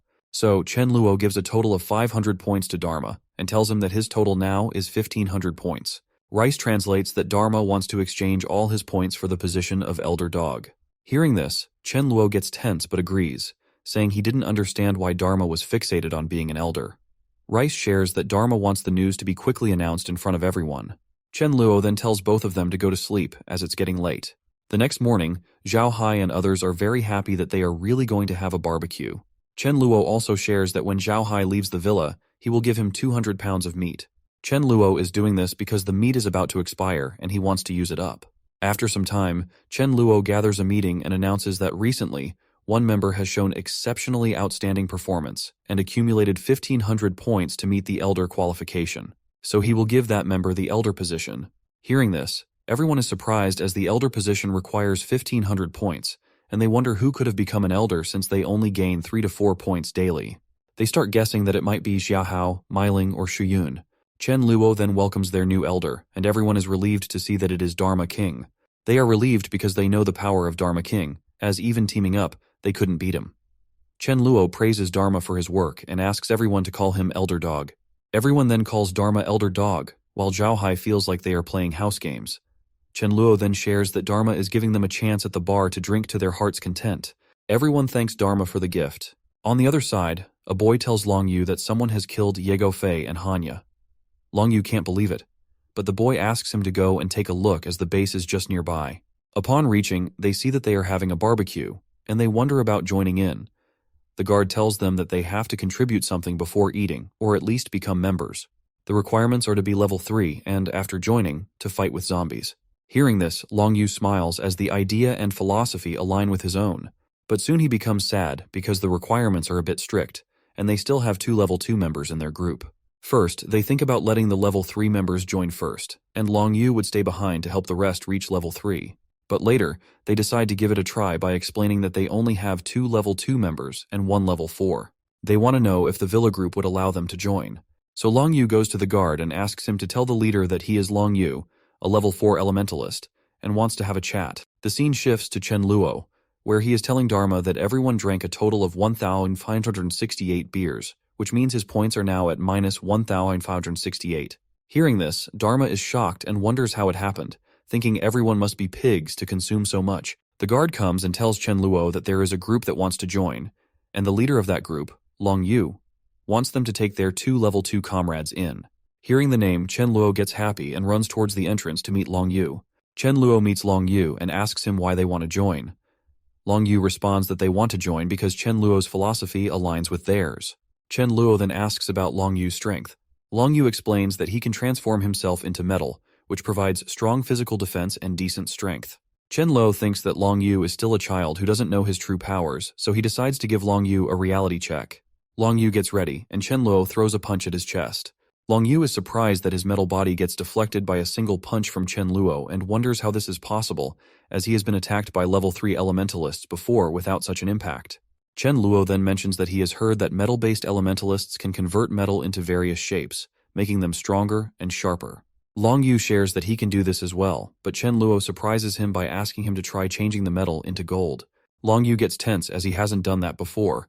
Chen Luo asks him to look at a gold ring, familiarize himself with the atomic structure of gold, and give it a try. Long Yu tensely tries, and to his shock, he successfully changes the metal into a gold ring. Chen Luo smiles and asks Long Yu if he now understands his true worth. He explains that the reason the metal transformation was short-lived is because Long Yu's level is low, but as he levels up, he will gradually be able to solidify metals. Chen Luo also explains many more benefits of his ability. Long Yu responds that he understands now, so Chen Luo happily welcomes him and his team, inviting them to have dinner as they are celebrating with a barbecue. Meanwhile, a girl named Leafish comes to Chen Luo's villa, searching for Meng Yin using her ability to be invisible. The scene shifted to Meng Yin, who was eating without any hesitation. Suddenly, Meng Yin heard someone sobbing nearby. When she looked up, she was surprised to see that it was her friend Leafish. Leafish was shocked to see that Meng Yin was eating chicken fried rice freely while she was worried about her. Outside the room, Dharma discovered that someone had intruded, so he decided to inform Chen Luo quickly. In the next scene, Chen Luo was running towards Meng Yin's room because he didn't want to lose hope for his future with Meng Yin. Upon entering the room, Chen Luo furiously asked Leafish who she was and how she got in. Meng Yin explained that Leafish was her friend and had entered using her ability to become invisible. Hearing this, Chen Luo was happy, as he believed having someone with such a great ability could be beneficial. Chen Luo then shared that he brought Meng Yin out of concern for her safety, but he didn't expect Leafish to worry about Meng Yin. He offered Leafish the option to stay with them if she wanted. Leafish asked what she would have to do if she stayed. Chen Luo told her that she would need to use her invisibility ability to locate more mutants. Leafish asked if he meant those who stand out and look different from others. Chen Luo tensely asked how she knew that. Leafish explained that on her way, she saw a dead zombie that was still moving. Because the zombie looked completely different, she didn't dare to go close. Chen Luo realized that it must be a high-level mutant zombie, so he asked Leafish for the location. After getting the address, Chen Luo was about to investigate the place. However, Zhao Hai stopped him, saying something wasn't right. Seeing Zhao Hai's body trembling, Chen Luo asked what had happened and why he was so tense. Zhao Hai said he saw a zombie 100 meters away, but in the blink of an eye, it came so close and killed some of their members. Chen Luo was surprised to hear about such a powerful zombie and wondered if it could be the mutant who killed Xiao Yu. Everyone in Zhao Hai's group was talking about the mutant's power and speed. Suddenly, to Chen Luo's shock, Rice came and said that he was done. Rice asked what she was talking about and how he, the mighty Void King, could be done. In tension, Chen Luo took Rice into a black space and asked her to sense it properly.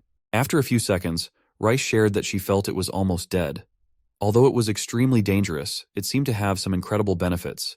Chen Luo got tense, realizing that the powerful mutant that had appeared was actually after him. Chen Luo then interpreted that, according to Zhao Hai and his group's information, the zombie must be a level 7 wind-type mutant. However, he wondered why he didn't remember encountering such a type of zombie before. He also pondered the words, incredible benefits, thinking that even if the crystal was level 7, it wouldn't provide much benefit now. Chen Luo then asked about Meiling and Meili, wondering if they were also in danger. Rice responded that they were not. It was only Chen Luo who had to suffer this time. Upon coming out, Zhao Hai asked Chen Luo whether they should move out quickly. Chen Luo asked them to stay with him in the villa, saying he would go first to take a look at the zombie. Meanwhile, Sudaju, Meili, and Meiling were returning with some supplies and crystals. Surprisingly, the mutant was following them as they entered the villa. The mutant attacked the guards at the gate, prompting them to sound the alarm, notifying Chen Luo of the incredible mutant's attack. When Sudaju and the sisters turned back to see, they were stunned by the sight of the mutant. Without wasting time, Chen Luo attacked the mutant with his void sword, but to his surprise, even after the slash, the mutant didn't sustain any cut or damage. Seeing this, Meili got scared and asked what was going on. Chen Luo found himself in a bad situation because Meili and the others were also there, so he couldn't leave them behind. At this moment, Chen Luo was attacked by the mutant zombie, causing everyone to become tense. Chen Luo saw that the mutant was about to attack Meili and Meiling. Realizing he couldn't defeat the mutant, he decided to escape by taking the others through void space.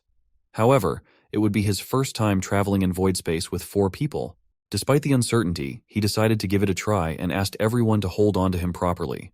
He tried to escape, but his prediction was correct, only he got transported and the rest were still there. The zombie then moved to attack Meili, causing Chen Luo to become tense. He transported back to fight, hoping the mutant's lifespan would expire and it would die. The mutant was getting very close to Chen Luo and he was hoping for it to die quickly. Suddenly, a crystal glowed in his head and the zombie died. Before Chen Luo could think and interpret what happened, he fainted. Seeing this, Meili and the others became tense. Meiling asked the remaining guards to close the main gate tightly until Chen Luo woke up and asked Sudhaju to carry Chen Luo to his room. When they got back to the room, Dharma was shocked to see Chen Luo like that and shouted, asking how they were looking after the master and why he was the only one getting into trouble. Rice told them not to worry. as she had already calculated that Chen Luo would run into trouble but wouldn't die and might even benefit greatly in the end. Millie was still sobbing, worried about whether he would be all right. Seeing this, Rice got tense and asked why no one was believing her. The scene then shifted to 2 days later, when Chen Luo regained consciousness. Seeing him awake, Millie and Dharma were relieved. Hearing about his unconsciousness, Chen Luo wondered how he fainted and then remembered that it seemed like he used some kind of skill to accelerate the death of the mutant. He was now confused about what kind of ability it was, wondering if it was time acceleration. Chen Luo then tried to focus on using that power again, wondering if he had gained a second power. Surprisingly, he had indeed gained a special ability of time acceleration. Hearing the word acceleration, Millie confusedly asked, "What?" Chen Luo tensely responded that it was nothing. He then recalled that in his previous life, he had met only one person with the ability to accelerate time. The scene then shifted to his past life, where he was stealing something and Myling came to stop him. He reminded her not to forget that he was the Void King. Suddenly, he felt that he couldn't move. A girl asked, "What if she stops time?" And then Myling kicked him in the butt. Returning to the present, Chen Luo remembered that the girl's name was Jiang Chuche, and she could only use one move to stop time for a single target. Chen Luo also shared that in his previous life, when Jiang Chuche died, he somehow took her body from the zombies and placed it in a dimensional space. However, he didn't absorb her crystals at that time. He decided not to dwell on it because, in the present time, his crystal had shattered and it would take at least 3 months to recover. Chen Luo then asked Millie if the mutant crystal had been taken out. Millie gave him the crystal, and Chen Luo's mood dropped as he wondered why he had to work so hard for an 8th grade crystal. He offered the crystal to the Dharma King, asking him to absorb it to upgrade to level 5. The Dharma King declined, saying Chen Luo would charge points for that, and he was already in debt. Chen Luo got pissed off and responded that he wouldn't deduct any points, and that the first one to reach level 5 would be awarded 500 points. Hearing this, the Dharma King hastily grabbed the crystal, happy about the prospect of getting 500 points. Millie then told Chen Luo that she was going to ask Mayu to make some food, but he asked her to stop and told the Dharma King to go and ask Mayu to prepare some food. He also asked the Dharma King to inform everyone that he was awake and to enjoy beef and mutton for 3 days as a celebration. After the Dharma King left, Chen Luo hugged Millie, feeling lucky to have someone caring about him. The scene then shifted to another place, where Chen Luo's underlings were fighting with a boy named Anchen Luo. Anchen Luo laughed at them, saying he had given them a chance to run, but they didn't, so now they couldn't blame him for the consequences. Chen Luo's side started making jokes about Anchen Luo, saying he was only great because of using that elephant, but their elder dog was more powerful and impressive than him. They taunted Anchen Luo, saying if he dared to confront it, he might die without knowing how. Hearing this, Anchen Luo was shocked and couldn't believe it, thinking it was impossible for there to be anything braver than his invincible elephant. After all, it was just a dog, for goodness sake. After wiping out Chen Luo's men, Anchen Luo decided to go in front of the villa to find that dog. However, there was a surprise as 2 wolves were following Anchen Luo and his group. Meanwhile, in Chen Luo's villa, the girls were playing with the golden retriever dog when suddenly they saw a big elephant coming towards their villa. They announced it in the villa to prepare everyone for battle and defense. Hearing about the elephant's arrival, Chen Luo recognized that it could be the elephant handler, Anchen Luo. At the door, Myling asked Anchen Luo how she could help. Anchen Luo, upon hearing they had a very awesome dog, mistook the golden retriever as that dog and made fun of it, saying that the dog was indeed brave. Hearing this, the Mi sisters were tense and wondering which dog Anchen Luo was talking about, realizing it was a case of mistaken identity. The golden retriever was really brave as she stood in front of the elephant without any fear. Again, Anchen Luo made a joke about the dog, questioning whether it really wanted to fight. Myling accepted the challenge in place of the golden retriever. Dharma also tried to intervene in the fight against the elephant, but Chen Luo asked him to stop as it was Myling's training time. The fight started, and when the elephant came to attack with its trunk, Myling used the Red Lotus Burst. Chen Luo was impressed as Myling had really learned the signature move, Red Lotus Burst. Enraged by the attack, the elephant threw Anchen Luo from its body. Seeing this, Anchen Luo got tense and asked his members to attack Myling together. Chen Luo got frustrated seeing that Anchen Luo wasn't playing by the rules, as it should have been a one-on-one fight. Despite the joint attacks from Anchen Luo's side, Myling managed to hold her ground, but Chen Luo ordered his people to join the fight. And in just a few minutes, Anchen Luo's side got defeated. Seeing this, Anchen Luo got tense and started running away, so Chen Luo asked Dharma to chase down Anchen Luo. Dharma happily agreed, thinking about the points he would get after killing Anchen Luo. Surprisingly, Anchen Luo encountered wolves from the opposite side and got attacked by them. Seeing this, Dharma got confused, but first, he decided to score his points by defeating Anchen Luo. The wolves were stunned to see Dharma's power, but here's the twist.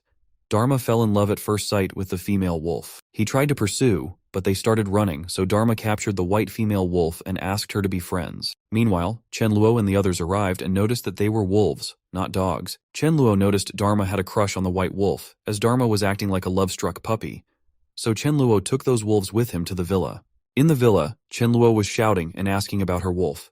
Chen Luo kicks him and asks him to behave, as the wolf wasn't going to be approachable. Chen Luo explained that they admire strength, and if they didn't submit, they should fight until they yield or take a forceful approach to get the best. Dharma was happy and praised Chen Luo, saying he truly deserved to be a master. Chen Luo then kicked him off and asked him to go and stop embarrassing himself. After that, Chen Luo started wondering that based on the current situation, it looked like the zombies would evolve to level 4 in just over a month. Level 4 zombies not only show improvement in physical strength, but also a bit increase in intelligence. So he thought the villa was currently secure. But since it was within the city, there was a possibility that they would face a large-scale zombie attack in the future. Chen Luo then decided to search for a new base, as last-minute decisions wouldn't work. So he took out a map. On the map, Chen Luo found a village 30 miles away from the city to make their new base. So he decided that he would go the next day to that place and first clear out the zombies. The scene shifted to the next day, where everyone was visiting that village, and on the way, Chen Luo was asking everyone to be careful of zombies and the mutated ones. Chen Luo told them that he was going to check the surroundings first. When Chen Luo inspected the area, he found that the water quality was good, but the fish he found in the water were very bitter and sour in taste. Suddenly they got attacked by a mutant, and they started retreating, but some of them got captured by the mutant zombie. Chen Luo went to check on the mutant. Surprisingly, the mutant could speak and said his name was Ironhead, and his head was really tough, so if someone didn't want to die, they should get out of the way. But Chen Luo kicked at the private part of the mutant Ironhead. Ironhead got hurt and said it's his head which was tough, not that part. Still, Chen Luo continuously hit that part, and Ironhead kept saying that his head wasn't there. Chen Luo decided to beat him on the head, and after that, he continuously punched Ironhead's face. Finally, Ironhead started crying and asked for forgiveness from Chen Luo, saying that he wouldn't hurt anyone. Chen Luo then thought that Ironhead could serve as a training subject for Xiahao, Sudhaju, and Miling, so he decided to keep him. Chen Luo then asked Ironhead to get in the truck and not dare to run. The scene shifted to somewhere else where some mutated crabs were heading towards a place. In a base, everyone started telling their leader that the area suddenly had a tide, flooding a large area nearby, and asked whether they should go to the city side. Everyone kept insisting on going to the city. Their leader, named Feng Zhengqing, a level 5 player, announced that everyone should pack their bags and prepare the vehicle as they were going to the city the next morning. The scene then shifted to 1 month later, where Chen Luo was shouting at a guy named Lei Hao, accusing him of keeping all the resources for himself despite agreeing to share them. Lei Hao tensely denied it, saying he wouldn't dare to deceive them. He explained that a group of people, led by Feng Zhengqing, came out of nowhere and forced him into a partnership under duress. Hearing the name, Chen Luo recalled that in his previous life, Feng Zhengqing was also a high-ranking figure and a regional overlord. He had quite talented underlings, and they all reached beyond level 10. While they were chatting with Lei Hao, a guard came and told Chen Luo that a group had arrived outside the villa, saying they wanted to meet him, and the leader's name was Feng Zhengqing. Chen Luo agreed to let Feng Zhengqing in. Upon arrival, Feng Zhengqing apologized for the mistake he made by taking things from him.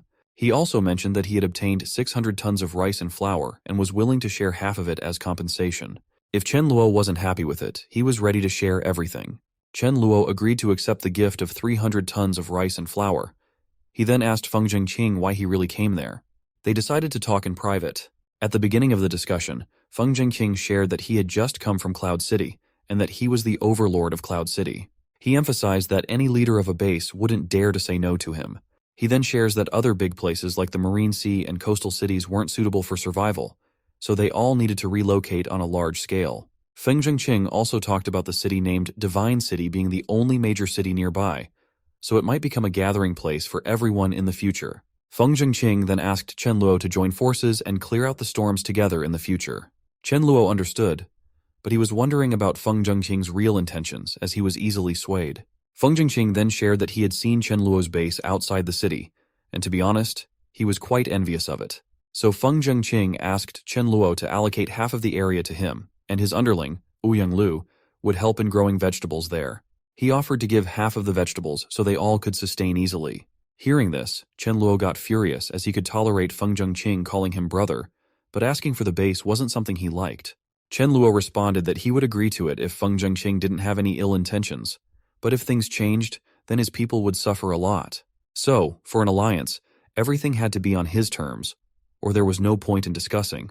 Feng Jingqing told Chen Luo that it was very arbitrary of him, as in forming an alliance, it's natural to listen to the one with higher and stronger power. Chen Luo furiously asked whether Feng Jingqing thought he was better than him. Feng Jingqing shared that he reached level 5 over half a month ago and admitted that he couldn't face Chen Luo's base head-on alone, but as long as he gradually attacked in parts, dozens of people would get killed every day, and sooner or later, everything would be his. Chen Luo asked whether it was a threat, and deep down wondered that Dharma King reached level 5 1.5 months ago, and Miling, Sudhaju, and others also reached level 5 a month ago. So what was Feng Jingqing boasting about? Feng Jingqing then suggested setting up a duel of 3 games, and whoever wins would take charge of the alliance. Chen Luo agreed and asked Feng Jingqing to do it on the present day. After it, Chen Luo thought that it would be hard for him to defeat Feng Jingqing, and decided to accidentally make a mistake during the duel to kill Feng Jingqing. Surprisingly, Feng Jingqing also thought the same, that he would accidentally kill Chen Luo during the duel, and everything would be fine. On the battleground, Feng Jingqing shared with Chen Luo that anyone who reneges on their agreement would face punishment. Chen Luo agreed with it and sent Sudhaju to fight in the first round. Seeing this, Feng Jingqing thought of sending a level 4 element type, so he asked Sun Yu to go and fight. At the start of the fight, Sun Yu used earth pillars to form a defense, off which Sudhaju got a little tense, as if he were slimmer, he could have gone right through that pillar. Sun Yu then used swamp art attack. Seeing this, Chen Luo was impressed by Sun Yu, as he could become a prominent player in the future. But Sudhaju easily broke through Sun Yu's defense with some punches, causing Sun Yu to concede from that duel. Feng Jingqing got furious after losing right at the beginning, so he asked his team members to bring the truck. Surprisingly, it was a mutant zombie of level 3, seeing which everyone was shocked. Even Chen Luo thought that he had underestimated Feng Jingqing, as he didn't expect him to have a zombie like that. Chen Luo decided to send a zombie to fight against a zombie, so he asked Sudhaju to bring Ironhead. When they brought Ironhead, he was shouting that he was starving, as Chen Luo only promised him food tomorrow, but never gave any. Surprisingly, Chen Luo again kicked him in his private parts, saying that he was pleased with his obedient behavior for the past month, but didn't like his present behavior. Chen Luo then asked to go ahead and kill Feng Jingqing's zombies. Seeing this, Feng Jingqing was shocked, as like him, Chen Luo also controlled a zombie, and he didn't know about the power of Ironhead. So the brawl between zombies started, but just after one fire attack from the zombie, Ironhead goes towards a girl to eat her instead of fighting the other zombie. Chen Luo, seeing this, ran towards the girl to save her. Chen Luo asked Ironhead to go back, to which he started shouting that he wanted to eat people. Chen Luo told him that it was promised for tomorrow, but Ironhead knew that tomorrow wasn't going to come, and he would never see tomorrow. So Chen Luo was contemplating killing Ironhead, but surprisingly, Ironhead mutated. Chen Luo got a little tense and decided to first cut down his legs. But nothing happened after one attack from Chen Luo, and Ironhead shouted that he had grown up now and was more powerful. Ironhead tried to crush Chen Luo under his paws, but Chen Luo dodged the attack and went to attack Ironhead's weak point. Surprisingly, it didn't work, and Ironhead said that he had become stronger even at that point. Chen Luo understood that Ironhead's weakness had now become his hardest part to beat, and that even the level 8 zombie he killed last time with the acceleration time ability wasn't that tough. Chen Luo decided to use his acceleration time ability on Ironhead and ran towards him to slash with the Void Sword. At the same time, he thought and dreamed about attacking Ironhead, imagining him moving backward. Suddenly, Ironhead was stunned to see his body starting to tear apart by itself. Chen Luo, also confused, wondered if the slices on Ironhead's body were from the dream he had a few seconds ago. As Chen Luo was about to deliver the final blow, an attack came towards them. It was none other than Feng Jingqing, who was trying to use the opportunity to kill Chen Luo and later claimed that he accidentally killed him while aiming for Ironhead. However, Feng Jingqing was shocked to see that Chen Luo wasn't even hurt by his ultimate attack. Chen Luo told him that if he wanted to attack again, he should speed up his attack. Feng Jingqing apologized, saying it was a mistake. Meanwhile, Ironhead was begging Chen Luo not to cut his waist, apologizing for everything. But Chen Luo didn't listen and cut down his waist to wipe him out. When Chen Luo was extracting the crystal, Feng Jingqing was stunned by its size and inferred that Ironhead must have been a level 8 or 9. Still, Chen Luo had defeated him so easily. Feng Jingqing then approached Chen Luo and declared him the winner and their leader. Chen Luo, however, questioned him about the ethics of sneaking an attack on a friend. Feng Jingqing insisted it was a mistake and begged Chen Luo to trust him. Enraged, Chen Luo started slapping Feng Jingqing and finally asked who the leader was. Feng Jingqing, sad and tense with a crying face, admitted that it was none other than Chen Luo. Chen Luo then asked the girl and the other people on Feng Jingqing's side if they would join him as per the agreement. The girl agreed, and Chen Luo asked her to introduce herself and tell everyone's talents. Meanwhile, Feng Zhengqing felt angry and frustrated as he had lost all his subordinates. However, he thought that if he could somehow reach another city, he could start fresh. So he asked Chen Luo to spare him, promising that his subordinates would join Chen Luo voluntarily. Chen Luo agreed and promised that neither he nor his people would harm Feng Zhengqing. Feng Zhengqing announced to his subordinates that he was no longer their leader and ran away, hoping Chen Luo would keep his word. Chen Luo just gave a look at Dharma, and Dharma understood that Chen Luo's promise meant his people wouldn't harm Feng Zhengqing, but a dog could. As Feng Zhengqing ran some distance away, he felt relieved that Chen Luo didn't send anyone to chase him. However, he was surprised to see a dog charging to attack him. Realizing what was happening, Feng Zhengqing tensely asked what the dog was going to do, and finally understood that he wasn't even as good as Chen Luo's dog. After taking care of Feng Zhengqing, Dharma wondered about the points he was going to get. On the other side, Chen Luo was checking the list of Feng Zhengqing's people. If he accumulated them all, he would have 3,000 members in his team. So Chen Luo decided to test everyone, and only those who passed would get to join. Chen Luo asked Leng Chen Luo to announce this information to everyone. Meanwhile, Dharma returned and asked about the service fee and burying the target. To cover the crystal and service fee, Chen Luo gave 500 points to Dharma. He then asked Dharma to accompany him to the new base to check the environment and progress there. The scene shifted to the new base, where Xia Hao was being attacked by bugs. Xia Hao started killing them, but finally the mutated one asked for mercy, apologizing. Chen Luo arrived and saw that it was a dung beetle. He thought it would be beneficial for improving the environment, so he decided to keep the mutated beetle alive. Chen Luo then made a deal with the beetle. The beetle had to help whenever needed, and in return, it would get to eat dung whenever it wanted. The beetle agreed and settled for 200 points of dung a day. The scene then shifted to Zhao Hai and Song Ling Hai, who were discussing Chen Luo's new base outside the city. Their discussion ended with the decision to disband their group and join Chen Luo altogether. When Zhao Hai and his comrades reached Chen Luo's new base, they were stunned by its size and impressive appearance. Seeing them, Chen Luo asked Zhao why they had come. Zhao Hai responded that they came to join his group and asked if it was okay for them to join. Chen Luo agreed because he thought Zhao Hai would be a good leader and would help in locating and gathering people's information. So Chen Luo told Zhao Hai that he just happened to have two teams. One left by Zhang Feng, and the second team needed a leader, so it was allotted to him. The scene then shifted to outside Chen Luo's new base, where two boys were talking, and one of the boys' names was Lin Tian. Lin Tian's comrade told him about Chen Luo's base, which was very advanced and was recruiting level 4 and above. So Lin Tian asked his comrade to check the supplies as he would go to the person in charge with a good sort of gift for a meeting. In the house, Chen Luo and Zhao Hai were discussing when they were interrupted by Chen Guang, who shared that a person named Lin Tian wanted to meet with Chen Luo. Chen Luo asked Chen Guang to bring the person. Upon meeting, Lin Tian introduced himself and gave the gifts he had brought. But surprisingly, Chen Luo was furious, thinking that in his previous life, it was Lin Tian and his subordinates who had blocked him and Big Sudaju. The next scene was from the previous life, where Chen Luo and Sudhaju were surrounded by Lin Tian and his subordinates. When they tried to pursue them for killing, Sudhaju asked Chen Luo to run and, while saving Chen Luo, gave his life. So in this life, Chen Luo was very furious after seeing Lin Tian and decided that even if Lin Tian did not lay a hand on them in the present life, he still needed to die for what he had done in the past. Only then would Chen Luo find some relief. Chen Luo needed to wait for Lin Tian to gather everyone who had surrounded them in the previous life. So Chen Luo shared that he liked the gifts Lin Tian brought. Lin Tian was happy and told Chen Luo that he was new in the area, so he hoped Chen Luo would look after them. Chen Luo agreed and asked Chen Guang to spread the word that anyone who opposed Lin Tian was opposing him. Lin Tian thanked Chen Luo and shared that he had brought something else for him.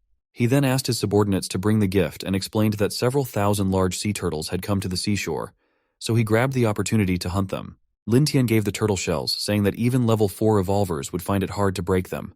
Seeing this, Chen Luo thought of taking a trip to the beach. While on the way, he encountered a mutant zombie. The zombie asked Chen Luo about cooperating. Chen Luo was impressed, and then the mutant zombie asked Chen Luo to lure humans towards him. Chen Luo asked what he would get in return, as he would not help without a benefit. The mutant zombie became furious and asked if Chen Luo didn't value his guts anymore, daring to ask for a benefit. Hearing this, Chen Luo got angry and started beating the zombie. After continuous beating, the zombie was stunned and wondered why the human was so fierce. Lastly, the mutant zombie apologized. Still, Chen Luo made a deal that the mutant had to lure powerful zombies, and in return, Chen Luo would give him some meat to eat. The scene then shifted to the beach, where Chen Luo was approaching the sea turtles. Seeing him, the sea turtles got scared and tried to attack Chen Luo's private parts in defense. Chen Luo got furious, took his void sword, and with a few slashes, wiped out the sea turtles. Afterward, Chen Luo was taking out the shells and keeping them in void space when he suddenly saw the Turtle King and got tense because of its size. The turtle was very huge and seemed to have the strength of a level 7 or 8. Surprisingly, Chen Luo saw that the Turtle King was laying eggs. He thought that the lineage of the Turtle King must be impressive, and if he could steal some eggs and raise them from a young age, it would be a benefit for him. But while Chen Luo was thinking, he got spotted by the Turtle King, so he had no choice but to try killing the turtle and take the eggs. Before Chen Luo could attack, the Turtle King attacked first, stretching its neck up to 5 meters. Chen Luo dodged it somehow and was stunned to see this ability, but he felt somewhat reassured since he knew that turtles typically had strong defenses. However, to his surprise, a water cannon came towards him, shocking him for a second. Now Chen Luo realized that the turtle was a Blastoise-like turtle. He considered going all out to kill the turtle, but decided against it as it would exhaust his ability. Chen Luo noticed that even teleporting through the void would be difficult in that environment, and he understood that he couldn't fight the Turtle King head-on. So, he decided to take the eggs by baiting the Turtle King away. Chen Luo started running away from the eggs so that the Turtle King would follow him. This plan worked as the Turtle King was baited away, and Chen Luo easily took the eggs. When the Turtle King saw this, it got furious and confused, wondering how Chen Luo had reached the eggs, but it was too late. As the Turtle King tried to attack, Chen Luo used his void space to escape. Now, the Turtle King was stunned and searched everywhere for Chen Luo, wondering where he had disappeared to. Meanwhile, Chen Luo, at a little distance away, was laughing, thinking that there's nothing the Void King couldn't obtain. The scene then shifted to 2 days later, where Chen Luo recalled that it was the day he had to meet with the mutated zombie. So he asked Rice if she could sense anything. Rice responded that it would be safe and that his luck had exploded. Hearing this, Chen Luo left for the meeting. After he was gone, Rice got confused, wondering why she couldn't continue sensing Chen Luo anymore, while she could still sense Millie and Mealing. The scene shifted to the place where Chen Luo and the mutated zombie were going to meet. The mutated zombie had brought his boss this time and told him about Chen Luo. Without wasting any time, the boss zombie attacked Chen Luo with a space cut. Seeing this, Chen Luo was stunned as the zombie had actually brought a mutated zombie with space-based abilities. Upon seeing the speed of the mutated zombie, Chen Luo became more tense as it was very fast. He was tense because he was confident in dealing with a level 8 zombie alone, but he wasn't sure about handling a level 9 or 10. On the other side, the mutated zombie was shocked to see the ability Chen Luo used to dodge the attack and asked if Chen Luo was also a spatial ability user.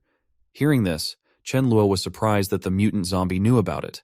The mutant zombie attacked Chen Luo again, and this time Chen Luo used his void sword, but to his shock, the mutant zombie didn't get a small cut on its body. Chen Luo wondered what to do as he couldn't cut through a level 9 defense. He even got a cut from the mutant zombie's attack, so now he had no other option but to use his time acceleration ability despite the risk of crystal rupture. Believing in Rice's words, he decided to use it. By dodging the attack, Chen Luo attacked from behind and accelerated time with his power. To Chen Luo's surprise, the attack actually worked as the zombie's lifespan was rapidly consumed. But it was still taking time, and Chen Luo continuously hoped for the zombie to die. However, the zombie still tried to take revenge on Chen Luo. Just a moment before the mutant zombie could reach Chen Luo, it fell to the ground, wondering why this was happening to it. In the end, Chen Luo succeeded in defeating the mutant zombie. The zombie, seeing this, started running to save its life. However, Chen Luo easily chased it down and asked whether the zombie didn't want to play with his guts. The zombie started crying, asking Chen Luo to leave him and not kill him. Chen Luo laughed and said that he wouldn't kill him since it benefited him to lure good-level zombies every week. When Chen Luo returned to the base, Wang Hao told him that he had gathered 2 new pieces of information.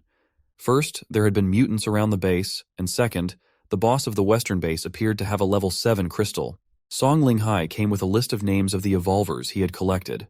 Chen Luo responded that there was no need to worry about the information, but he was shocked upon seeing the name Jinyuan Jiang and thought that he could be a future king-level evolver, although he was only at mid-level. Chen Luo asked Wang Hao and Song Linghai to collect all the information about Jinyuan Jiang they could. Suddenly, Chen Luo received a call from Chen Guang, who shared that there was a person named Jiashan being pursued. He also shared that he thought Jiashan would be willing to give level 7 crystals in exchange for their protection.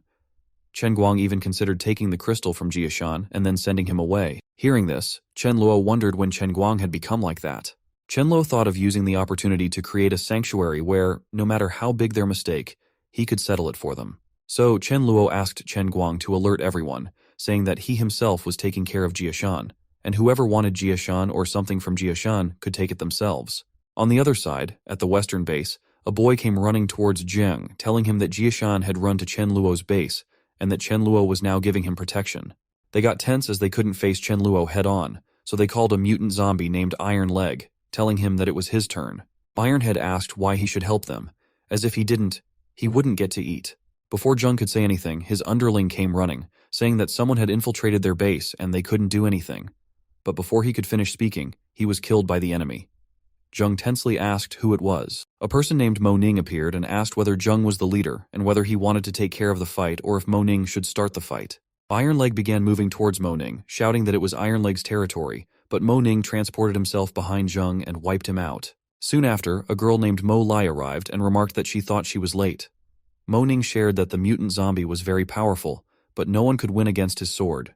Mo Li mentioned that she found something, a notice sent by Chen Luo's side. After reading it, Mo Ning laughed and decided to prove them wrong. After that, Mo Ning and the others returned to their base. The scene shifted to Chen Luo, who was near the eggs of the Turtle King, waiting for them to hatch. After they hatched, when Chen Luo tried to meet the baby turtles, one of them threw a water ball at his face. Chen Luo was stunned but happy to see that the baby turtle had a level 2 ability. He later thought of using time acceleration to make the baby turtles grow quickly. While Chen Luo was playing and training with the baby turtles, he got a message that 10 patrolling people were attacked by a level 4 person. There were 2 survivors. One was sent back to report, and one was still a hostage at the enemy's base. Chen Guang also shared that the leader's name was Mo Ning, and that Mo Ning said if they wanted to save the hostage, they needed to go to the top of Mount Wuyun, and only 3 people were allowed. Otherwise, they would kill the hostage. Hearing the name, Chen Luo wondered whether he had ever met someone with that name, and if not, why Mo Ning was doing that. Chen Guang also mentioned that the survivor said the other side had a mysterious sword, and one slash cut the captain in half. Hearing this, Chen Luo was surprised and wondered whether Mo Ning could also use the void sword. The scene shifted to night at Wuyun Mountain, where Mo Li said that he didn't think anyone was going to come, so they should leave early. But Mo Ning denied this, as he was sure they would come since the enemy was planning to surround them with numbers. If that was the case, there was no way it wouldn't be interesting. Suddenly, someone responded, saying that after drinking a few beers, such thoughts came to mind. Mo Ning was shocked to see Chen Luo near them and wondered when he had arrived at their base. Seeing Chen Luo, the hostage became happy. Noting that Chen Luo came alone, Mo Ning praised him for his bravery. Chen Luo then asked why Mo Ning was targeting him. Mo Ning replied that it was because he found Chen Luo's arrogance amusing and wanted to have some fun. Chen Luo smiled, thinking it was the same as in his previous life. Whenever he got bored, he sought out similar excitement. Mo Ning then took out the void sword. Chen Luo praised Mo Ning for having such a spatial ability, and remarked that it was too bad Mo Ning was seeking his own death. When Chen Luo took out his own void sword, both Mo Ning and Mo Li were stunned, unable to believe that someone else could also use it. Chen Luo laughed, thinking they were very foolish. Suddenly, in fear, Mo Li summoned some creatures. Seeing this, Chen Luo was happy, thinking that Mo Li could be a useful pawn in the future. He wiped out the summoned creatures with one slash. Mo Li was shocked, but Mo Ning's underlings and comrades decided not to panic and attacked together. However, Chen Luo easily and quickly cleared all the enemies. Mo Ning was tense because, despite being level 6, he couldn't see Chen Luo's movements.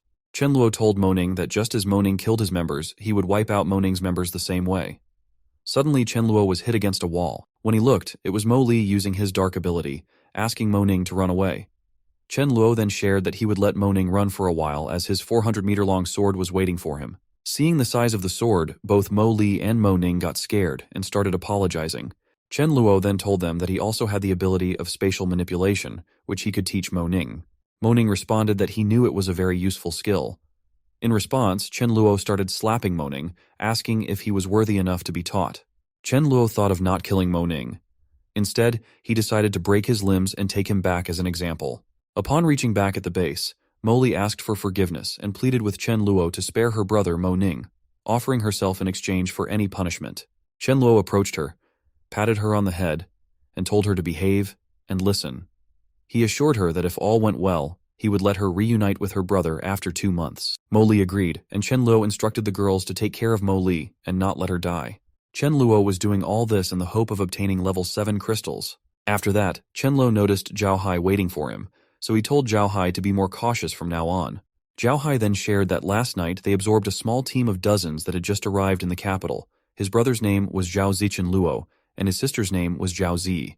He mentioned that his brother was a wind user and his sister had the ability of mental interference. Hearing this, Chen Luo was pleased. Zhao Hai also shared that Song Ling Hai brought information about Jin Yuanjiang, who was ready to submit but had a request for 30 cans of powdered milk and scheduled vegetable supplies. Chen Luo agreed to the demand and asked Zhao Hai to send Sudhaju and Xia Hao with 3 luxury cars, as Chen Luo himself wanted to check out and secure the area. The scene shifted to Chen Luo telling Jin Yuanjiang about the place of supplies and then asking him about joining. Jin Yuanjiang responded that he would join, but on one condition. He knew none of the bases kept idle people, but his wife was pregnant, so he hoped she could live peacefully in the base, doing some logistics work. Chen Luo agreed but told Jin Yuanjiang that to earn points he had to kill zombies. The scene then shifted to the sea, where the Turtle King was crying and asking someone for help because his children had been stolen. When the clamshell opened, a beautiful lady named Haiji emerged. Seeing her, the Turtle King was stunned and asked about her appearance. She told him she had leveled up and could now easily transform between human and clam. The Turtle King told her he could sense where his children were and asked her to help him get them back. She agreed, but asked the Turtle King to make sure her clamshell was guarded by his turtles. The scene then shifted to Chen Luo, who was on his way back home. While he was on the way, he started hearing the voice of a girl, who introduced herself as his new underling, Zhao Ziyi. She told him that Millie asked him to get back home fast, otherwise she and Milling would be dead. Hearing this, he got tense and wondered what could threaten Millie and Milling, given that the base's Dharma King was level 7 and all 3, Millie, Milling, and Sudhaju, were level 6. In a tense situation, he told Sudhaju that he was heading back to the base first and that they should all come quickly. When Chen Luo reached back home, he got angry upon seeing Millie and the others so calm. He asked why they were so calm when Millie had said there was a life-threatening situation. Reese responded that if Chen Luo was back, then there was no danger. Suddenly, Zhao Zi shared that an 8-meter-long creature, like a sea turtle, was standing near the base. Hearing this, Chen Luo realized it was the same turtle whose eggs he had stolen. Chen Luo then ran outside to fight the turtle, feeling at ease because he was now level 7, and with the support of the base members, he could easily win. Upon getting outside, he shouted, calling the turtle a beast and demanding to know how it dared to come in. But Haiji asked who he was calling a beast. Seeing her, Chen Luo was shocked, as she was the future king-level powerhouse and the killing god. Upon seeing Haiji flying in the air, Chen Luo was stunned, interpreting that she was level 10. He was a little bit relieved, as in his previous life he had somehow killed her and knew her fatal weakness was darkness. Suddenly, Haiji created a wall, and Chen Luo asked whether she really thought she could stop him with her broken boundaries. While thinking about a way to get out, Chen Luo was attacked by Haiji with the annihilation light, which he somehow dodged. Chen Luo managed a surprise attack on her, but to his surprise, she dodged it, making it harder for him to catch her. The Turtle King took the chance and tried to eat Chen Luo from behind, but Chen Luo used his void walk to escape. Haiji laughed and asked if Chen Luo thought he could harm her with his silly skills. At the same time, she tried to grab Chen Luo with her ability of big hands, but Chen Luo was dodging her attacks with void walk. At that moment, he was thinking about what to do, as he couldn't perform any other attack in midair, and ordinary skills had no impact on her. Moreover, void walk could only be used 100 times. Seeing Chen Luo using void walk every time, Haiji surprisingly asked if he could do it without limits. On the other side, Chen Luo thought of using his time ability, but when he tried, nothing happened, worsening his condition. On the other hand, the Turtle King decided to wipe out Chen Luo's underlings. So Millie came and started commanding everyone, wondering how Chen Luo could get involved with perverts like that. Suddenly, the Turtle King saw that a dog was carrying his child in its mouth. The Turtle King got a little emotional seeing the child, but realized that the dog's strength was formidable. Dharma asked the Turtle King that if his paw were to slap the baby turtle, he couldn't guarantee what would happen.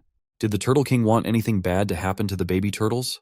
Chen Luo was impressed with that idea, so he jumped towards the Dharma King and took the baby turtle in his hands. He then shouted to the Turtle King and Haiji that if they dared to attack him, they wouldn't know who would die first. Even the baby turtle shouted that if they wanted to kill its mother, they would have to kill it first. The Turtle King, hearing this, got sad that his kids could recognize Chen Luo as their mother. Haiji told the Turtle King that now his child was useless and tried to attack the Dharma King. Seeing this, Chen Luo got tense, as he didn't see any way to deal with it, and it seemed to be the end for the Dharma King. But when Haiji came so close to the Dharma King to attack, Chen Luo jumped in between and shouted that she should get lost to the ends of the earth. Haiji looked at him with an angry face. Suddenly, a spatial exile opened, and Haiji disappeared, indicating that Chen Luo had used another unknown ability. Dharma was relieved because he knew he would have been dead if his master hadn't saved him. Chen Luo was also shocked, wondering if he had just successfully used spatial banishment to send Haiji away. However, he was extremely drained, and his crystal was showing signs of cracking. Chen Luo knew Haiji would come back, so his first task was to find her weakness, the clamshell. He approached the Turtle King and asked about the shell. Hearing the question, the Turtle King was shocked and asked how Chen Luo knew about it. Chen Luo told him not to worry about that and just answer because Haiji had tried to harm baby turtles, which was very ruthless. The Turtle King realized Chen Luo was right. She had actually tried to harm baby turtles, so the Turtle King agreed to tell but asked Chen Luo to give him back his babies in exchange. Chen Luo refused, saying that once he revealed the clamshell's location, Haiji would be angry and might attack him, and didn't the Turtle King want to avoid a tragic fate for his children? Chen Luo also mentioned that he had some feelings for those baby turtles, so he suggested that the Turtle King live nearby Rice, where he could also get protection from them. The Turtle King agreed and then gave Chen Luo a turtle shell from his back, saying that with the shell, his people wouldn't trouble him. Chen Luo was happy as he had obtained a valuable asset with an easy trick. After that, he told Mealy that with the 4 baby turtles, the Turtle King wouldn't dare to act rashly, and he needed to go to Haiji's lair first. Mealy asked to accompany him to provide physical acceleration, but Chen Luo declined, saying he wasn't going to confront Haiji directly. The scene then shifted to another place where Chen Luo was waiting for Haiji, contemplating that destroying the clamshell would only prolong Haiji's life and not kill her immediately. If she lost her reason and went on a killing spree, he wouldn't be able to stop her. When Haiji arrived, Chen Luo greeted her, and she asked, confused, how he knew her name. Chen Luo responded that he also knew that once her clamshell was destroyed, she wouldn't live long. Haiji was initially shocked, but then realized the Turtle King must have told Chen Luo everything. She asked Chen Luo what he wanted. Chen Luo responded that they both knew they had no real grievances against each other, so they didn't need to decide between life and death. He then asked her to consider how long she had lived and how long she wanted to live. Haiji was confused and asked Chen Luo to clarify. Chen Luo shared that he had the power of time and could accelerate its passage and, in the future, he was sure he could also reverse time. Hearing this, Haiji was amazed and asked if he could really do that. Chen Luo responded that she was right, but he could only do it once he reached her level, which would take at least a year. Chen Luo then asked if she could wait for 1 year.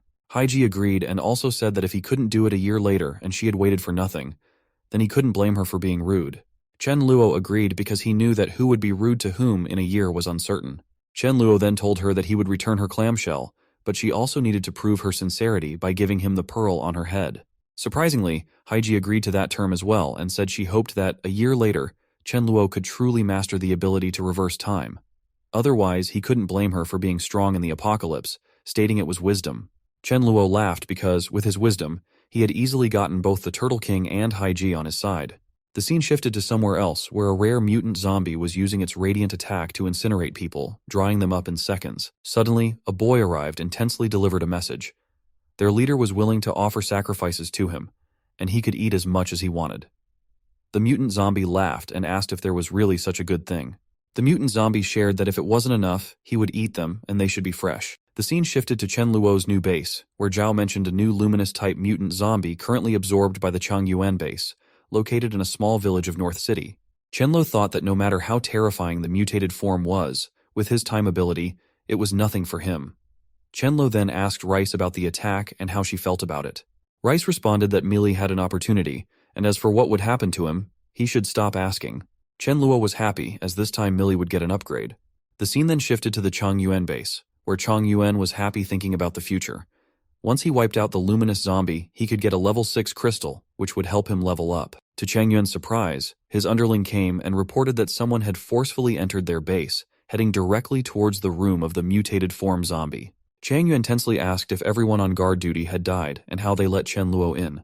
The boy explained that Chen Luo suddenly entered by cracking the wall, and some guys were surrounding him, so Chang Yuan should go and check. In the zombie room, the luminous zombie was having his meal. Suddenly, Chen Luo broke the door and came inside. Seeing this, the luminous zombie asked if Chen Luo was his next meal and suggested Chen Luo should cut off his ears to give them to him. Chen Luo furiously asked how he dared to talk like that to his father. Hearing this, the luminous zombie got angry and attacked Chen Luo. Chen Luo laughed at the speed of the attack and transported away. The luminous zombie was shocked and wondered where Chen Luo had gone. Before the zombie could find him, Chen Luo attacked from behind and interpreted that the zombie was of level 8 or 9. Chen Luo realized he could only use his special move. The zombie again attacked Chen Luo, shouting that he wanted to wipe him out. Without waiting, Chen Luo started using his time acceleration ability move. Suddenly, to his surprise, The zombie started feeling pain in every part of his body and slowly died. Chen Luo took out the crystal and realized it was a level 10. Suddenly, Chang Yuan appeared and shouted at Chen Luo for putting down his crystal. Chen Luo asked what he meant by his crystal. Chang Yuan recognized Chen Luo, and in response, Chen Luo asked if he could take the crystal as a meeting gift. Chang Yuan acknowledged that Chen Luo's base was formidable, but noted that Chen Luo was alone at the moment. He gave Chen Luo an ultimatum: either put the crystal down or lose his life. Chen Luo, frustrated, declared that if Chang Yuan didn't want to live peacefully, then so be it. Chang Yuan ordered his underlings to attack Chen Luo, promising great rewards to whoever could take him down.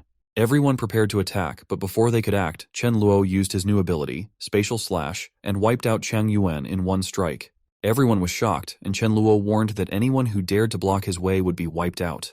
A boy named Zhang Chuang stepped forward, stating that Chang Yuan deserved to die and declared Chen Luo as his new boss. Chen Luo was pleased to hear Zhang Chuang call him boss and praised him. Zhang Chuang was thrilled, thinking his position as boss was now secure. Indeed, Chen Luo made Zhang Chuang the new boss of that base. The scene shifted to some time later, where Chen Luo was giving the level 10 crystal to Meili. Meili refused to take it, saying it should belong to Chen Luo as he was the anchor of the base. Chen Luo responded that he was going to reach level 8 soon, and the crystal wouldn't help him get to level 9, so it would be better used by her. He added that for his sake, she needed to keep up in terms of strength. Hearing this, Meili blushed, knowing Chen Luo was teasing her about romance. The scene then shifted to 1 week later, where Chen Luo finally reached level 8. Chen Luo noticed that under the influence of his spatial temporal dual abilities, the upgraded energy had increased by 2.4 times. He thought that even though his physical qualities had barely reached level 10, he could start his plan. The next day, Chen Luo had a meeting with everyone and shared that their base members had successfully improved a batch of seeds, enough to increase production by 50%. He decided to hold an exchange conference at the South Stadium in the Divine City in 5 days. He needed everyone to reach nearby places and spread the news. Deep down, Chen Luo was very happy, thinking that once the preaching and persuasions were successful, he could make a fortune by selling seeds. Hearing about the improvement, everyone was happy and praised Chen Luo, feeling good about their decision to stay with him. Chen Luo asked everyone to calm down as he had another announcement. From that day onward, anyone who provided him with enough chips would receive his attention and assistance. The scene then shifted to 5 days later at the exchange conference where Chen Luoguang took the initiative to be the anchor and hold the meeting. He called Ouyang Lu to the stage and announced that she would explain how to plant and the necessary precautions. Ouyang Lu began explaining that planting was only possible for natural ability users and that their level needed to reach level 4. After planting, regular use of abilities was needed to neutralize the soil's pollution. Chen Luo was watching from a distance and noticed that very few people had come. He hoped that after this, natural ability users would be highly valued. Suddenly, Chen Luo noticed a person named Wang Lie. He shared that Wang Li had pursued Meili in a past life and had once crazily pursued her, wanting to take over her base. Chen Luo also mentioned that he remembered Wang Li intentionally creating a crisis, hoping to play the hero at a critical time. But it backfired as Meili was the one who died then. Meili had used resurrection for the first time to bring Meili back to life. Chen Luo then wondered whether he should directly kill Wang Li or wait for him to grow stronger, so his crystal level would be higher. When the seeding topic ended, Chen Luoguang introduced another topic known as the Peace Plan. He explained that their base would handle various matters as long as someone provided items of sufficient value. They would take care of everything. Suddenly, a person named Deng Xianhong said that he had a level 7 crystal and would like to ask Chen Luo for help in killing someone. Chen Luoguang asked who Deng Xianhong wanted to kill. Deng Xianhong replied that he wanted help in wiping out a food monster, Crazy Dragon, as that monster had eaten his brother. Hearing this, everyone was shocked. The Crazy Dragon was actually a person named Fenglong, so his big brother asked him what was going on. Crazy Dragon said that Deng Xianhong had escaped last time, but this time he would kill him. Deng Xianhong shouted back, revealing Crazy Dragon's identity and pointing a finger at him. At that moment, Chen Luoguang was wondering what to do and looked at Chen Luo. Chen Luo nodded his head in agreement. So Chen Luoguang responded that they had accepted the request, stating that every ogre should be killed. Wang Li stood up and said that Feng Long was under his command, questioning how Deng Xianhong could claim that Feng Long had eaten someone without any proof. Deng Xianhong asked if witnessing it with his own eyes wasn't proof enough. Wang Li argued that it could still be a lie. Everyone started murmuring about the possibility of deceit. Finally, Chen Luo had to step in and told Deng Xianhong not to worry. Since Deng Xianhong had given them a level 7 crystal and they had taken up the job, it didn't matter whether Feng Long had eaten someone or not. Feng Long needed to die. Wang Li accused Chen Luo of being unreasonable, saying they had no grievances. Chen Luo simply responded that he wanted Feng Long's life, so Wang Li had to decide whether to give it up voluntarily or face the consequences. Wang Li became tense, knowing it was Chen Luo's territory and that he would definitely lose in a fight. He also considered that Feng Long was still his ace, but fighting for him wasn't worth it. He thought Chen Luo's arrogance would attract criticism from others, and after reaching level 7, he could join forces with others to oppose Chen Luo. As Wang Li backed off, Feng Long started running away. Chen Luo asked Xiahao to handle the situation. Xiahao blocked Feng Long's way, and Feng Long furiously asked if Xiahao knew who he was. Without responding, Xiahao punched him down with one hit. Seeing this, Wang Li got scared, as Feng Long was his second in command, yet he was defeated in one punch. Xiahao continued to disable Feng Long with a few more punches. Chen Luo then told Deng Xianhong that he could do whatever he wanted with Feng Long. Chen Luo addressed everyone, acknowledging that some might think he was too arrogant and doubt his strength. To avoid such doubts, he revealed that he was at level 8. Everyone was shocked, knowing that a level 8 individual was considered a regional overlord. They wondered if Chen Luo was akin to a marquis in the presence of an emperor. The crowd started asking Chen Luo to demonstrate the strength of a level 8 player. Chen Luo agreed and asked Deng Xianhong how much he hated Wang Li.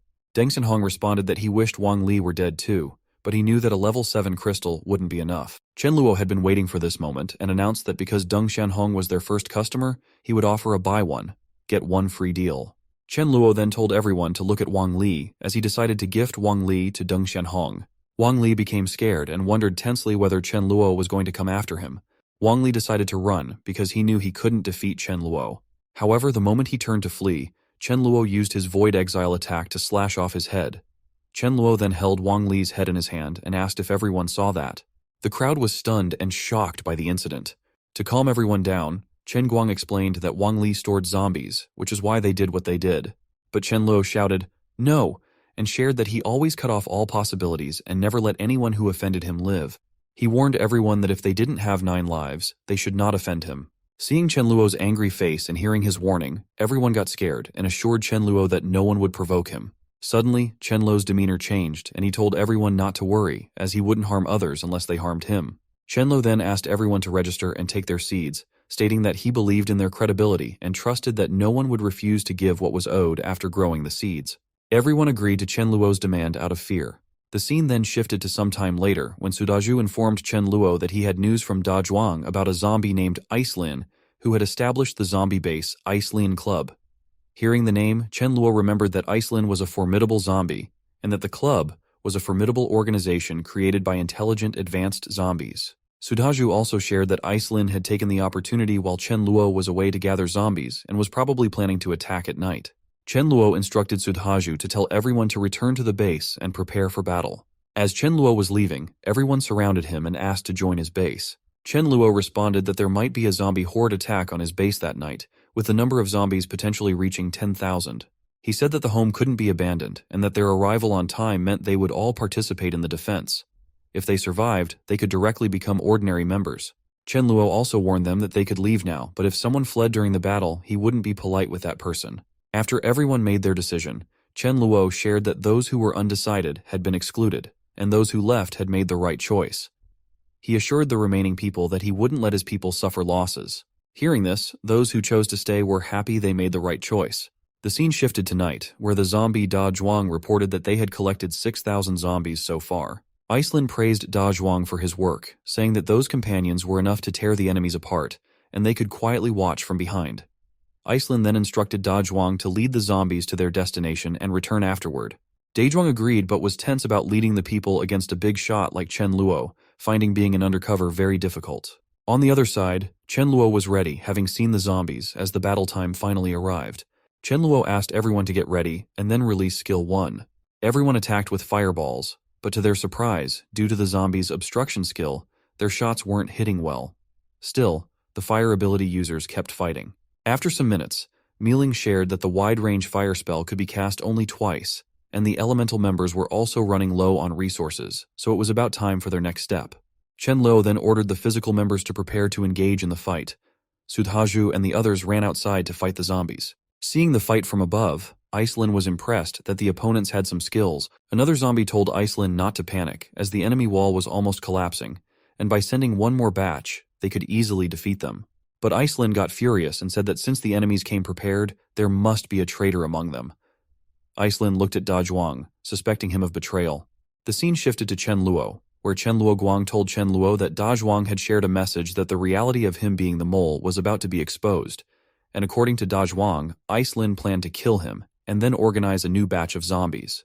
Chen Luo thought that he hoped to make Da Zhuang the leader of that clan, and if Iceland killed him, it wouldn't happen.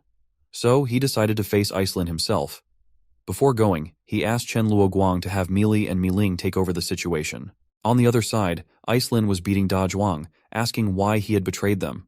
Suddenly, out of nowhere, Chen Luo came up behind Iceland and asked if he was the leader of the zombie base daring to fight against him. Iceland attacked with his ice crystal attack at Chen Luo, but Chen Luo smiled and just slashed away his head. Then, Chen Luo waited for Da Zhuang to come and attack him to clear his traitor identity. Da Zhuang understood what Chen Luo wanted him to do, so he stood up and started shouting about how Chen Luo could kill his big brother, and he was coming to take revenge with everything he had. So Da Zhuang gives a punch to Chen Luo, and Chen Luo acts like he got defeated.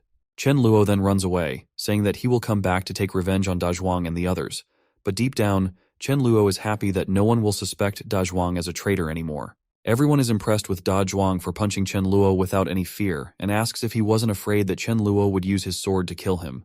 A zombie named Black Thunder says they can't afford to offend Chen Luo for now, but they need a leader and suggests calling the group Thunder Black Group. Da Zhuang punches Black Thunder and asks what he means, as their big brother just died and he is already eager to take the position. Da Zhuang then continues to punch him until he apologizes. Black Thunder apologizes, but Da Zhuang now needs to wipe him out to set an example. Everyone starts calling Da Zhuang their leader, but Da Zhuang tells them not to, saying they are all equal with no big or little, and from now on, their clan name will be Brotherhood Alliance. Da Zhuang then goes back to Chen Luo and asks about his performance. Chen Luo praises him and tells him that he will help him grow and to never forget to recruit more high-level intelligent zombies. Lastly, Chen Luo gives a crystal to Da Zhuang as a gift. Chen Luo is wondering why the zombies are retreating so quickly, thinking the crystal harvest will be quite abundant for some days. Suddenly, he gets a telepathic message from Zhao Zi that Haiji has sent her a message saying she found a level 10 creature. Chen Luo should come and help himself get the crystal to harvest and promote quickly as promised. Chen Luo is happy and asks Zhao Zi to tell Haiji that he is coming. The scene then shifts to the sea where Haiji meets Chen Luo. Chen Luo greets Haiji, calling her sister. Haiji says that recently some nuisances were bothering her, so she took care of them for him. She then gives him some crystals as a gift. Seeing this, Chen Luo is happy as he got 2 level 7, 2 level 8, and 1 level 9 crystals just by calling her sister. Chen Luo asks her not to worry as he will work hard to advance soon and help her. He then asks about the level 10 creature. She tells him it's in the sea and asks Chen Luo to wait by the shore. Later they will join forces to kill it. After 10 minutes, Haiji returns with the creature out of the sea. They start fighting together, and Chen Luo directly uses his spatial cut, but the fish dodges it and attacks back with an ice beam. Chen Luo gets tense because the attack is so close and he can't dodge it. Chen Luo got frozen due to that ice beam and became tense as he had underestimated the mutated fish. When the mutated fish used the ice beam again, Chen Luo used his space exile attack and sent the fish away somewhere. Haiji asked where Chen Luo had sent the fish, noting it seemed uncertain, much like her earlier experience. Chen Luo assured Haiji not to underestimate him, as this time it was about 30 miles away to the east. They then went to harvest the crystal. Chen Luo was happy after getting a level 10 crystal from the fish, thinking that he needed just 4 or 5 more crystals to reach level 9. Haiji then asked Chen Luo to try eating that giant mackerel fish. Chen Luo, hearing this, was stunned and asked if the flesh of a mutant wasn't difficult to eat. Haiji then explained why she had undergone a mysterious evolution and why her evolution far exceeded that of humans. She recounted how, a year ago, while resting at the bottom of the sea, something fell into her body, which seemed like a piece of meat. She felt pain, and the piece of meat slowly digested into her body. She was sure that if it continued, she would die. Fortunately, her old friend, the Turtle King, seeing her situation, immediately ate the remaining meat. Haiji shared that they both gained a huge advantage from that, as although it caused immense pain, it had a miraculous effect. Chen Luo was still confused about the mysterious meat. Haiji responded that since she devoured that mysterious meat, ferocious fish species started targeting her. The giant mackerel also ate the mysterious meat. Chen Luo thought about it very carefully, but for power, he was ready to do it. Haiji also told Chen Luo that she could feel the mysterious meat's power was still within the mackerel's body. Chen Luo said he was ready to eat it despite its bad taste, but deep down, he was thinking of asking Mayu to cook it to improve its taste. The scene shifted to the other side of the sea, where a seal came to a girl, shouting her name as Frost's sister. The seal, crying, told her that his brother had been killed. Frost asked if his brother had been killed by that great bloodthirsty white shark that claimed to be the sea god. The seal denied it and said it was a giant clam and he could sense her scent. Hearing the words, giant clam, Frost wondered if it could be the accomplice of the pseudo-god. The seal asked Frost to avenge his brother. Frost asked the seal to take her to the person, and upon reaching the location, the seal pointed to Haiji, saying it was she who had killed him. Now, what happens next is uncertain. Will Haiji get into trouble and Chen Luo save her, or will Chen Luo team up with Frost to act against Haiji? Anything could happen, as Chen Luo could do anything for his growth.